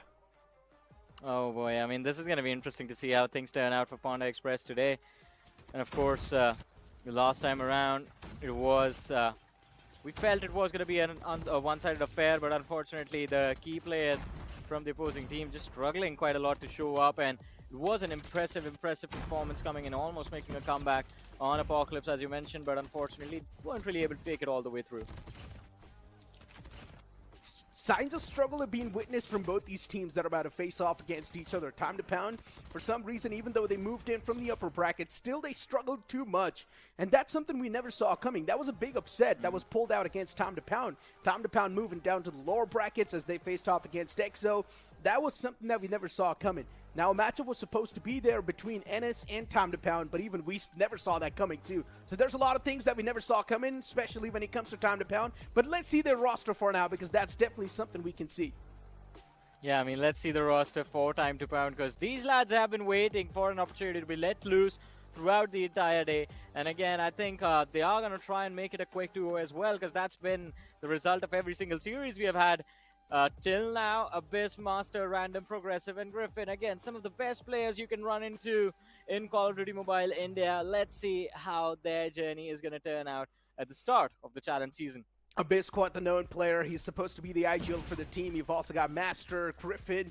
All these guys, we have seen them perform all the way back in the OG days too. So one thing is for sure, this lineup packs a lot of that punch and also experience. But sometimes that punch can lack a little bit, only if the opponents, they can put up a great fight. We did see Time to Pound face off against EXO in the past, but unfortunately, EXO was DQ'd. That's why Time to Pound, they got a second chance to life as they moved in from the upper brackets itself. But now for Time to Pound, they've been rusty for a long time. They've been sitting in the back lines for a long time. They haven't really gotten the proper warm-up, but when they face off against Panda Express, it's a team that has faced a lot of those possible outcomes in a bad manner as well. So you can't say Panda Express. They might just be much more better prepared compared to the players of course, their opponents. That's going to be Time to Pound. Yeah, but let's see. I mean, we are going to have a look at the map veto now and see what maps are going to be picked between these two sides. What's going to be the battlefield or the ring looking like. But hey, Hardpoint on standoff. It seems like there's a new meta developing for at least the challenge season. Standoff is going to be there for Hardpoint, picked by Time to Pound. With firing range for Search and Destroy, picked by Panda Express, and then Control is going to be played on Raid, picked by Time to Pound again. So it's going to be quite interesting. I mean, could be a quick 2-0. Every single Search and Destroy we've seen on firing range has gone into the team that wants standoff up until now. Yeah, firing range going super close, right, Johnny? I mean, the first firing range that we saw, even that was really close. The previous one that we saw, even that was super close. So, yeah, the firing range, considering it is quite the classic maps, both the teams do know what to expect from each other. But, yeah, standoff is going to be the map where we're going to kick things off the rip. And these two maps are pretty much like the classic ones. Hardpoint, which is going to be played on standoff, and Search and Destroy on firing range. But still, are we really going to see that decider come through? What do you think, Johnny? I think this time the decider might come through. These two teams look extremely solid in the matches that they did play. And of course, I think just because of how strong Time to Pound looks on paper, let's not forget even that matchup against Exeter, they looked quite decent, to be honest. So it is going to be interesting to see how things turn out. But yeah, I am expecting to be there as well. I generally think Time to Pound, they might just run away with a 2-0 once again. That's what I think. Time to Pound, the last time when we saw them, maybe all the issues, they've been ironed out. Because keep this thing in mind, this was a team that moved in from the upper brackets in the first place. Yes, Panda Express did the same thing as well, but when Panda Express faced off against 5 AM, which was completely one-sidedly stomped by the players of NS, where, well, if a team like 5 AM is able to give a lot of those struggles to Panda Express, then I can imagine what it's going to be facing like against Time to Pound, because in Time to Pound, you've got veterans on the board, and these guys will definitely try to make it super tough. That's the thing, right? You can't really give them even a single opportunity to strike back. The moment you do, you are going to be beaten down. That's the problem. You have an advantage against Time to Pound. You just press on it, pedal to the metal, and just keep the pressure on till the very end of the game. Or, in fact, the very end of the series. A single mistake, and Time to Pound, if they regain the momentum, well, they are going to start pounding again, just like the Incredible Hulk. So you have to be extremely careful about that. And, of course, right off the bat, we have the first mode, Hardpoint beginning on standoff. Let's see how this one begins. Yeah, he's got Time to Pound facing off Panda, and Panda has already gotten the early points lead, so that's a great thing. P1's in their hands, but Time to Pound as well. You cannot really rule the boys out, and so far, Panda Express, Johnny, they're ruling against the players of Time to Pound. It's not looking too nice, but Time to Pound as well, they're not that far back. They instantly get the P1 control back in their hands, too. The points control, that's being stopped from the side of Panda Express. It's now being transferred over to the players of T2B.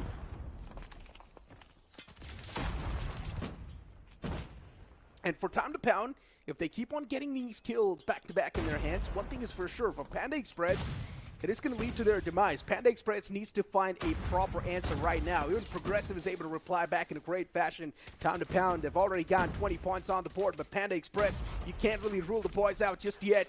Even they're once again getting the P1 control back in their hands, and it's looking really up close. Even Abyss is able to reply back with a few more on the kill feed, but Crusher, he finds a nice 2-piece on the board itself. The next point is also going to pop up, and whichever team's going to be super proactive, they can instantly get that point back in their hands. So far, no one's got the P2 in their hands, and as I say so, it is Time to Pound to get that control on the P2 itself. To lock down P2, it's not going to be that tough. You need a lot of those splash grenades that can save the day for you. You need a lot of those nades that can give the splash damage to the opponents. And that's what has exactly happened. The blast is something that can save the day. And for Time to Pound, they've already gotten 38 points on the board, but Panda Express, they do somehow break through the defense. They do somehow crack through it, and all thanks to Crusher. This one single man has been crushing things apart for the opponents. Panda Express getting 25 points. It is way too back and forth. It's like a pendulum. At the start, it's Time to Pound. He gets the lead, but then later on, it's the players of Panda Express who start to run away with it. Once again, for Time to Pound, 40 points on the board. They get the point back in their hands. It is still looking super intense. It is still quite tough to say who's going to be the one to come through victorious, but even Progressive towards the hard point, he's getting a lot of that job done. Rail was able to reply back with a little bit more, but that little bit more stuff is not really going to matter, especially when Time to Pound, if they do start to run away with the momentum, that's going to be a big problem. Crusher pulls out the equalizer, but unfortunately does not really get the value that he's supposed to with that weapon. And even the operator skill from Ron Rizzler as well is going to be popped out. It's the claw in his hands. He's looking to mow down a few more players on the front, but unfortunately, there's no one to be spotted in the front line, so that claw is not able to find the maximum value. Even Ron Rizla is still doing a great job keeping that point under lockdown. But even Panda Express, they're constantly getting the points flow back in their hands. Time to pound all the lead that they had built up. It's been taken away from their hands already. And Progressive with this Fennec, he's able to do a lot of that damage against the opponents. Look at the kill feed. Time to pound now. Once again, starting to rack up a lot of those kills. And kills means you're probably dominating the hard point. Well, well, well, man, we are getting exactly what we wanted. A close matchup between these two sides, but time to pound. Some control regained by them, only for a few seconds though, as Panda Express, they're trying their level best, charging forward, but the players are getting shut down instantly. Abyss, oh, the claw comes online right at the nick of time. He finds the opener, but can he hold on to this hard point for his team? Their teammates have showed up, and the utility being lobbed in by the players of Panda Express. Time to pound, they have found themselves in a slight advantage in this matchup. And look at the amount of kills the players of T2P are now starting to rack up. Random, Abyss, Griffin, even a Sparrow is being pulled out from the side of Griffin. He's able to rack up a lot of those kills. And keep this thing in mind, Johnny, towards this point, it's pretty easy to get it on the lockdown. Just get something that's going to give you the blast damage, and as long as you're going to have the radius control, that's all that matters. If the players, they try to stack up and enter at the same time, all you need to do is just blast through the doorways and get the choke points covered up, and that's exactly what Time to Pound is doing. But even Panda Express, they've got the points control back in their hands, 63 to 97. Time to Pound, they once again snatch it back in their hands, so that's a great thing. Griffin, he spots out the opponent, but it's a little bit too late considering Husband shuts him down. And what a spray transfer that was from Ron Rizla, but he gets spotted eventually. Panda Express, once again, they snatch away the points control back in their hands. But look at Crusher, man. He has just been incredible this time around. 17 kills already secured inside of this game. The man from the other side who is the one to watch out for, it's going to be Progressive. 20 kills secured. Here he comes, going up against Crusher. Gets taken out. An important kill secured by the players of Panda Express, but it's not going to be an easy one from here on out. They do find themselves in a little bit of control of this hard point, but they need to hold on. Time to Pound still have the upper hand and looking to move in with the equalizer. Finds an important kill for himself. Crusher with the second, looking for the third, and it's going to be there on the board as well. Teammates help out, and Crusher crushing the opposing side. Honestly speaking, Crusher is the only player while Panda Express is still in the race. If Crusher gets taken down every single time, Panda Express can't do anything. Crusher was able to find so many multi-kills. That's the only reason why Panda Express is able to close on up with that lead. As soon as Crusher gets taken down, there we go. Time to Pound once again. They get the hard point control back in their hands. Not a lot of time left. 10 seconds on this hard point. As you mentioned, not a lot of time left, but Panda Express, a soft little comeback initiated by them. 97 to 115. Time to move on to the next one. Here it comes. Lockdown for the next 7 seconds, but the players of Time to Pound are there early. Only one man from the side of Panda Express looking to go for the early challenge. Into the first frag is going to be found. It is going to be the side of Time to Pound who do end up increasing their counter onto this next hard point, 122 to 97. It's still very close though. Oh, the kills back and forth on the board now. Finally, Panda Express as well. Replying back in a great style, but still Crusher's being the only main playmaker. All the other players as well, they need to start to pop off, but Crusher gets caught. As long as Crusher is getting countered, the players of Panda Express, they will start to struggle, and that's exactly what's happening on the board too. Treasure's able to shut down Random, so that's a great thing. So at least Time to Pound right now, they're starting to face some reality. But even Master pulling out the War Machine, once again, things are back in the flow. They're getting the points control back in their hands. Master with this War Machine is able to rack up all those kills on towards the choke points. It's going to be tough to breach on towards this hard point itself. But still, Panda Express, they do snatch away. And now they're at least getting the points flow in their hands. Well, let's see though. 156 to work with. Time to Pound just proving a big menace for the players of Panda Express to deal with, but hey, let's not forget this is their map pick as well. They need to win it right here, right now. Master with that skill finally finds the frag. Progressive, he's just phenomenal. Look at that, Progressive already on 30 kills. Master as well with 29. Oh my god. Make that 30. These two men are just phenomenal. Griffin with the Sparrow just completely destroys Panda Express before they get anywhere close to that hard point. Man, that is brutal. It indeed is brutal. Even Griffin, he's able to find a lot of that value, and now the entirety of Time to Pound, they swing back to life. Even an Annihilator is being pulled out by Random, and this Annihilator this time around is going to be able to find a lot of that value that's supposed to be Annihilator is able to kill a lot of those players. Panda Express slowly and steadily being rolled out of this hard point. And now Time to Pound. They've already established a major lead. And this lead's going to be tough to be toppled over. As long as the man, Crusher, is not able to pop off, this lead is going to be tough to overcome for the side of Panda Express. And Johnny, already the lead is way too massive. Time to Pound. They're almost on the verge of building a 100 points lead. Well, I mean, the 100-point advantage might be there, but more important than that is that now only a few points for Time to Pound to close out this matchup. They're almost at the 250-207 right now. Let's see, 43 points needed. Moving into the next hard point is going to be a challenge now. Panda Express, they get there quicker. The crossfires are going to be set up. Abyss tries to move in. Gets taken out as soon as he steps in. But there's a little bit of a challenge coming in from Time to Pound, and they succeed as well, at least for a few seconds. But a swift retake from Panda Express to shut it all down.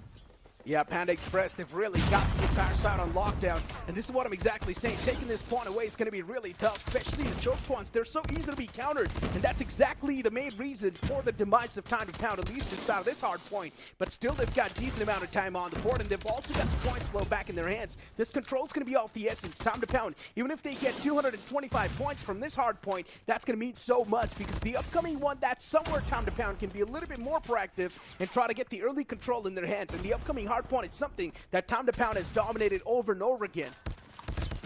Well, let's see though, Time to Pound again regaining some control in this game. 228 to 131, the big deficit for Panda Express.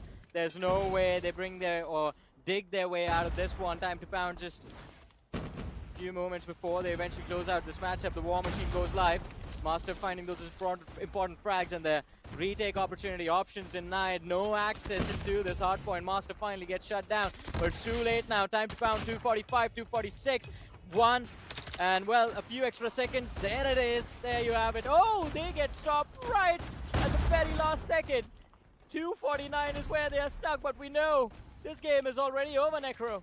Yeah, it pretty much is over. They just need one more point. And the only reason why they've been stopped and tracked is because of Crusher, because the man pulled out the equalizer. Crusher instantly started to return back with that value. And as soon as Crusher was able to pop off, even Progressive now pulls out the equalizer. Progressive is over here to get a few more positive trades for his team. They just need one more point, but they're still struggling so much. Time to Pound, they do realize they're so close to tasting this victory, but still for some reason this victory has been taken away from them. And now soon enough, the next hard point's going to pop up, but Time to Pound, they've already got the control in their hands, and there we go. 250 points on the board in the next hard point, and that's going to be the deal sealer. As Time to Pound, they win the first hard point against Panda Express. And this is where we speak of the domination now. Time to Pound, there's someone with a lot of that experience, and there's a big chance now in the upcoming Search and Destroy as well. Experience is something that prevails every single time. Yeah, I mean, it was an interesting, intense matchup, but as you mentioned, experience prevailed in the end. Time to Pound securing a very interesting win against the players of Panda Express. But that last kerfuffle for that final point, that was intense, man. 1 second, they needed 1 second to close out the match, and they dragged it out all the way towards that next hard point, right? So kudos to Panda Express for being able to do that in the heat of the moment. They somehow did manage to thrive amidst the chaos, but again, a big advantage will always be a big advantage, and there was no way Time to Pound was going to lose this one after they got 249. Yeah, and let's speak of the initial starter, right? Off the rip, it was such a back-and-forth affair. Both the teams were making it super competitive. Everyone was able to get their defense. Everyone was able to get the proper counters as well towards the hard points. But then later on, Time to Pound realized what they exactly needed to do to rule out the opponents. And everything they did worked out to perfection. Time to Pound, for some reason, off the rip, I'm not exactly sure what was the reason for those struggles. But then later on, it was a smooth sailing for the boys. As long as Crusher was taken down every single time, Time to Pound was not struggling at all. But this one single man Crusher, he was a big pain in the foot for the side of Time to Pound. Well, let's see. I mean, again, we knew this is how things were going to start, right? We knew that Time to Pound looking strong on their map pick. Hardpoint was supposed to be their mode, the team with the most experience amongst the two, but I think Search and Destroy, that is where things are about to get very intense. Panda Express, let's not forget, also a team that has made their way towards the challenge season from the upper bracket and without a single bye. Genuinely speaking, I did not expect this to be super one-sided like this, right? Now, I do know still getting 150 points against Time to Pound, it is still quite a good job, but I genuinely thought at least 200 points could be in there from the side of Panda Express. But Time to Pound later on, with the way they played, realizing the fact that the only main playmaker from the opposition is Crusher, they started to crush Crusher. And then later on, Ron Risley as well was not able to get a lot done because he did not really have Crusher to play with him. Well, let's see, though. I mean, as you mentioned, Crusher started off strong, but again, I think during the mid stages there was a big shutdown. But look at this. Random, Master, Progressive. These three players were just on fire, man. All of them securing those 40 frags. And yeah, as you said, they were just farming kills. Random had 46 kills. Master had what? I think it's 44. And then the guy under him, which was Progressive, he had 42.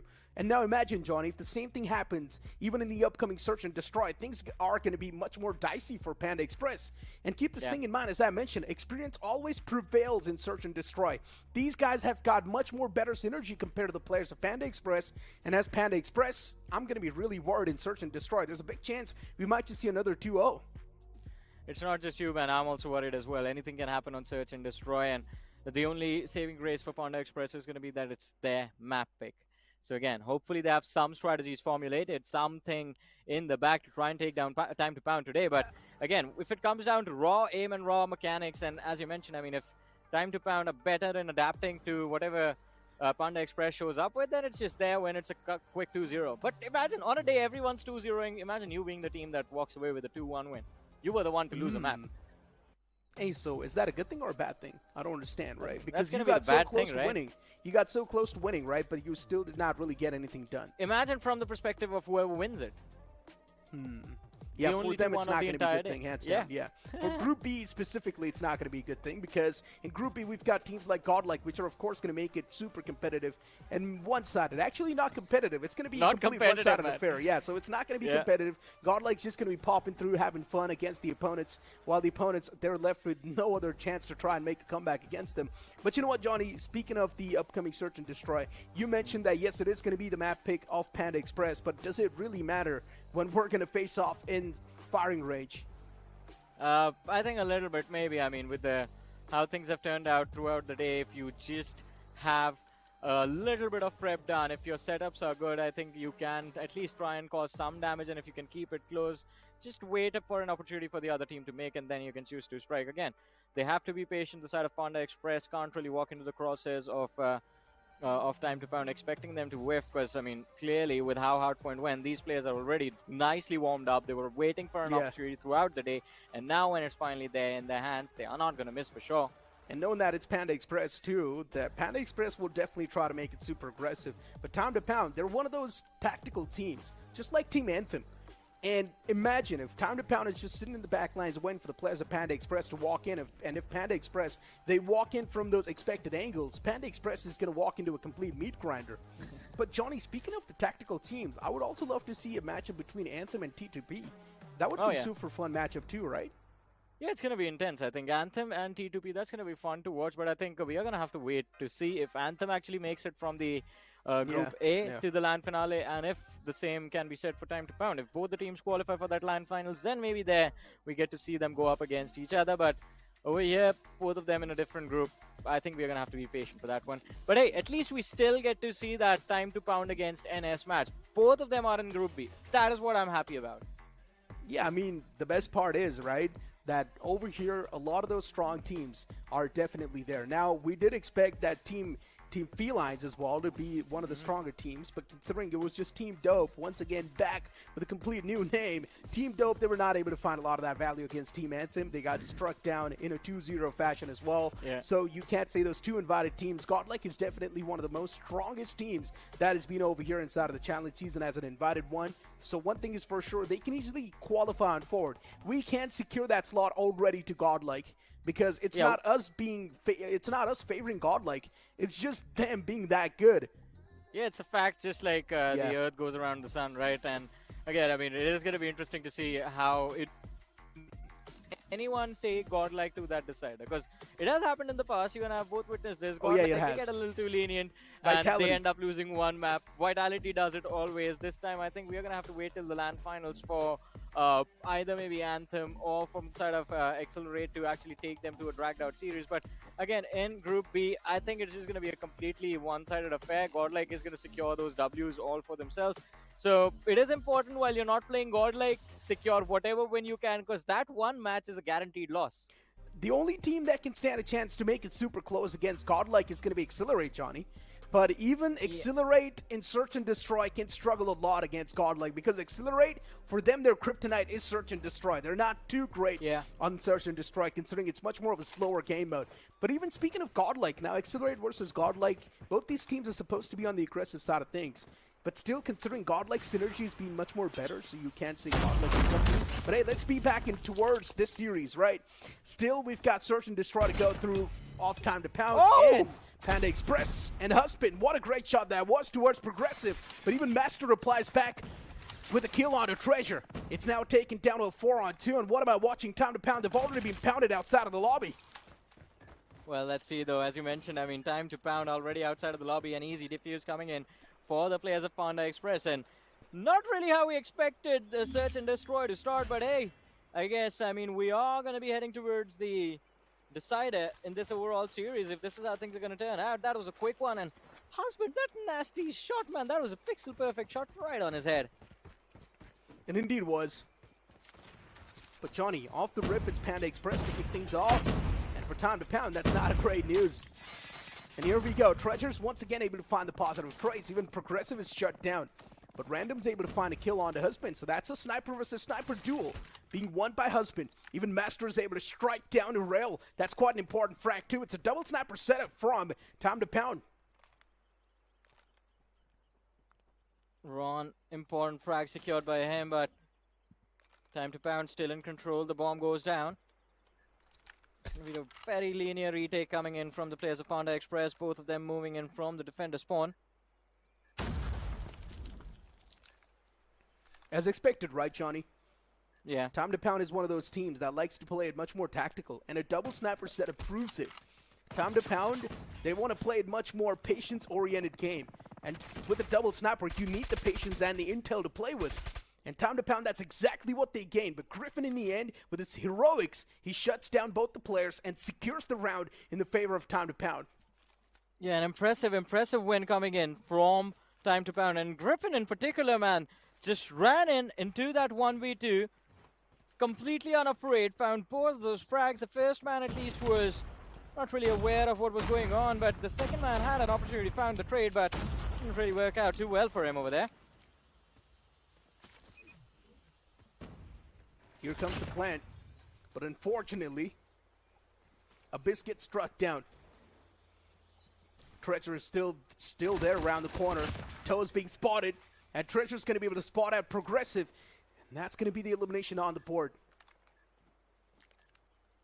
4-3 man advantage in the hands of Panda Express, and this man advantage is going to have so much value. What was that shot?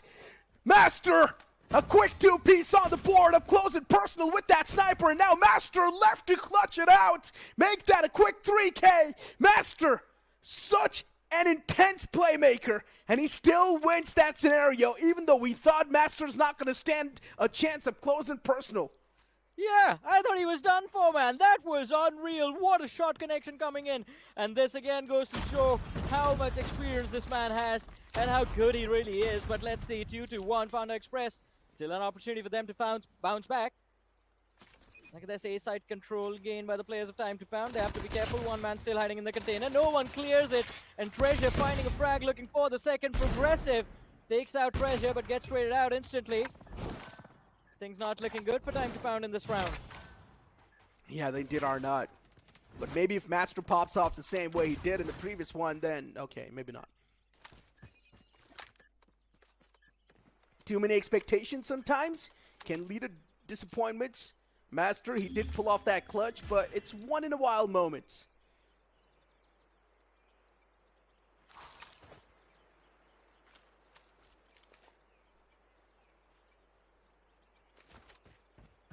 But generally speaking, on the board. Yeah, generally speaking, Panda Express, they're doing pretty nice against Time to Pound and Search and Destroy. I did not expect this.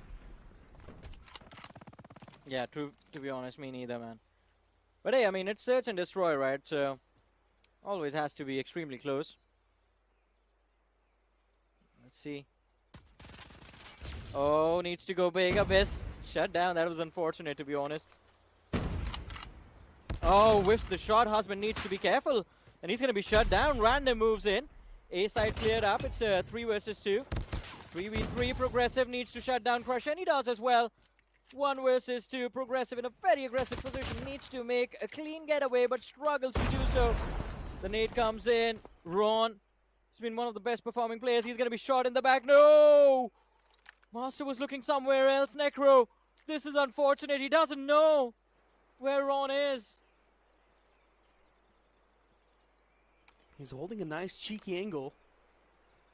It's a one-on-one, and time to pound. They still need to get the bomb down. A-side is completely vacant. But this is where the overthinking comes into play. Master does not exactly know where the opponent's placed. He's going to get his hands on the bomb. What do you want to go for the plan, though? That's the real question. I'm not exactly sure why the man, Ron Rizla, is placed so far away from the bomb itself. He should have been the one to protect it. Master getting his hands on the bomb. He's looking to pull off maybe a big rotation towards the opposite side. That might just not be a good decision, but here could we go. Master is already going for that plant. He's going to find a smooth sailing towards that entire area. But he's still waiting for Ron Rizla to pop up. He's expecting a flank from Ron, but that's not going to be the case. Instead, Ron, he might just pull off a big brain move, but no. He gets read like a book. Well. Again, time to pound, as you mentioned. Reading the opposing side like a book. Secure the round for themselves. 3-2. Still a close call between the two sides. Fire to try and see if they can find a pick down mid. Again, moving towards that A side. This time they need to be a little bit careful, though. Again, a man hiding inside that container. Treasure needs to be taken out no matter what. But it's going to be Crusher finding the first kill for his team. Panda Express, they've got too much of a big advantage. A 2-on-3, hold on, that advantage has now been stolen away. Griffin and Random, these two guys, they might just be more than enough to strike the players down. The first engagement's come to fruition, but unfortunately, for Time to Pound, they're not able to clutch it out. Time to Pound, somehow, they're losing the man advantage every single time. It's a back-and-forth matchup that's going through, and Panda Express, you really got to give it to the players, man. They're making it super competitive.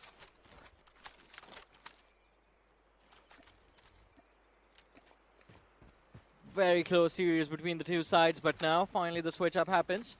T2P on defense, Panda Express on attack. This time they are trying to make a run for that B side. A lot of utility lob towards the players of Panda Express, but nothing connects. They still have their HP bars. Look at Progressive. He's just lying on the floor. A sitting duck gets taken out. Griffin needs to go big. He is outnumbered. The entirety of Panda Express in his face. Needs to get finished off. Master finds a connection, takes Ron out, but that's definitely not going to be enough. It's a 3 versus 3. Oh my God, hold on. Yeah, retake scenario. Taken down to a 2-on-2. Even though the players of Panda Express started off with such a big advantage, they still messed up big time. They found those 2 early kills on the B side, but for some reason, the proper capitalization wasn't exactly there. Master and Random. Where is exactly Random? That's my question. Random is still all the way in the back lines. I'm not even sure what he's doing, but Master is able to find Husband. That's quite an important kill. But look at the wraparound that's coming into play. There's one man, and this is what exactly I was speaking of. Varel, he was able to wrap up all the way in the back lines, catch Random off guard, and now he's moving all the way towards the bomb once again. Yeah, but this just compromises the information. But Hurel, that rotation was absolutely brilliant. Look at how confused Master is right now. 34 seconds left. Oh! Ooh, he just waited. Just sat there and waited till the end of ages, man. And I don't think Hurel also realized what was happening. Did not expect anyone to be on site this late. Just gets taken out.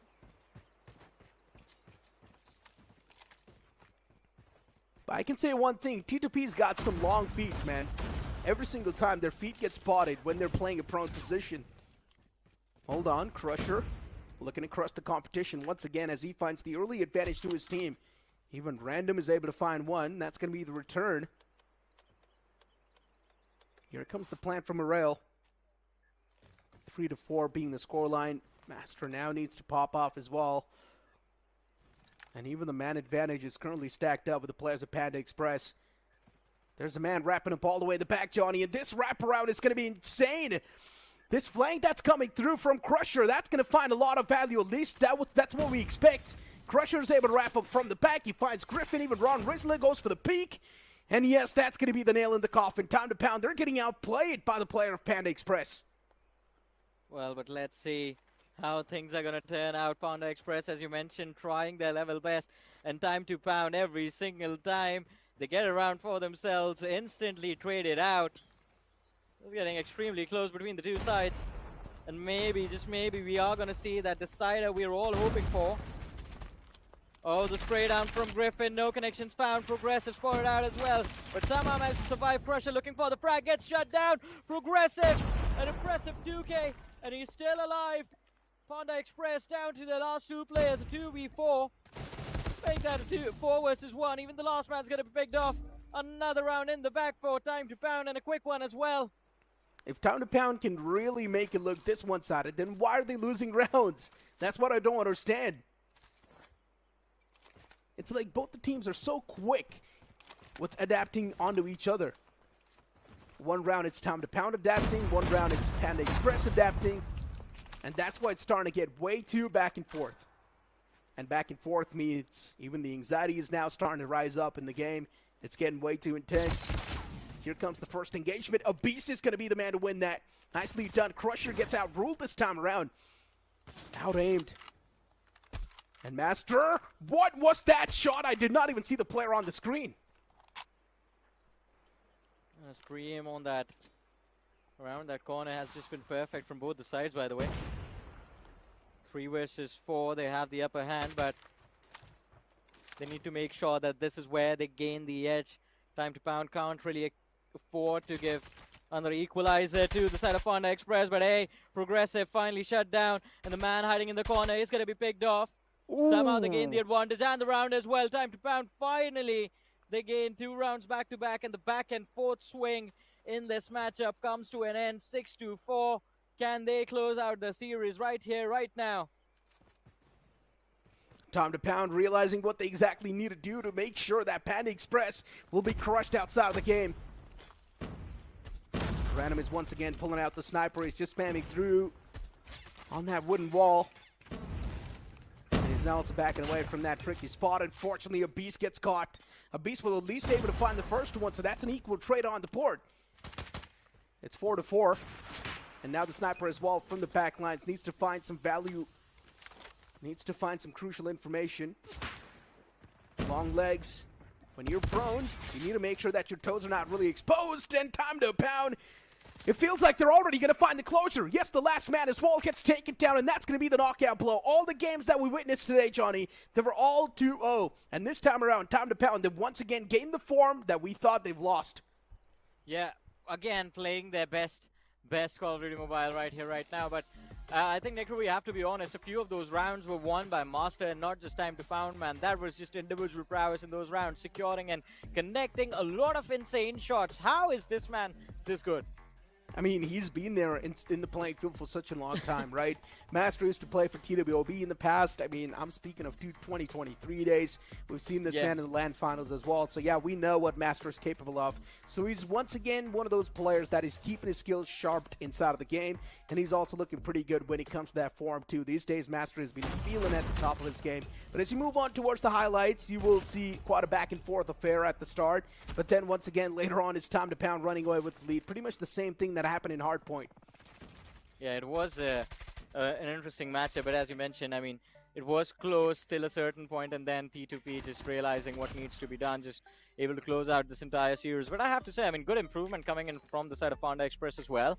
Leaves me with a lot of hope for their matches in the future. Hopes are definitely going to be there, but for Time to Pound, one thing is for sure, man. Still, they're facing off against one of those teams. You can't say they're quite the newer faces on the block. And if there are going to be a few struggles from Time to Pound just the same way, then I'm not sure what to expect when a team like Time to Pound faces off against Anthem or even Accelerate. There's a big chance these two teams can dominate against Time to Pound. There's definitely a massive chance. Time to Pound, they need to solidify their early game. If they do find the main reason why the early games are being cracked open by the opponents, then later on, when they face off against the formidable foes, that's when things can favor them even more. Yeah, but the bigger formidable foe for them to worry about right now, it's going to be Godlike rather than Accelerate. That's a team in the different group. Maybe if they make it that far, they're already in the LAN finale, and before then, they will have a little bit of time to prepare for countermeasures for teams like Accelerate, for teams like Godlike as well. But before that, taking on Godlike in their group, that's going to be a big challenge. But hey, at least they've come out on top in this one today. And from the side of Panda Express, Treasure definitely doing quite well for himself. Husband also starting strong on the defensive side, at least in the first half, but then the shutdown comes in, and Master very impressive today. Yeah, even Griffin was doing pretty good, man. Especially in the entire search and destroy. This man was able to find a lot of those proper values. Griffin was able to win those crucial duels as well, especially on towards the site when we thought that maybe that now Time to Pound can lose the site control. But Griffin was coming through with some miraculous clutches for his team to do. But now moving the conversation on towards Time to Pound versus Godlike, which is probably going to happen in the future. Johnny, let's be honest, man. The only reason why I did not really point at Godlike over here is because we pretty much know the scoreline. It is going to be a complete one-sided stomp. I mean, it is going to be a one-sided stomp as of now, but you never know. Time to Pound, they've been there for ages as well, just like Godlike, right?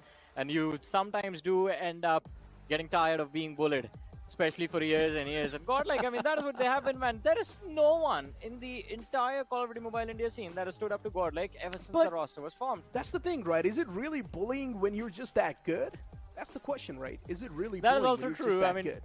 Yeah, to be fair, they are pretty amazing. So, but again, incentive is there for the players of Time to Pound, for every single other team, be it Accelerate as well. You got to rise up to the challenge. Finally, someone needs to try and put up a fight against the side of Godlike. Someone other than Vitality, of course. Yeah, Vitality's not really over here in this SPS, so yeah, that's quite an unfortunate thing. I really do miss Vitality, though, because I thought maybe these two invited teams, one of them can be them, but it's not the case. Hey, we've got the leaderboard on the screen, and Accelerate is currently at the top, considering all the matches today that we saw. They were quite the 2-0 fashion. So, yeah, for Accelerate, they pretty much got 2 wins back-to-back, so they, of course, are going to be the one to come through.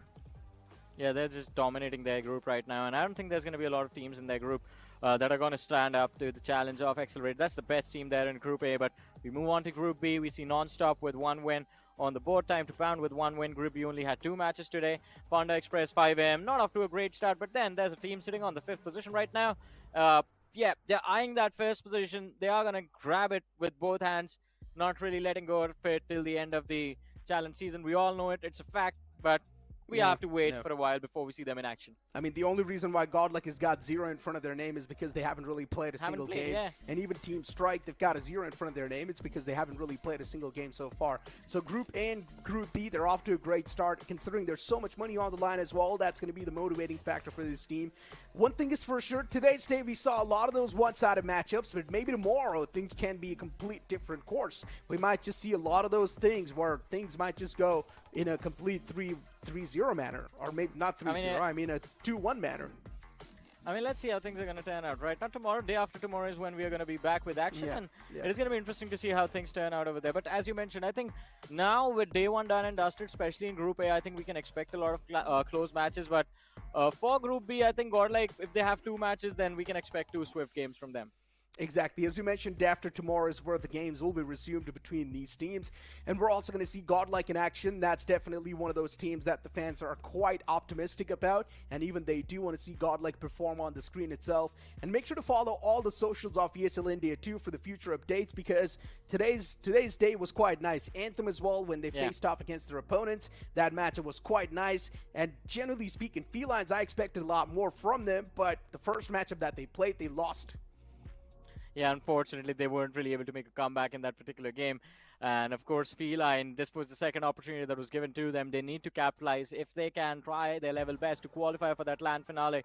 But as of now, starting off from a loss, it's not looking good. But, hey, still more matches left. As long as there are matches, there's still hope. Exactly. The hope is definitely going to be there for all the teams so far. But, hey, even a hope for you guys is going to be there. Make sure to follow ESL India's socials, as I mentioned a while ago, too, for the future updates and maybe for the future upcoming tournaments as well. That might just be lined up. So make sure to follow ESL India on X, Instagram, and even Facebook, no matter what social media platform you guys prefer to use.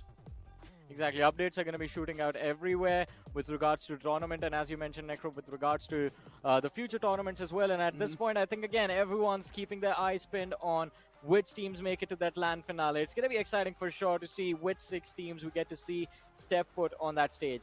A few of the names you can't say have already successfully moved on forward. If Accelerate keep on playing the same way, one thing is for sure, no one's going to stop them from moving on towards the LAN finals too. If Anthem find a better groove as well, and if they face off against their opponents in much more of a better and a refined manner, even Anthem can be one of those teams moving in towards the finals. And a few more teams can definitely have a solid chance. Panda Express, though, still things are looking much more tougher and dicey, considering the first matchup that they played against Time to Pound, they lost in a big margin. Yeah, but as you mentioned, I mean, it was exciting to see Time to Bound back in their old form because their journey in the Open Finals, that matchup against X, so yes, it was a loss. So, again, we didn't really see them in the best form. And then we expected to see them go up against NonStop, but that match did happen as well. But here they are once again today looking extremely solid. And hopefully this is the form that will retain till we see them in the LAN finals. On the day 2 of this entire challenge season, one thing is for sure, action's going to be even more intense and more entertaining. Considering one of the invited teams, which is going to be Godlike, which is also going to step inside of the action right next to Team Strike. These teams still have to play their games. But with that being said, ladies and gentlemen, the day 1 of the challenge season comes to an end. That's going to be it from me, Necro, and Johnny. We'll see you guys day before tomorrow. The Snapdragon Pro Series is brought to you by Snapdragon Elite Gaming, Monster Energy, and DHL. Not for me to get here, but I have arrived. I really made it, and the haters be looking surprised. Been down before, but now I'm better than I've ever been. Through all adversity, I saw them right now at the whatever the problem, we'll solve them. They can do it together, it'll be all of it, it's all good. They say pressure makes diamonds. That's what I align with, cause the journey I be climbing is riddled with perfect timing. I'm in a different mode when I be trying to get it. To even get a chance to compete is a form of winning. I mean, what's the point of playing if we ain't striving for greatness? I feel a sense of pride with every play that I'm making. To the top of the world when I came for the basement. Boy, I'm the one and not the two, so don't get it mistaken.